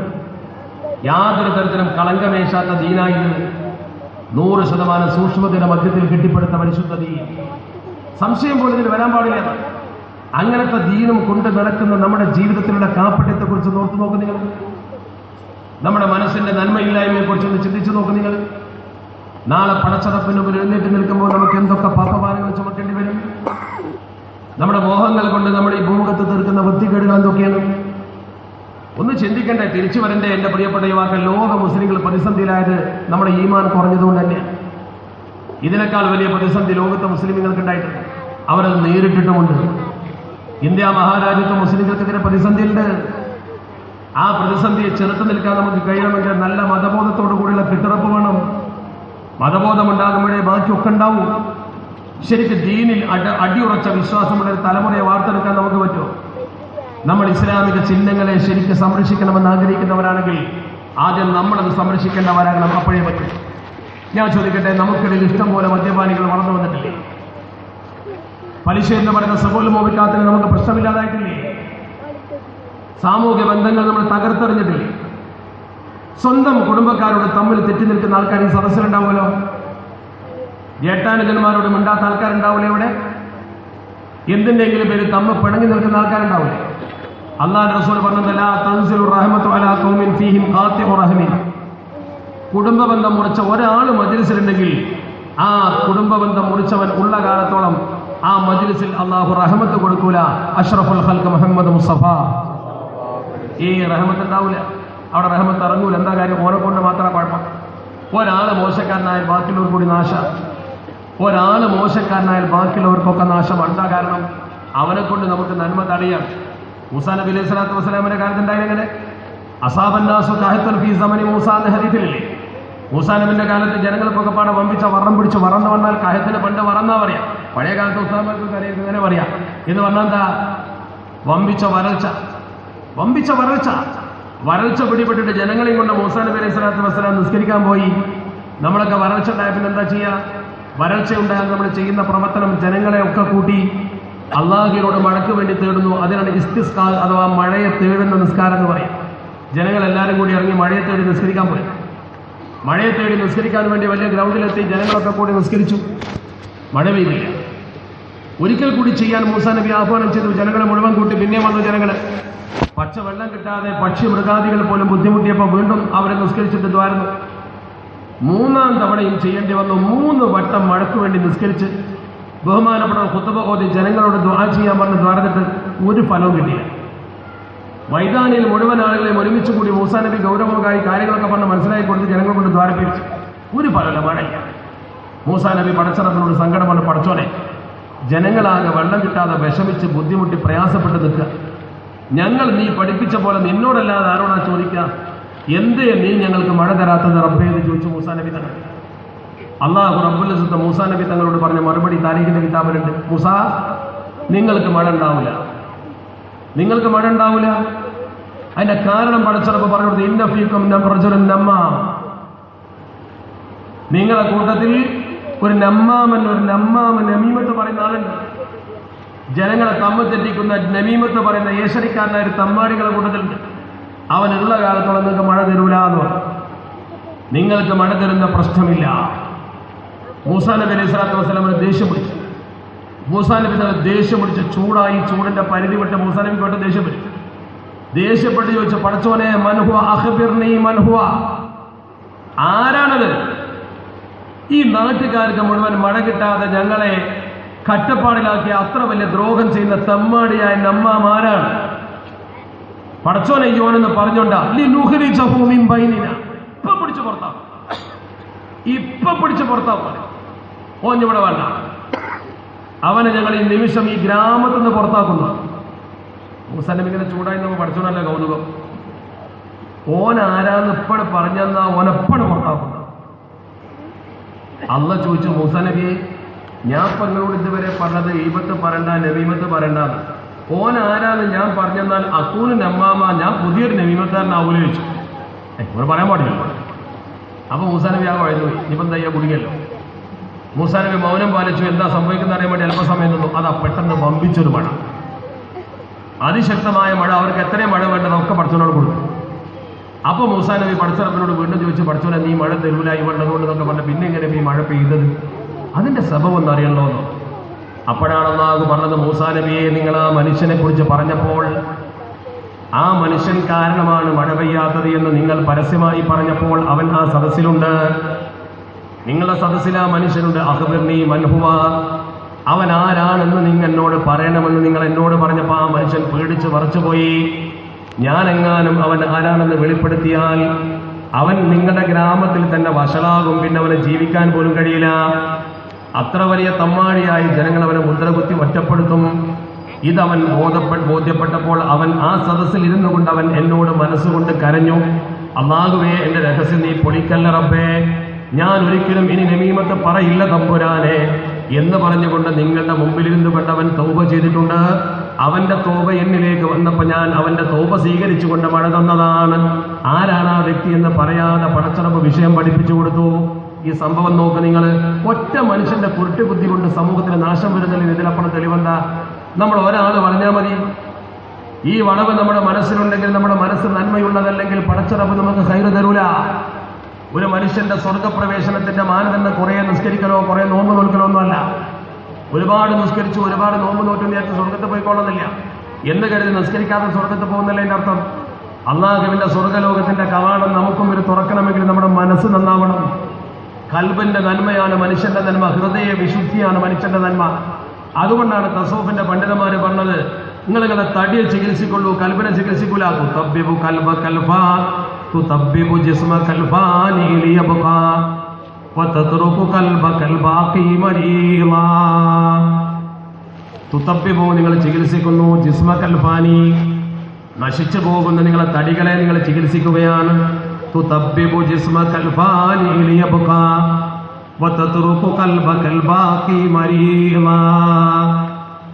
എന്നെന്നും ശേഷിക്കുന്ന നിങ്ങളുടെ ഹൃദയമുണ്ടല്ലോ, ആ ഹൃദയത്തെ നിങ്ങൾ രോഗികളായി അവശേഷിപ്പിക്കുകയാണ്. നിങ്ങളെ മനസ്സിന് രോഗമുണ്ട്, ചികിത്സിക്കൂല. നിങ്ങളെ തടിക്ക് രോഗമുണ്ട്, നിങ്ങൾ ചികിത്സിക്കും. അതുകൊണ്ട് മനസ്സിനെ സുഖപ്പെടുത്തണം, ചികിത്സിക്കണം. അതാ പ്രധാനം. മനസ്സിനെ ചികിത്സിക്കണമെങ്കിൽ മനസ്സിൽ ശർഈയായ ഇൽമ വേണം, തസൗഫിന്റെ ഇൽമ വേണം, അഖീദയുടെ ഇൽമ വേണം, വിശ്വാസത്തിന്റെ കാഠിന്യം വേണം. അപ്പോഴേ നന്നാവുള്ളൂ. നല്ല വിശ്വാസം കൽബക്കിൽ കിടക്കുമ്പോഴേ മനസ്സ് നന്നാവില്ലേ? നന്നാവില്ല. കുറെ വഴുത് കേൾക്കുമ്പോൾ ശരിയാ നമുക്ക് തോന്നുന്നത്. എന്താ കാരണം? നല്ല ഉപദേശം കേൾക്കുമ്പോൾ മനുഷ്യന്റെ മനസ്സിലൊരു നന്മ ഇങ്ങനെ തളം കെട്ടി നിൽക്കും. ആ നന്മ തളം കെട്ടി നിൽക്കുമ്പോൾ അത് അല്ലാഹു ഇഷ്ടപ്പെടുന്ന പ്രവർത്തനമാണ്. അതിലിങ്ങനെ ലയിച്ചു നിൽക്കുമ്പോൾ മനുഷ്യന്റെ മനസ്സിങ്ങനെ നന്നാവും. അതിൽ ലയിച്ചപ്പോഴും അതിനുള്ള 5 വക്ത് നിസ്കരിക്കാൻ പോലെ, അല്ലെങ്കിൽ ഒറ്റ വക്ത് നിസ്കരിച്ചാൽ പോലെ. ഒരു ദിവസത്തിൽ രാവിലെ സുബൈ നിസ്കരിച്ചാൽ പോലെ, വേറൊന്നും ആവശ്യമില്ലല്ലോ. സുബൈ നിസ്കരിച്ച് ജോലിയിലൊക്കെ ഏർപ്പെട്ട് നമ്മളിങ്ങനെ പ്രവർത്തിച്ച് നമ്മളങ്ങനെ ഒരു ഏകദേശം ഉച്ചഭക്ഷണമൊക്കെ കഴിക്കാനാകുമ്പോൾ നമ്മുടെ ചിന്തയൊക്കെ മാറി കുറേ നമ്മൾ വേറെ കാര്യത്തിലൊക്കെ ഇടപെട്ട് ദുനിയാവിലൊക്കെ. അപ്പം ഒന്നുകൂടി പുതുക്കുകയാണ്. ഒന്നുകൂടി പുതുക്കിയിട്ട് പഠിച്ചവരോട് കൈ ഇന്ന സ്വലാത്തി വനുസുഖി മഹിയായ മമാതി ലില്ലാഹി റബ്ബിൽ ആലമീൻ. ഒന്ന് ഭക്ഷണം കഴിച്ച് കിടന്നുറങ്ങി എഴുന്നേറ്റ് വിശ്രമിച്ച് പിന്നെ അസർക്ക് പിന്നെ അതെന്നെ പുതുക്കുക. നേരം വൈകുന്നേരം ആകുമ്പോൾ കുറേ ആൾക്കാരെ കണ്ടുമുട്ടും. അപ്പോഴേക്ക് പിന്നെയും പുതുക്കാണ്. മരുവ് കിടന്നുറങ്ങുമ്പോൾ അശാക്ക് ഒന്നുകൂടി പുതുക്കാണ്. രാവിലെ എഴുന്നേറ്റ് പിന്നെയും പുതുക്കാണ്. ഈ നൂൽബന്ധത്തിൽ നിന്നും കൽബ് വ്യതിരിക്കാൻ പാടില്ല. എന്താ കാരണം? മനുഷ്യന്റെ ഹൃദയമാണ് പെട്ടെന്ന് അങ്ങോട്ട് ഇങ്ങോട്ട് മാറും. ഇന്നൽ കൽബ് ബൈന ഇസ്ബഈനി മിൻ അസാബിർ റഹ്മാൻ യുഖല്ലിബുഹു കൈഫ യശാ. മനുഷ്യന്റെ ഹൃദയം എന്നാൽ ഒരു ഗോളം പോലെ ഇങ്ങനെ കറങ്ങുക. അത് അങ്ങോട്ടും നിൽക്കും അങ്ങോട്ടും പോകും. കളിശാപ്പ് കാണുമ്പോൾ ചിലപ്പോൾ കയറാൻ തോന്നിയെന്ന് വരും. വൃത്തികേട് കാണുമ്പോൾ അതിനൊന്ന് ലയിക്കാൻ തോന്നും. അപ്പോൾ അങ്ങനെ മനസ്സ് മാറുന്നതിന് പകരം 5 നേരവും ഇതിനെങ്ങനെ എൻ്റെ ജീവിതം മരണം ഒക്കെ പഠിച്ചോനെ നിരക്കാൻ എന്നെ സ്വലാത്തി വനുസുഖി വഹിയായ മമാതി നമ്മളിങ്ങനെ പതിഞ്ഞ ചെയ്യാൻ. അപ്പൊ അള്ളാഹുമായുള്ള ഈ നൂൽബന്ധം എപ്പോഴും കാത്തു സൂക്ഷിക്കണം. നമ്മൾ ആ ബന്ധം വർദ്ധിക്കുമ്പോൾ ഒരു മനുഷ്യന് ഒരുപാട് നിയമത്തിങ്ങനെ വരും. അള്ളാഹുവിലേക്ക് ഒരു മനുഷ്യന്റെ മനസ്സ് വല്ലാതെ അടുത്താൽ പിന്നെ ആ മനുഷ്യനെ ഭൂമിയിൽ ഒരാൾക്കും പരാജയപ്പെടുത്താൻ കഴിയില്ല. അവനെ പിന്നെ തകർക്കാൻ ഒരു മനുഷ്യനും കഴിയില്ല. അവൻ ഒറ്റക്കാണോ, അവൻ വലിയൊരു സംഘമാണോ, അതൊന്നും വിഷയമല്ല. അവൻ ഏകാഗിയാണെങ്കിലും ആരാണെങ്കിലും ശരി, കൽബിൽ ഈ വിശ്വാസന്റെ അടി ഉറച്ചാൽ അത് ഉറച്ചാൽ പിന്നെ ആ മനുഷ്യന്റെ മനസ്സിൽ പറിച്ചെടുക്കാൻ പറ്റില്ല, പറിച്ചെടുക്കാൻ കഴിയില്ല. അതാണ് അബ്ദുല്ലാഹ് ഇബ്നു ഹുദാഫത്ത് അസ്സഹ്മി റളിയല്ലാഹു തആല തെളിയിച്ചത്. അപ്പോൾ ഫൈസലിനെ പറ്റിയല്ലോ, ഫൈസൽ സ്വർഗത്തിലേക്ക് പോയി നമ്മൾ വിശ്വസിക്കുന്നു. നമ്മൾ ഫൈസൽ സ്വർഗത്തിലേക്ക് പോയി വിശ്വസിക്കുന്നു. അവനെ കൊല്ലുമെന്ന് പറഞ്ഞിട്ട് പോലും അവന്റെ മനസ്സിന് ചാഞ്ചല്യം ഉണ്ടായില്ല. എന്താ കാരണം? മറ്റൊന്നുമല്ല, മനുഷ്യന് ചാഞ്ചല്യം ഉണ്ടാവില്ല. മഹാനായ അബ്ദുല്ലാഹ് ഇബ്നു ഹുദാഫത്ത് അസ്സഹ്മി റളിയല്ലാഹു തആല അൻഹുമാ, അദ്ദേഹം വലിയ ഇസ്ലാമിക പ്രബോധകനായിരുന്നു. കൈസർ ചക്രവർത്തിയുടെ കാലഘട്ടത്തിൽ റോമാ സാമ്രാജ്യത്തിനെതിരെ പടപ്പുറപ്പാട് നടത്തി. മുസ്ലിം സൈന്യത്തിന്റെ പുറപ്പെടൽ മനസ്സിലാക്കി ചതിയിൽ ഈ സൈന്യങ്ങളെ മുഴുവൻ വലയിലാക്കി പിടിച്ചു കെട്ടിക്കൊണ്ടുപോയി അദ്ദേഹത്തെ, അഥവാ സൈന്യത്തിന്റെ തലവനാകുന്ന അബ്ദുല്ലാഹ് ഇബ്നു ഹുദാഫയെ നേരെ പിടിച്ചുകൊണ്ടുപോയി ജയിലിലിട്ടു, കൂട്ടുകാരെയും. എന്നിട്ട് കൈസർ ചക്രവർത്തിയിൽ വെല്ലുവിളി നടത്തി. ഞാൻ അവസാനിപ്പിക്കുകയാണ്, സമയം 10 മണിയാകുന്ന കുട്ടികളെ പരിപാടിയൊക്കെ ഉണ്ടാവും, ഞാൻ അവസാനിപ്പിക്കുക, കൂടി പറയട്ടെ. അങ്ങനെ കൈസർ ചക്രവർത്തി പിടിച്ചോണ്ട് പോയി. കൈസർ പിടിച്ചോണ്ട് പോയിട്ട് ശരിക്കും ചെറുപ്പക്കാർ പഠിച്ചോ, ന്യൂ ഇയർ ആഘോഷിച്ച് തമ്മാടിത്തം കാണിക്കാൻ പോകുന്നവർ പഠിച്ചോ. പാശ്ചാത്യന്റെ അല്ലെങ്കിൽ ന്യൂ ഇയർ എന്നുള്ള ആഘോഷം ആരുണ്ടാക്കിയതാ?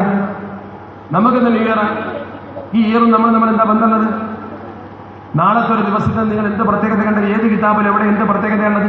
ഈ രാവ് ആഘോഷിച്ചിട്ട് നിങ്ങൾക്ക് എന്താ കിട്ടാനുള്ളത്? ഒരു പ്രയോജനമില്ലാത്ത ഈ തമ്മാടിത്തം പാശ്ചാത്യരുണ്ടാക്കിയതാണ്. അവൻ എന്തെങ്കിലും ഉണ്ടാക്കിയാൽ അതിന്റെ പിന്നാലെ ചാണോട് ചാണ് പിന്തുടരുന്നൊരു സംസ്കാരം നമ്മൾ എന്തിനു വെറുതെ ഉണ്ടാക്കുന്ന മക്കളെ? ഒരു പ്രയോജനം നമുക്ക് അതുകൊണ്ടുണ്ടോ? ഇന്ന് കള്ളു കുടിക്കാൻ അനുമതി കിട്ടിയതുപോലെ നമ്മുടെ ചെറുപ്പക്കാർ ചെയ്യാം. അപ്പൊ നമ്മൾ അവസരം കിട്ടാൻ നിൽക്കുകയാണെന്നല്ല എൻ്റെ അർത്ഥം. അവസരം കിട്ടാൻ കാത്തു കിടക്കുന്ന, ഇസ്ലാമിൽ നിന്ന് വ്യതിരിക്കാൻ അവസരം കിട്ടാൻ കാത്തു കിടക്കുക. ഇന്നത്തെ രാത്രി വ്യഭിചാരത്തിന്റെയും തമ്മാടത്തിന്റെയും രാത്രിയാക്കി മാറ്റുന്നതിന്റെ ഭാഷ ശരിയാണ്. ഇന്ന് ഇംഗ്ലണ്ടിലെയും അതുപോലെ തന്നെ അമേരിക്കയിലും വലിയ ക്ലബ്ബുകളിൽ ഒമ്പിച്ച് ആഘോഷമാണ്. കാരണം ഒരു നൂറ്റാണ്ട് അള്ളാഹു നമുക്ക് ഒരു ആയുസ്സും കൂടി ദീർഘിച്ച് തന്നാൽ അതിന് പടച്ചറപ്പിന് ശുക്ർ ചെയ്യല്ല വേണ്ടത്. കിടന്നുറങ്ങുമ്പോൾ മരിക്കുന്ന ആൾക്കാരുണ്ട്. നിങ്ങളുടെ ആതുരാലയത്തിൽ പോയി നോക്കുക, CSR ഒന്ന് പോയി നോക്കുന്നത്. കിഡ്നി രോഗികളായ ആളുകൾ, ക്യാൻസർ രോഗികൾ, എന്താണ് അവർക്ക് കഷ്ടപ്പാട്? അവർക്ക് ജീവിതത്തിൽ അനുഭവിക്കുന്ന കഷ്ടപ്പാട് പടച്ചവൻ അത്ര ബുദ്ധിമുട്ട് നമുക്ക് നൽകാതിരിക്കുമാറാവണം. ഹയാത്ത് കുറച്ച് നീട്ടി പഠിച്ചോ തന്നു ഒരു കൊല്ലം കൂടി ജീവിക്കാൻ അവസരം തരുമ്പോൾ കൂത്താടുക വേണ്ടത്. ഞാൻ പറയട്ടെ, അബ്ദുല്ലാഹ് ഇബ്നു ഹുദാഫത്ത് അസ്സഹ്മി, ഞാൻ ആ ചരിത്രം പറഞ്ഞ് അവസാനിപ്പിക്കാം. ഞാൻ ഫൈസലിനെ ഓർത്തപ്പോൾ പറഞ്ഞു പോയത്, അദ്ദേഹം മുസ്ലിമായ ഒരു പടയാളിയായതുകൊണ്ട് രാജാവ് വെല്ലുവിളിച്ചു, ഞാൻ അവന്റെ മതം മാറ്റി കാണിച്ചു തരാം. പറഞ്ഞു വിട്ടുകയാണ്. ഇസ്ലാം അത്ര വലിയ മതമൊന്നുമല്ല, അതൊരു മനുഷ്യനോട് വിശ്വസിച്ചാൽ പിന്നെ ഇന്ന് മാറൂലാന്നൊക്കെ ചിലർ പറയാം, വെറുതെ പറയാണ്. നല്ലവണ്ണം വേദന വന്നാൽ ഇസ്ലാമിനെ വലിച്ചെറിയുന്നത് ഞാൻ കാണിച്ചു തരാമെന്ന്. അങ്ങനെ രാജാവ് അബ്ദുല്ലാഹ് ഇബ്നു ഹുദാഫയെ ഹാജരാക്കി, ലീഡറെ തന്നെ, കൊല്ലാനല്ല. ഹുദാഫയോട് പറഞ്ഞു, നിനക്കൊരു കാര്യം കേൾക്കണം. നീ നിന്റെ മതത്തെ ഇവിടെ വെച്ച് കൈയൊഴിക്കാൻ തയ്യാറായ, മുസ്ലിം അല്ല ഞാൻ എന്നൊരു വാക്ക് നീ പറയുകയാണെങ്കിൽ നിനക്ക് ഞാൻ എൻ്റെ രാജ്യത്തിൻ്റെ നേരെ പകുതികൾ തരാം. ഒരു സംഭവമാണ്, എൻ്റെ രാജ്യത്തിൻ്റെ നേരെ പകുതി തരാം. അപ്പൊ ഹുദാഫ തിരിച്ചു പറഞ്ഞൊരു മറുപടി എന്താണ് പറഞ്ഞത്? ഹുദാഫ പറഞ്ഞു, വല്ലാഹി പടച്ചോറാണ് സത്യം, വല്ലാഹി പടച്ചിറപ്പാണ് സത്യം. ലൗ അഅ്തൈതനി ജമീഅ മാ മലക്ത, നിന്റെ അധികാര പരിധിയുള്ള മുഴുവൻ നീ എനിക്ക് തന്നാലും പകുതിയല്ലടാ മുഴുവൻ. വ ജമീഅ മാ തംലികുൽ അറബ്, അറബുകൾ കൈയടക്കി വെച്ചിരിക്കുന്ന മുഴുവൻ ഭൂമി നീ എനിക്ക് വാങ്ങി തന്നാലും, ഹത്താ അർജിഅ അൻ ദീനി മുഹമ്മദിൻ തുർഫത ഐൻ, മുഹമ്മദ് നബിയുടെ മതത്തിൽ നിന്നൊരു ഇഞ്ച് ഞാൻ മാറാനാണ് നീ അത് ചെയ്യുന്നതെങ്കിൽ മാ ഫഅൽതു, ഞാനത് ചെയ്യില്ല കേട്ടോ. പകുതിയല്ല മുഴുവൻ തന്നാലും പിന്നെ അറബിയത് വാങ്ങി തന്നാലും മാറൂല. അപ്പൊ ഇയാൾ പറഞ്ഞു, നിന്നെ ഞാൻ പാഠം പഠിപ്പിക്കുന്നത്. ഒന്നും വേണ്ടിയില്ല, ഒരു കഴുമരം നാട്ടാൻ പറഞ്ഞു. കഴുമരത്തിൽ അദ്ദേഹത്തിനെ കയറ്റി നിർത്തിയിട്ട് കയ്യും കാലും കെട്ടിയിട്ട്, കൊല്ലരുത്, കയ്യിലേക്ക് അമ്പയ്യണം, കാലിലേക്ക് അമ്പയ്യണം, മർമ്മത്ത് തറക്കാൻ പാടില്ല എന്ന് രാജകിങ്കരന്മാർ കൽപ്പന പാലിച്ചു. കയ്യിലേക്ക് അങ്ങനെ അമ്പ ചെയ്തു, കാലുമലേക്ക് അമ്പ ചെയ്തു, രക്തം അങ്ങനെ ചീറ്റിത്തെറിച്ചു. രാജാവ് ചോദിച്ചു, നീ മതം കൈവയ്ക്കല്ലേ? ഇന്നനി മുസ്ലിമുൻ, ഞാൻ മുസ്ലിമാൻ. വല്ലാഹി ഇന്നൽ മൗത ലാ അഹബ്ബു ഇലയ്യ മിമ്മാ തദഉനി ഇലൈഹി, നീ ക്ഷണിക്കുന്ന മതം മാറ്റത്തെക്കാൾ എനിക്ക് ഇഷ്ടം 1000 തവണ മരിക്കലാണ്. രാജാവ് പറഞ്ഞു, അവനെ ഇറക്ക്, എനിക്കത് കേൾക്കാൻ വയ്യ. വിശ്വാസത്തിന്റെ ദൃഢത കേൾക്കാൻ കഴിയാതെ കൈസർ രാജാവ് നിലത്തിറക്കിയിട്ട് പറഞ്ഞു, ഇവൻ ഇതിനേക്കാൾ വലിയ ശിക്ഷ കൊടുക്കണം എന്ന് പറഞ്ഞു. ഒരു വലിയ ഉരുളി കൊണ്ടുവരാൻ പറഞ്ഞു, വലിയൊരു ഉരുളി. കാര്യങ്ങൾ അങ്ങനത്തെ അത്ഭുതമാണ്. ഒരു ഉരുളി കൊണ്ടുവന്നിട്ട് ആ ഉരുളിന് വെച്ചിട്ട് ഉരുളിയെ സുബ്ബ ഫീഹി സൈത്ത്, എണ്ണ ഒഴിച്ചു. എണ്ണ ഒഴിച്ചിട്ട് ആ ഉരുളിക്ക് എണ്ണ ഒഴിച്ചിട്ട് എണ്ണ തിളപ്പിച്ചു. എണ്ണ ഇങ്ങനെ തിളച്ച് മറിയാം. എണ്ണൻ്റെ ബോയിലിംഗ് പോയിന്റ് കൂടും. വെള്ളമാരിയല്ല, വെള്ളം മേല് വീണാൽ എണ്ണ തിളച്ച് വീണാൽ ഇതാ കൂടുതൽ പുള്ള പെണ്ണും കറിയാം, അണും കറിയൊക്കെ മുള്ളി വെക്കണം. അങ്ങനെ എണ്ണ കിട്ട് തിളച്ചിട്ട് നിൽക്കുന്ന സമയത്ത് കാരാഗ്രഹത്തിൻ്റെ ഉള്ളിൽ നിന്നും ഒരു പഴയ തടവുകാരനെ കൊണ്ടുവന്നിട്ട് കയ്യും കാലം കിട്ടേക്കണ്ടു പപ്പടം പൊരിയുന്ന വരി അയാൾക്ക് പൊരിച്ചിട്ട് എണ്ണയിലേക്ക് തിളച്ച എണ്ണയിലേക്ക് ഒരു മനുഷ്യനെക്കാരെങ്ങനെ ഉണ്ടാവും. പപ്പടം പൊരിയും പോലെ ഓങ്ങി താന്ന് പൊരിച്ചിട്ട് കരിക്കട്ടായിട്ട് പൊങ്ങി കയറണം. ഒരു മനുഷ്യൻ്റെ മരണം നേരം കാണുക. ഹുദാഫ കണ്ടു. ഹുദാഫയോട് പറഞ്ഞു, അടുത്ത നിമിഷം നിനക്ക് വരാനുള്ള ഗതി ഇതാണ്, ഇസ്ലാമിനെ കൈയൊഴിച്ചെന്നൊരു വാക്ക് പറഞ്ഞാൽ മതി, എന്നാൽ എന്നെ വെറുതെ വിടാം. അയാൾ അപ്പോഴും പറഞ്ഞു, ഇന്നൽ മൗത അഹബ്ബു ഇലയ്യ അൽഫ മറ, 1000 തവണ മരണമാണ് എനിക്കിഷ്ടം. ഇമ്മാ തദ്ഊനി ഇലൈഹി, മതം മാറാനല്ലേ ഈ വിളിക്കണത്, അതിനേക്കാൾ നല്ല 1000 തവണ മരിക്കണം, ഞാൻ മരിക്കാൻ റെഡിയാണ്. രാജാവ് പറഞ്ഞു, പിടിച്ചിട്ടേക്ക് വേറെ മാർഗമില്ല. അതിൻ്റെ കയ്യും കാലും കിട്ടി ഇതിലേക്ക് ഇടാൻ പോവാണ്. പ്രകൃതി പോലും ശ്വാസം അടക്കി പിടിച്ചുകൊണ്ട് നിൽക്കുന്ന ഒരു മനുഷ്യരെ കൊല്ലാൻ പോവാൻ. ആ സന്ദർഭത്തിൽ ഹുദാഫന്റെ കണ്ണാണ് നിറഞ്ഞു. അമ്പ് ചെയ്തിട്ട് കണ്ണ് നിറഞ്ഞിട്ടില്ല, ഒരാളെ കൊല്ലുന്നത് കണ്ടിട്ട് കണ്ണ് നിറഞ്ഞില്ല, കരഞ്ഞുപോയി. കരഞ്ഞപ്പോൾ അവിടെ വെക്കാൻ പറഞ്ഞു രാജാവ്. മതം മാറാനുള്ള മനസ്സുണ്ട് എന്നതിൻ്റെ അർത്ഥം. കരഞ്ഞല്ലോ, വിഷമമുണ്ടല്ലോ. രാജാവ് പറഞ്ഞടാ, നിനക്ക് നേരത്തെ ആയിക്കൂടായിരുന്നില്ലേ, നിന്നോട് ഞാൻ പറഞ്ഞില്ലേ മതം കൈവച്ചാൽ മതി, പിന്നെ എന്തിനാ നീ കരയാൻ നിൽക്കുന്നതെന്ന് വെച്ചു. കയ്യും കാലം കഴിച്ചു, നീ മതം മാറുന്നു എനിക്ക് ഉറപ്പായിരുന്നു. അപ്പോഴും അദ്ദേഹം പറഞ്ഞു, ഞാൻ മതം മാറാൻ ഒരിക്കലും തയ്യാറല്ല, എൻ്റെ പരിശുദ്ധതയെ ഞാൻ വിട്ടുകളയുന്നില്ല നിന്റെ വറച്ചട്ടിക്ക് മുമ്പിൽ, പിന്നെ എന്തിനാ നീ കരഞ്ഞത്? അതിന് മറുപടിയായി ബഹുമാനപ്പെട്ട ഹുദാഫ പറഞ്ഞ വാക്കിന്റെ താരീഖിൽ പഠിക്കണം ചെറുപ്പക്കാർ. മഹാനായ അബ്ദുല്ലാഹി ഹുദാഫ തങ്ങൾ പറഞ്ഞ വാക്കെന്താ? വല്ലാഹി, പടച്ചോനാണ് സത്യം, ലഖദ് കുന്തു അസ്തഹി, ഞാനൊന്ന് മോഹിച്ചു പോയി, ബിഅദദി മാ ഫീ ജസദി മിൻ ശഅരിൻ അൻഫുസ്, എൻ്റെ ദേഹത്തുള്ള ഓരോ രോമങ്ങളുണ്ടല്ലോ, ബിഅദദി മാ ഫീ ജസദി മിൻ ശഅരിൻ, എൻ്റെ ദേഹത്ത് എത്ര രോമമുണ്ടോ അത്ര രോമം, അയ്യകൂന ലീ ബിഅദദി മാ ഫീ ശഅരി ബിഅദദി മാ ഫീ ജസദി ശഅറുൻ അൻഫുസ്, ഓരോ രോമം ഓരോ ജീവനാണ്, എൻ്റെ ഓരോ രോമം ഓരോ ജീവൻ. ഫതുൽകാ കുല്ലുഹാ ഫീ ഹാദൽ ഖിദ്രി ഫീ സബീലില്ലാഹ്, ഓരോന്നായി എൻ്റെ മതത്തിന് ഇങ്ങനെ ഈ ചട്ടിയിലിട്ട് കൊല്ലാൻ എനിക്ക് അത്ര ജീവനുണ്ടെങ്കിൽ എന്തൊരു പുണ്യം എനിക്ക് പറഞ്ഞോട്ട് കിട്ടും. ഒറ്റ മരണം കൊണ്ട് എന്ത് കഴിഞ്ഞല്ലോ, 1000 തവണ മരിക്കാൻ കഴിയാത്തത് കൊണ്ടാണ് ഞാൻ കരയുന്നത്. ഈ വാക്കുകൾ കേട്ടപ്പോൾ രാജാവ് പതറിപ്പോയി. അമേരിക്കൻ ഭരണകൂടത്തെ പോലെ വിജിഗീഷുവായി ഭരിച്ചിരുന്ന കൈസർ പാളിപ്പോയി. കൈസറിന്റെ മനസ്സ് മറച്ചുപോയി. എന്തൊരു ധൈര്യം! നിങ്ങൾക്ക് വിശ്വസിക്കാൻ പ്രയാസമുണ്ടാകും. ഇസ്ലാമിന്റെ ചരിത്ര പുസ്തകം മറിച്ചു വെച്ച് നോക്ക്. ഈ കൈസർ ചക്രവർത്തിയുടെ മുമ്പിൽ മുട്ടുംകാലം, കൈസർ ചക്രവർത്തി ഈ പാവം മുസ്ലിം പടയാളിന്റെ മുമ്പിൽ മുട്ടിങ്ങനെ കുത്തിരി തലങ്ങനെ താഴ്ത്തിക്കൊണ്ടു ബോർഡ് കുമ്പിട്ട് വന്നു. ചരിത്രത്തിലുണ്ട്. തലങ്ങനെ കുമ്പിട്ട് എന്നിട്ട് പറയടാ, ഹല്ലക അൻ തുഖബ്ബില റഅസി, നിന്റെ തലന്ന് ചുംബിക്കോടാ, നീ നിന്റെ തലന്ന് ചുംബിക്കോ, നിന്റെ ധൈര്യം അത്ര അപാരം. ഞാനൊരു ഭരണാധികാരിയായിട്ട് പോലും എനിക്ക് അത്ര ധൈര്യമില്ല, നിന്റെ ധൈര്യം എനിക്കൊന്ന് പകരം ഒന്ന് ചുംബിക്കടാ. ഹുദാഫ പറഞ്ഞു, നിന്റെ തലയിൽ ഞാൻ ചുംബിക്കൂല, നീ മുഷിക്കുക, ഞാൻ ചുംബിക്കും. രാജാവ് പറഞ്ഞു, നിന്നെ ഞാൻ വെറുതെ വിടാം, ഒരു ചുംബനം തന്നാ വെറുതെ വിടാം, നീ എന്നെ വെറുതെ വിടണ്ട, ഞാൻ നിന്നെ ചുംബിച്ചിട്ട് എനിക്ക് വെറുതെ പോണ്ട. അപ്പൊ രാജാവ് പറഞ്ഞു, നിന്നെ കൂടെ പിടിച്ചവരൊക്കെ ഞാൻ വെറുതെ വിടാം. അപ്പൊ ഹുദാഫ പറഞ്ഞു, അവരെ മുഴുവൻ വിടുമെന്ന കരാറിൽ ഞാൻ നിന്നെ ചുംബിച്ചു. രാജാവ് വാക്ക് പാലിച്ചു. ധീരനായ ആ പടയാളിയുടെ മുമ്പിൽ വാക്ക് പാലിച്ചിട്ട് എല്ലാവരും വിട്ടുകൊടുത്തു. ഇവരെയും കൊണ്ട് മദീനത്തേക്കൊരു ചൈത്രയാത്രയായിട്ട് പ്രകടനം പോലെ ഇങ്ങനെ വരിക. ഈ വിവരം അറിഞ്ഞ ഉമർ തങ്ങൾ ഒരു പ്രസംഗം നടത്തിയതിന്റെ താരീഖിൽ അന്ന് ഖലീഫ ഉമർ ഫാറൂഖ് ഉമർ തങ്ങൾ പറഞ്ഞു, ഹക്കുൻ അലാ കുല്ലി മുസ്ലിമിൻ, ഓരോ മുസ്ലിമിനും ഒരു ബാധ്യതയുണ്ട്. അയ്യുഖബ്ബില റഅസ അബ്ദുല്ലാഹി ഇബ്നു ഹുദാഫ, ഹുദാഫന്റെ തല ചുംബിക്കൽ ഓരോ മുസ്ലിമിനും കടമയാണ്. വഅന അബ്ദഉ ബിദാലിക, ഞാനാണ് ഇതിന്റെ ഉദ്ഘാടനം നിർവഹിക്കാനുണ്ട്. കെട്ടിപ്പിടിച്ചിട്ട് ചുംബിച്ച് വഴിക്കച്ചെന്നിട്ട് ഒരു വറച്ചട്ടിക്ക് മുമ്പിലും ഒരു കഴിമരത്തിന്റെ മുമ്പിലും തന്റെ ദീൻ വലിച്ചെറിയാനുള്ളതല്ല എന്ന് തെളിയിച്ച ആദർശധീരൻ. ഒരു അക്രമം അദ്ദേഹം ഉണ്ടാക്കില്ല. ഭരണാധികാരിയായ കാലഘട്ടത്തിലെ ഇന്നത്തെ ട്രംപിനേക്കാൾ, ഇന്നലത്തെ ജോർജ് ബുഷിനേക്കാൾ, അല്ലെങ്കിൽ ഒബാമയേക്കാൾ പവറുള്ള ഭരണാധികാരി തല കുമ്പിട്ട് നിർത്തിയിട്ട് എടാ ഒന്ന് ചുംബിക്കടാ എന്റെ തലയിൽ എന്ന് പറഞ്ഞുകൊണ്ട് ഈമാന്റെ മുമ്പിൽ കുമ്പിട്ട് നിന്നുകൊണ്ട് യാചിച്ച ചരിത്രം അള്ളാഹുവിന്റെ പരിശുദ്ധതയിലുണ്ട്.